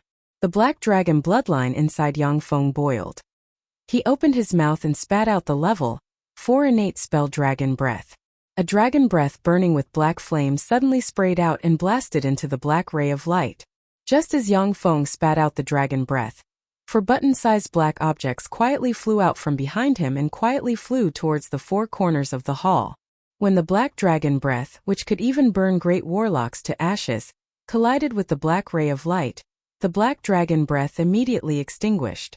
Seeing this scene, the complexions of Cassius and the other 2 sacred swordsmen changed greatly, and they roused their sacred swordsman rank chi to frantically strengthen their physique. Faldina's body also lit up with magic shields. Karina's delicate body was covered with a green shield. The black ray of light brushed past, and Yang Feng was frozen by a huge chunk of black ice. Without exception, Faldina, Karina, and the 3 sacred swordsmen were all frozen by the huge chunk of black ice. So weak. Ian, I thought of you as an opponent before in vain. Now it seems that you're just relying on the power of your equipment. You can go to hell. Cicerone smiled coldly and pointed with his hand. A black ray of light shot out of his hand, pierced into the chunk of black ice, and stabbed Yang Feng's right leg. Crack. Following brittle sounds, Yang Feng's right leg turned into ice fragments that splashed about. Boom! Suddenly, the black ice block sealing Yang Feng exploded into pieces. With a flick of his wrist, the supergravity gun appeared in Yang Feng's hand. Magic light gushed out of Cicerone's eyes, flashing with madness, and he said with a sinister smile, Ian, I've long guessed that you pretended to be frozen by me in order to lure me over. Losing a leg must feel terrible, right? I will slowly break your limbs one by one. It will be very interesting. Apart from those powerhouses with the strongest willpower or those who had secret techniques or treasures to protect themselves, most people would be corroded by demonic energy once they fell and became demons. They would become crazy, cruel, bloodthirsty. This was one of the main reasons why the Abyss demons were hated by everyone no matter where they went. You fool who has already been corroded by devil chi. Today this will be your burial ground. Yang Feng's eyes flashed with a cold glint. He raised the supergravity gun and pulled the trigger, and a black supergravity ball suddenly erupted and shot towards Cicerone. You are so stupid. Ian, although this secret treasure is powerful, but no matter how powerful it is, it's just a waste of energy if it can't hit its target. Flash is a spell that even legend wizards know, so how can I, an expert who has awakened the sea god's bloodline and possesses pure fiend blood, not know about it? Cicerone's eyes flashed with ridicule. A powerful spatial force shrouded him, making him blurry, as if he was about to disappear in an instant. In that instant, black beams suddenly shot out from the 4 corners of the hall and converged at the top of the hall, forming a very strange closed space. Cicerone's distorted body became clear once again, and terrifying spatial backlash force erupted inside him. Countless wounds appeared in a flash, and large amounts of blood sputtered out of his body. Just as Cicerone was horrified, the supergravity beam slammed into him. His body suddenly sank as if pressed by a mountain, and he fell to the ground with a bang. He spat out a big mouthful of blood and shattered the ground. Yang Feng's figure shook, and he strangely appeared in front of Cicerone and fired another shot at him. Following a loud bang, as if pressed down by a mountain, Cicerone's body sank again and he spat out a large mouthful of blood. With a secret treasure sword forged from divine bloodsteel in hand, Yang Feng launched the level 4 spell dragon force. Brimming with power, as if the embodiment of a humanoid dragon, He mercilessly slashed at Ciceron's head. Ding! Amidst the sound of metal striking metal, Yang Feng seemed to have slashed at a substance many times harder than diamond. The divine bloodsteel secret treasure sword in his hand that could cut through gold and jade could only split Ciceron's head, unable to cut him in two. At the same time, the sword was embedded in Ciceron's skull, unable to be pulled out.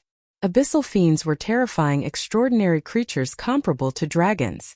As a terrifying existence at the demon baron level, Ciceron's skull was even many times harder than diamonds.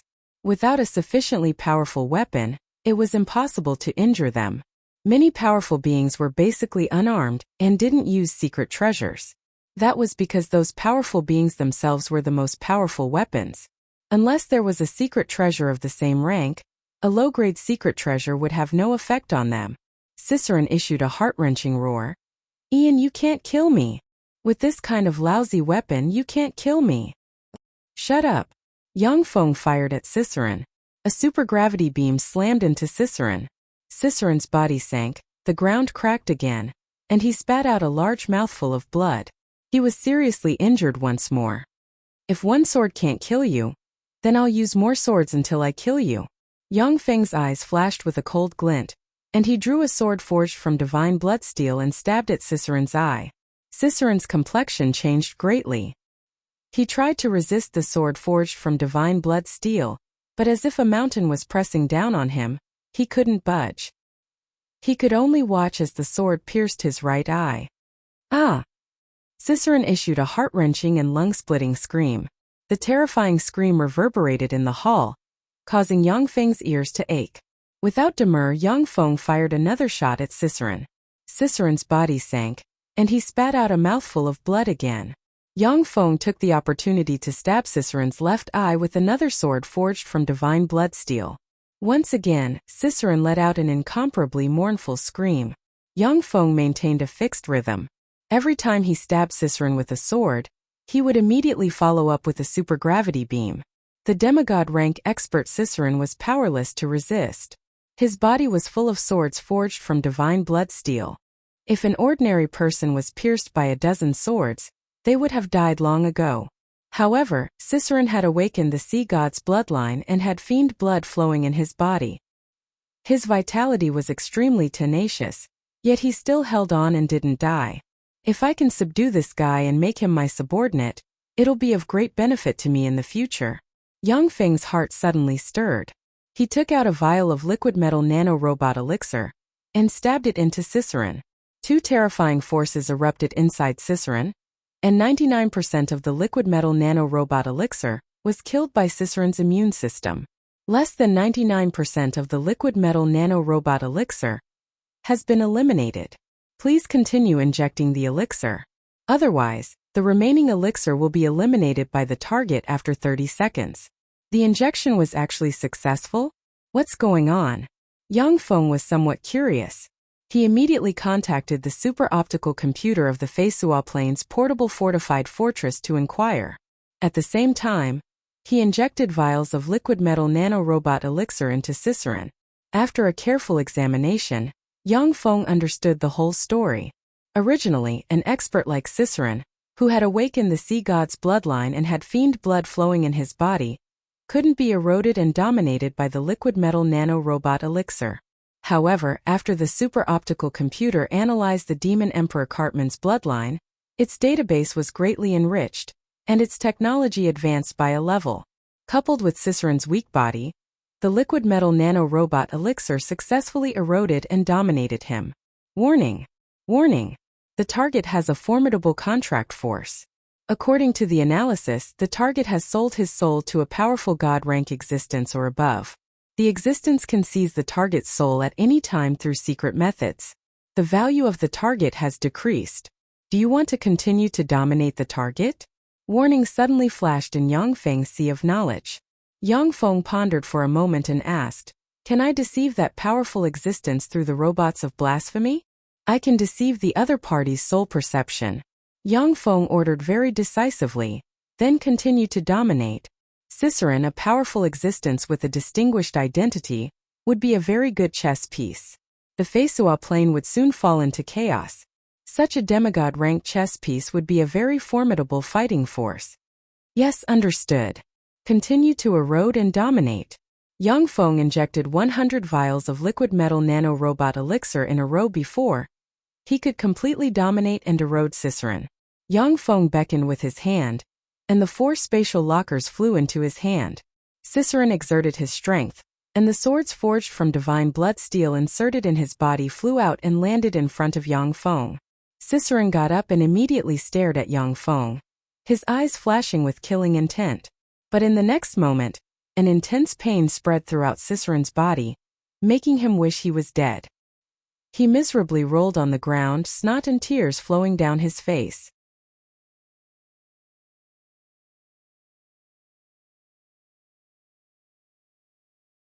Chapter 320. Cicerone trembled, his eyes flashed with fear, and he screamed, "What did you do to me?" Yang Feng ordered coldly, "Shut up, release them all, and then follow behind us stealthily. You can only attack when I tell you to." Cicerone was alarmed to find that he couldn't control his body and mind at all. He pointed with his finger, and black light shrouded Faldina and the others. The black ice covering Faldina and the others cracked and crumbled inch by inch. Cicerone's body twisted, and under the effect of advanced stealth, he hid in the darkness. When the black ice covering Faldina and Karina shattered, they collapsed to the ground, their pretty faces blue from the cold, and a white mist formed in front of them with every breath they took. Cassius and the other 2 sacred swordsmen also turned purple from the cold. They coughed, and every time they coughed they would spit out a piece of ice. Cicerone was a terrifying being who awakened the sea god's bloodline, and had fiend blood flowing inside him. He was extremely strong, and human sacred swordsmen like Cassius couldn't contend against him. Human sacred swordsmen of the Feisua plane had strong offense but weak defense. If they had a powerful enough weapon, they could even cut Cicerone in 2. However, a few level 3 spells could kill them, let alone the attacks of a demigod-rank powerhouse like Cicerone. Yang Feng waved his hand, and vials of potions flew towards Faldina and the others. Faldina and the others took the vials of potions and downed them. After drinking the potion, Faldina and Karina's faces looked a little better. After Cassius and the other 2 sacred swordsmen drank the potions, they still coughed and coughed up pieces of frozen blood. Cassius gritted his teeth and said, "Sir, we can't follow you to continue fighting. Now that our meridians have been frostbitten, we'll only be a burden to you if we continue. Please allow us to retreat." Cicerone's strike contained fiend power and the sea god's freezing power, and its might was terrifying. Although Cassius and the other 2 barely survived, but their meridians had been frostbitten, and their fighting strength had been greatly weakened. Even if Yang Feng's potions were better, they still wouldn't be able to heal their injuries within a short period of time. In terms of physical constitution alone, human sacred swordsmen were the worst among the many races on the Feisua plane. This was due to their congenital deficiencies. Only after evolving to become a demigod or a deity, after going through 2 life metamorphoses and evolution, the physical fitness of a human deity would be able to compete with the deities of other races of the same level. Faldina and Karina only escaped because Cicerone wanted to capture them alive. Otherwise, they would have frozen to death long ago. Yang Feng promptly made a decision. "All right. After you leave this place, hide immediately. Recover well." "Yes, my lord." Cassius and the other 2 saluted Yang Feng and quickly returned the way they came. The figures of Yang Feng and company flickered, and they continued to move towards the Moonlight Square. After passing through several winding corridors, a spacious and empty elven residential area full of tree houses appeared in front of Yang Feng and company. In the residential area of the elves, a large number of abyssal demons were crazily slaughtering the elves. On the Feisua plane, elves were natural archers, and their archery in the forest was unmatched. However, although they weren't weak in close combat, but compared to the abyssal demons who excelled in physical strength, they were far inferior. Under the frenzied attacks of the abyssal demons, the elves in the residential area suffered heavy casualties. Rivers of blood flowed in the residential area, and mournful screams and wails lingered. The corpses of 2 abyssal great fiends collapsed on the ground. 2/3 of their heads were blown off. Apart from that, there wasn't a trace of injury on their bodies. Clearly, they were killed by a single shot. For abyssal great fiends were besieging Kafalina. Although Kafalina was an elven genius, but under the siege of 4 abyssal great fiends, she was already injured all over. There were also 3 abyssal great demons fighting with 5 elven legendary powerhouses. By relying on their endless stream of dark spells as well as their frightening physical constitution, the 3 abyssal great fiends completely suppressed the 5 legend rank elves. From the entrance of the passageway leading to the Moonlight Square, there was still a steady stream of abyssal fiends pouring out. When Yang Feng entered the area, he swept the area with his gaze, silently recited an incantation, and waved his hand. Suddenly, thick vampiric rattans flew out, expanded in the wind, and turned into thick tendrils that swept in all directions. When the junior and intermediate abyssal fiends were swept by the vampiric rattans, their blood poured out like floodgates opened, and they were completely devoured by the vampiric rattans, turning into dried corpses. Caught off guard, 2 advanced abyssal fiends were also swept up by the vampiric rattans and had their blood sucked dry. The abyssal fiend crowd fell into a small chaos. Yang Feng suddenly erupted, transforming into a humanoid black dragon. He rushed towards the abyssal great fiends entangled with 5 legend rank elves, and mercilessly clawed at the heart of an abyssal great fiend. The abyssal great fiend contended with 2 legend rank elves. Caught off guard, the abyssal great fiend's heart was pierced by Yang Feng's sneak attack, and then its head was beheaded by another sacred swordsman. Damn you! The eyes of an abyssal great fiend shimmered with madness. With a furious roar, it suddenly burst out and flapped its fiend wings. Shrouded in dense demonic chi, it clawed at Yang Feng's heart at a terrifying speed surpassing the speed of sound. Virtually at the same time, the other abyssal great fiend unleashed Blink, silently appeared behind Yang Feng, and stabbed at Yang Feng's abdomen. The Blink spell was a terrifying spell mastered by level 4 legendary mages. Legendary mages who mastered the Blink spell had terrifying mobility. Blink was an inherent innate spell of abyssal great fiends.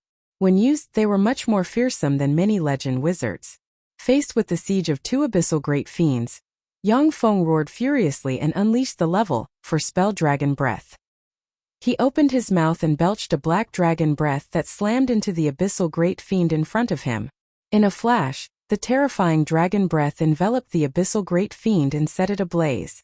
The abyssal great fiend screamed in pain and collapsed on the ground, rolling and struggling. The other abyssal great fiend took the opportunity to slam its claw into Yang Feng's back, producing ear-piercing sounds, but was forcibly blocked by the demigod armament black dragon armor.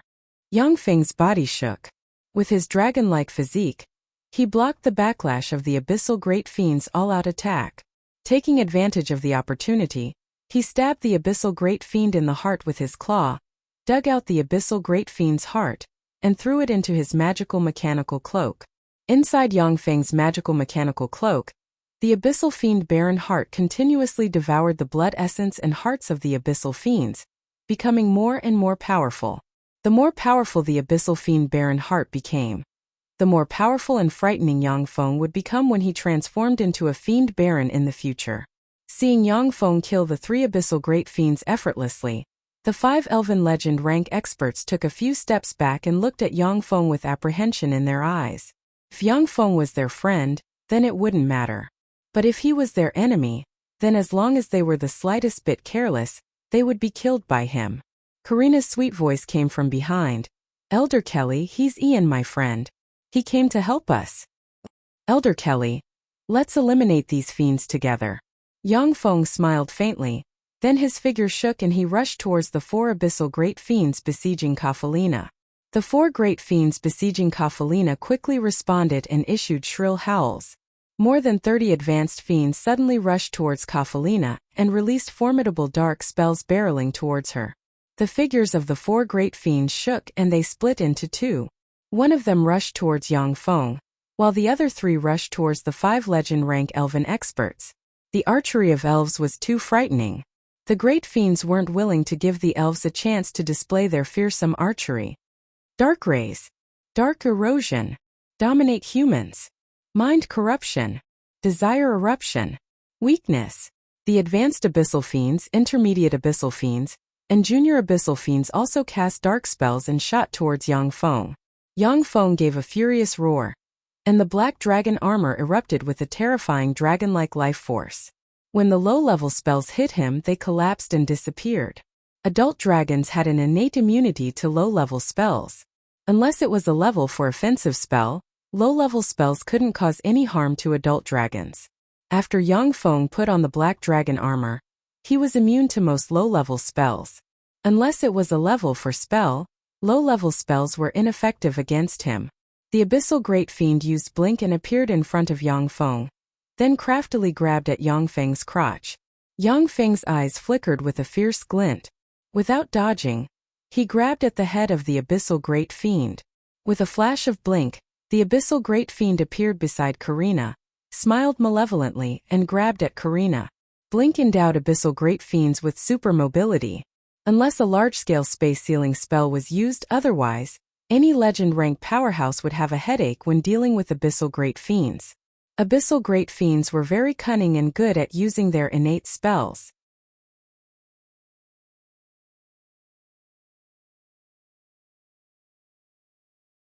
Chapter 321. Karina had been pampered since childhood, and was the little princess of elves. Although she relied on her extraordinary talent to cultivate to become a powerful level 2 warlock rank existence, but her actual combat experience was extremely low, and she was powerless to resist. She could only watch as the Abyssal Great Fiend's giant claw grabbed at her. "Go kill him!" Yang Feng creased his eyebrows and ordered coldly. A claw suddenly twisted out of the space, pierced into the Abyssal Great Fiend's heart with lightning speed, and dug out the Abyssal Great Fiend's heart. The Abyssal Great Fiend's eyes flickered with endless horror. Then it trembled and fell to the ground. Yang Feng's figure shook, and like a humanoid dragon, he pounced at the advanced Abyssal Fiends besieging Kafalina. Strengthened by the frightening dragon force, Yang Feng's punches and kicks possessed dragon force. Every time he punched an advanced Abyssal Fiend, the tendons and bones of the advanced Abyssal Fiends would be broken, and they would be sent flying like broken ragdolls. Within a dozen breaths of time, the advanced Abyssal Fiends in front of Kafalina were killed by Yang Feng. "Thank you." Kafalina gave Yang Feng a deep look, and a glint of gratitude streaked past the abyss of her beautiful eyes.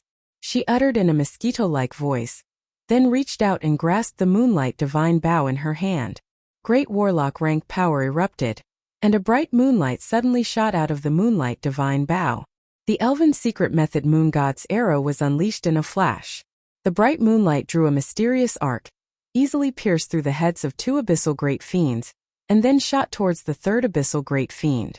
The 3rd Abyssal Great Fiend only had time to move a little before the moonlight brushed past its cheek, directly cutting off a quarter of its cheek, and one of its ears was shattered into pieces. The Abyssal Great Fiend screamed and immediately launched Blink in an attempt to escape. Spatial disruption. An elven legend wizard silently recited an incantation and pointed with a finger, and chaotic spatial fluctuations enveloped the Abyssal Great Fiend. The spatial fluctuations around the Abyssal Great Fiend disappeared, and it stood there with a look of horror on its face. Taking advantage of this, Yang Feng blurred into motion, appeared in front of the Abyssal Great Fiend, stabbed the Abyssal Great Fiend in the chest with his hand, and dug out its heart. After the 7 Abyssal Great Demons were killed, a steady stream of Abyssal Demons poured out of the passage and rushed towards the elven powerhouses. The 5 elven legend rank powerhouses went all out and led the elven warriors to barely maintain the front line. Elder Kelly said decisively, "Ian, please go to the Moonlight Square with Kafalina, Growlithe, and Arachne to support Her Majesty Great Elven Monarch Azramia." Kafalina, Growlithe, and Arachne were all legendary powerhouses of the elves. Only legendary powerhouses were qualified to join the battlefield below the Moonlight Square. It was very difficult for ordinary elves to pass through that passage quickly. Karina also had an anxious look on her face as she said, "Elder Kelly, I also want to save my mother." Kelly frowned and said sternly, "No. Karina, you're too weak. Whether it's magic or martial arts, your cultivation base is too weak. In such a battle, you'll only be a burden to Ian. You have to stay here." Karina's pretty complexion changed. After a while she turned around, stared at Yang Feng, and gritted her teeth, saying, "Ian, I'm counting on you. If you save my mother, I'll treat you as a real suitor." Yang Feng teased, saying, "Just a suitor? I thought you were going to devote your life to me. Karina gave Yang Feng a blank look. It's not that simple. We elves are very strict when it comes to choosing a partner. Once we've decided on one, it's for life. Elves were very strict when it came to choosing a partner. Once they chose a partner, they would be faithful and would never betray him. Of course, Yang Feng, who got information on the Feisua Plains races from the demonic fighting sect, knew that only when elves were willing partners would there be such a good thing. Some elves who were married to the leaders of many major forces of the Feisua Plain as spies, God knows how many times they had stabbed their partners in the back. Kelly took a step forward and said solemnly, Duke Ian, as long as you save Her Majesty Great Elven Monarch Azramia, then henceforth, you'll be the benefactor of us elves. As long as you say the word, we elves won't refuse. Yang Feng pointed to Faldina and said, All right. However, I'll have to trouble you to take care of my friend. Although Faldina could contend against a human sacred swordsman, but on the battlefield of abyssal great fiends, she could die if she wasn't careful. Faldina smiled faintly and stood quietly next to Karina. She clearly had no objection to Yang Feng's arrangement. Kelly nodded and said, Okay. Don't worry, as long as I'm alive, I won't let anything happen to her. Let's go. Yang Feng took the lead. His figure shook, and with a flick of his wrist, the secret treasure sword forged from divine blood steel turned into sword rays that swept towards the fiends. In the wake of the sword rays, the fiends were turned into countless fragments, and their blood scattered on the ground. Although it was somewhat difficult for the secret treasure sword forged from divine bloodsteel to kill a demigod rank expert like Ciceron, but it was as easy as chopping tofu for abyssal fiends. Kelly's heart shook, and she exclaimed in admiration, So strong! With an elven shield in hand, Growlithe guarded in front of Kafalina and Arachne. Arachne was a legend wizard. With an emerald green magic staff in hand, she silently recited an incantation, pointed forward, and unleashed the level, forespelled demonic vine strangulation. Countless thick demonic vines extended from the walls of the moonlight tree and shot towards the abyssal fiends like flood dragons. Crackle, crackle. As if insects, the abyssal fiends were crushed by the thick demonic vines, and copious amounts of blood and internal organs scattered on the ground. A large number of abyssal fiends were killed by the demonic vines, and a path to the moonlight square was cleared. Yang Feng's group of 4 rushed into the passage and advanced towards the moonlight square. Along the way, a steady stream of abyssal fiends poured out of the moonlight square. With the secret treasure sword in hand, Yang Feng unleashed the demonic fighting sect's secret demonic fighting sword art. Sword rays dazzled, and the abyssal fiends were quickly killed as soon as they appeared. As soon as an abyssal great fiend appeared, it was shot in the head by Kafalina's moon god's arrow. Every time she shot a moon god's arrow, Kafalina would take a vial of cyan elixir to restore her consumed physical strength and spirit force.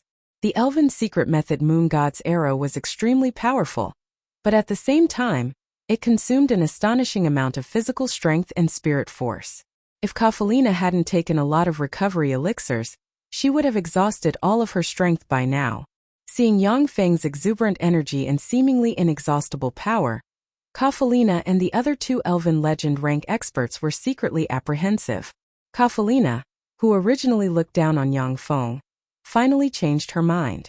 Amidst the constant slaughter, Yang Feng's grasp of the demonic fighting sect's sword art became more and more proficient, and his understanding of fighting continued to improve. Along the way, countless abyssal fiends fell to Yang Feng's sword, and the party finally reached the moonlight square. At this time, the moonlight square was densely packed with abyssal fiends.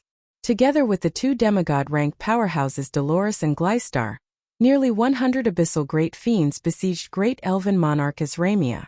Great Elven Monarch Azramia shone with golden light, looking like a dazzling sun. Her every movement contained the divine energy of the sun.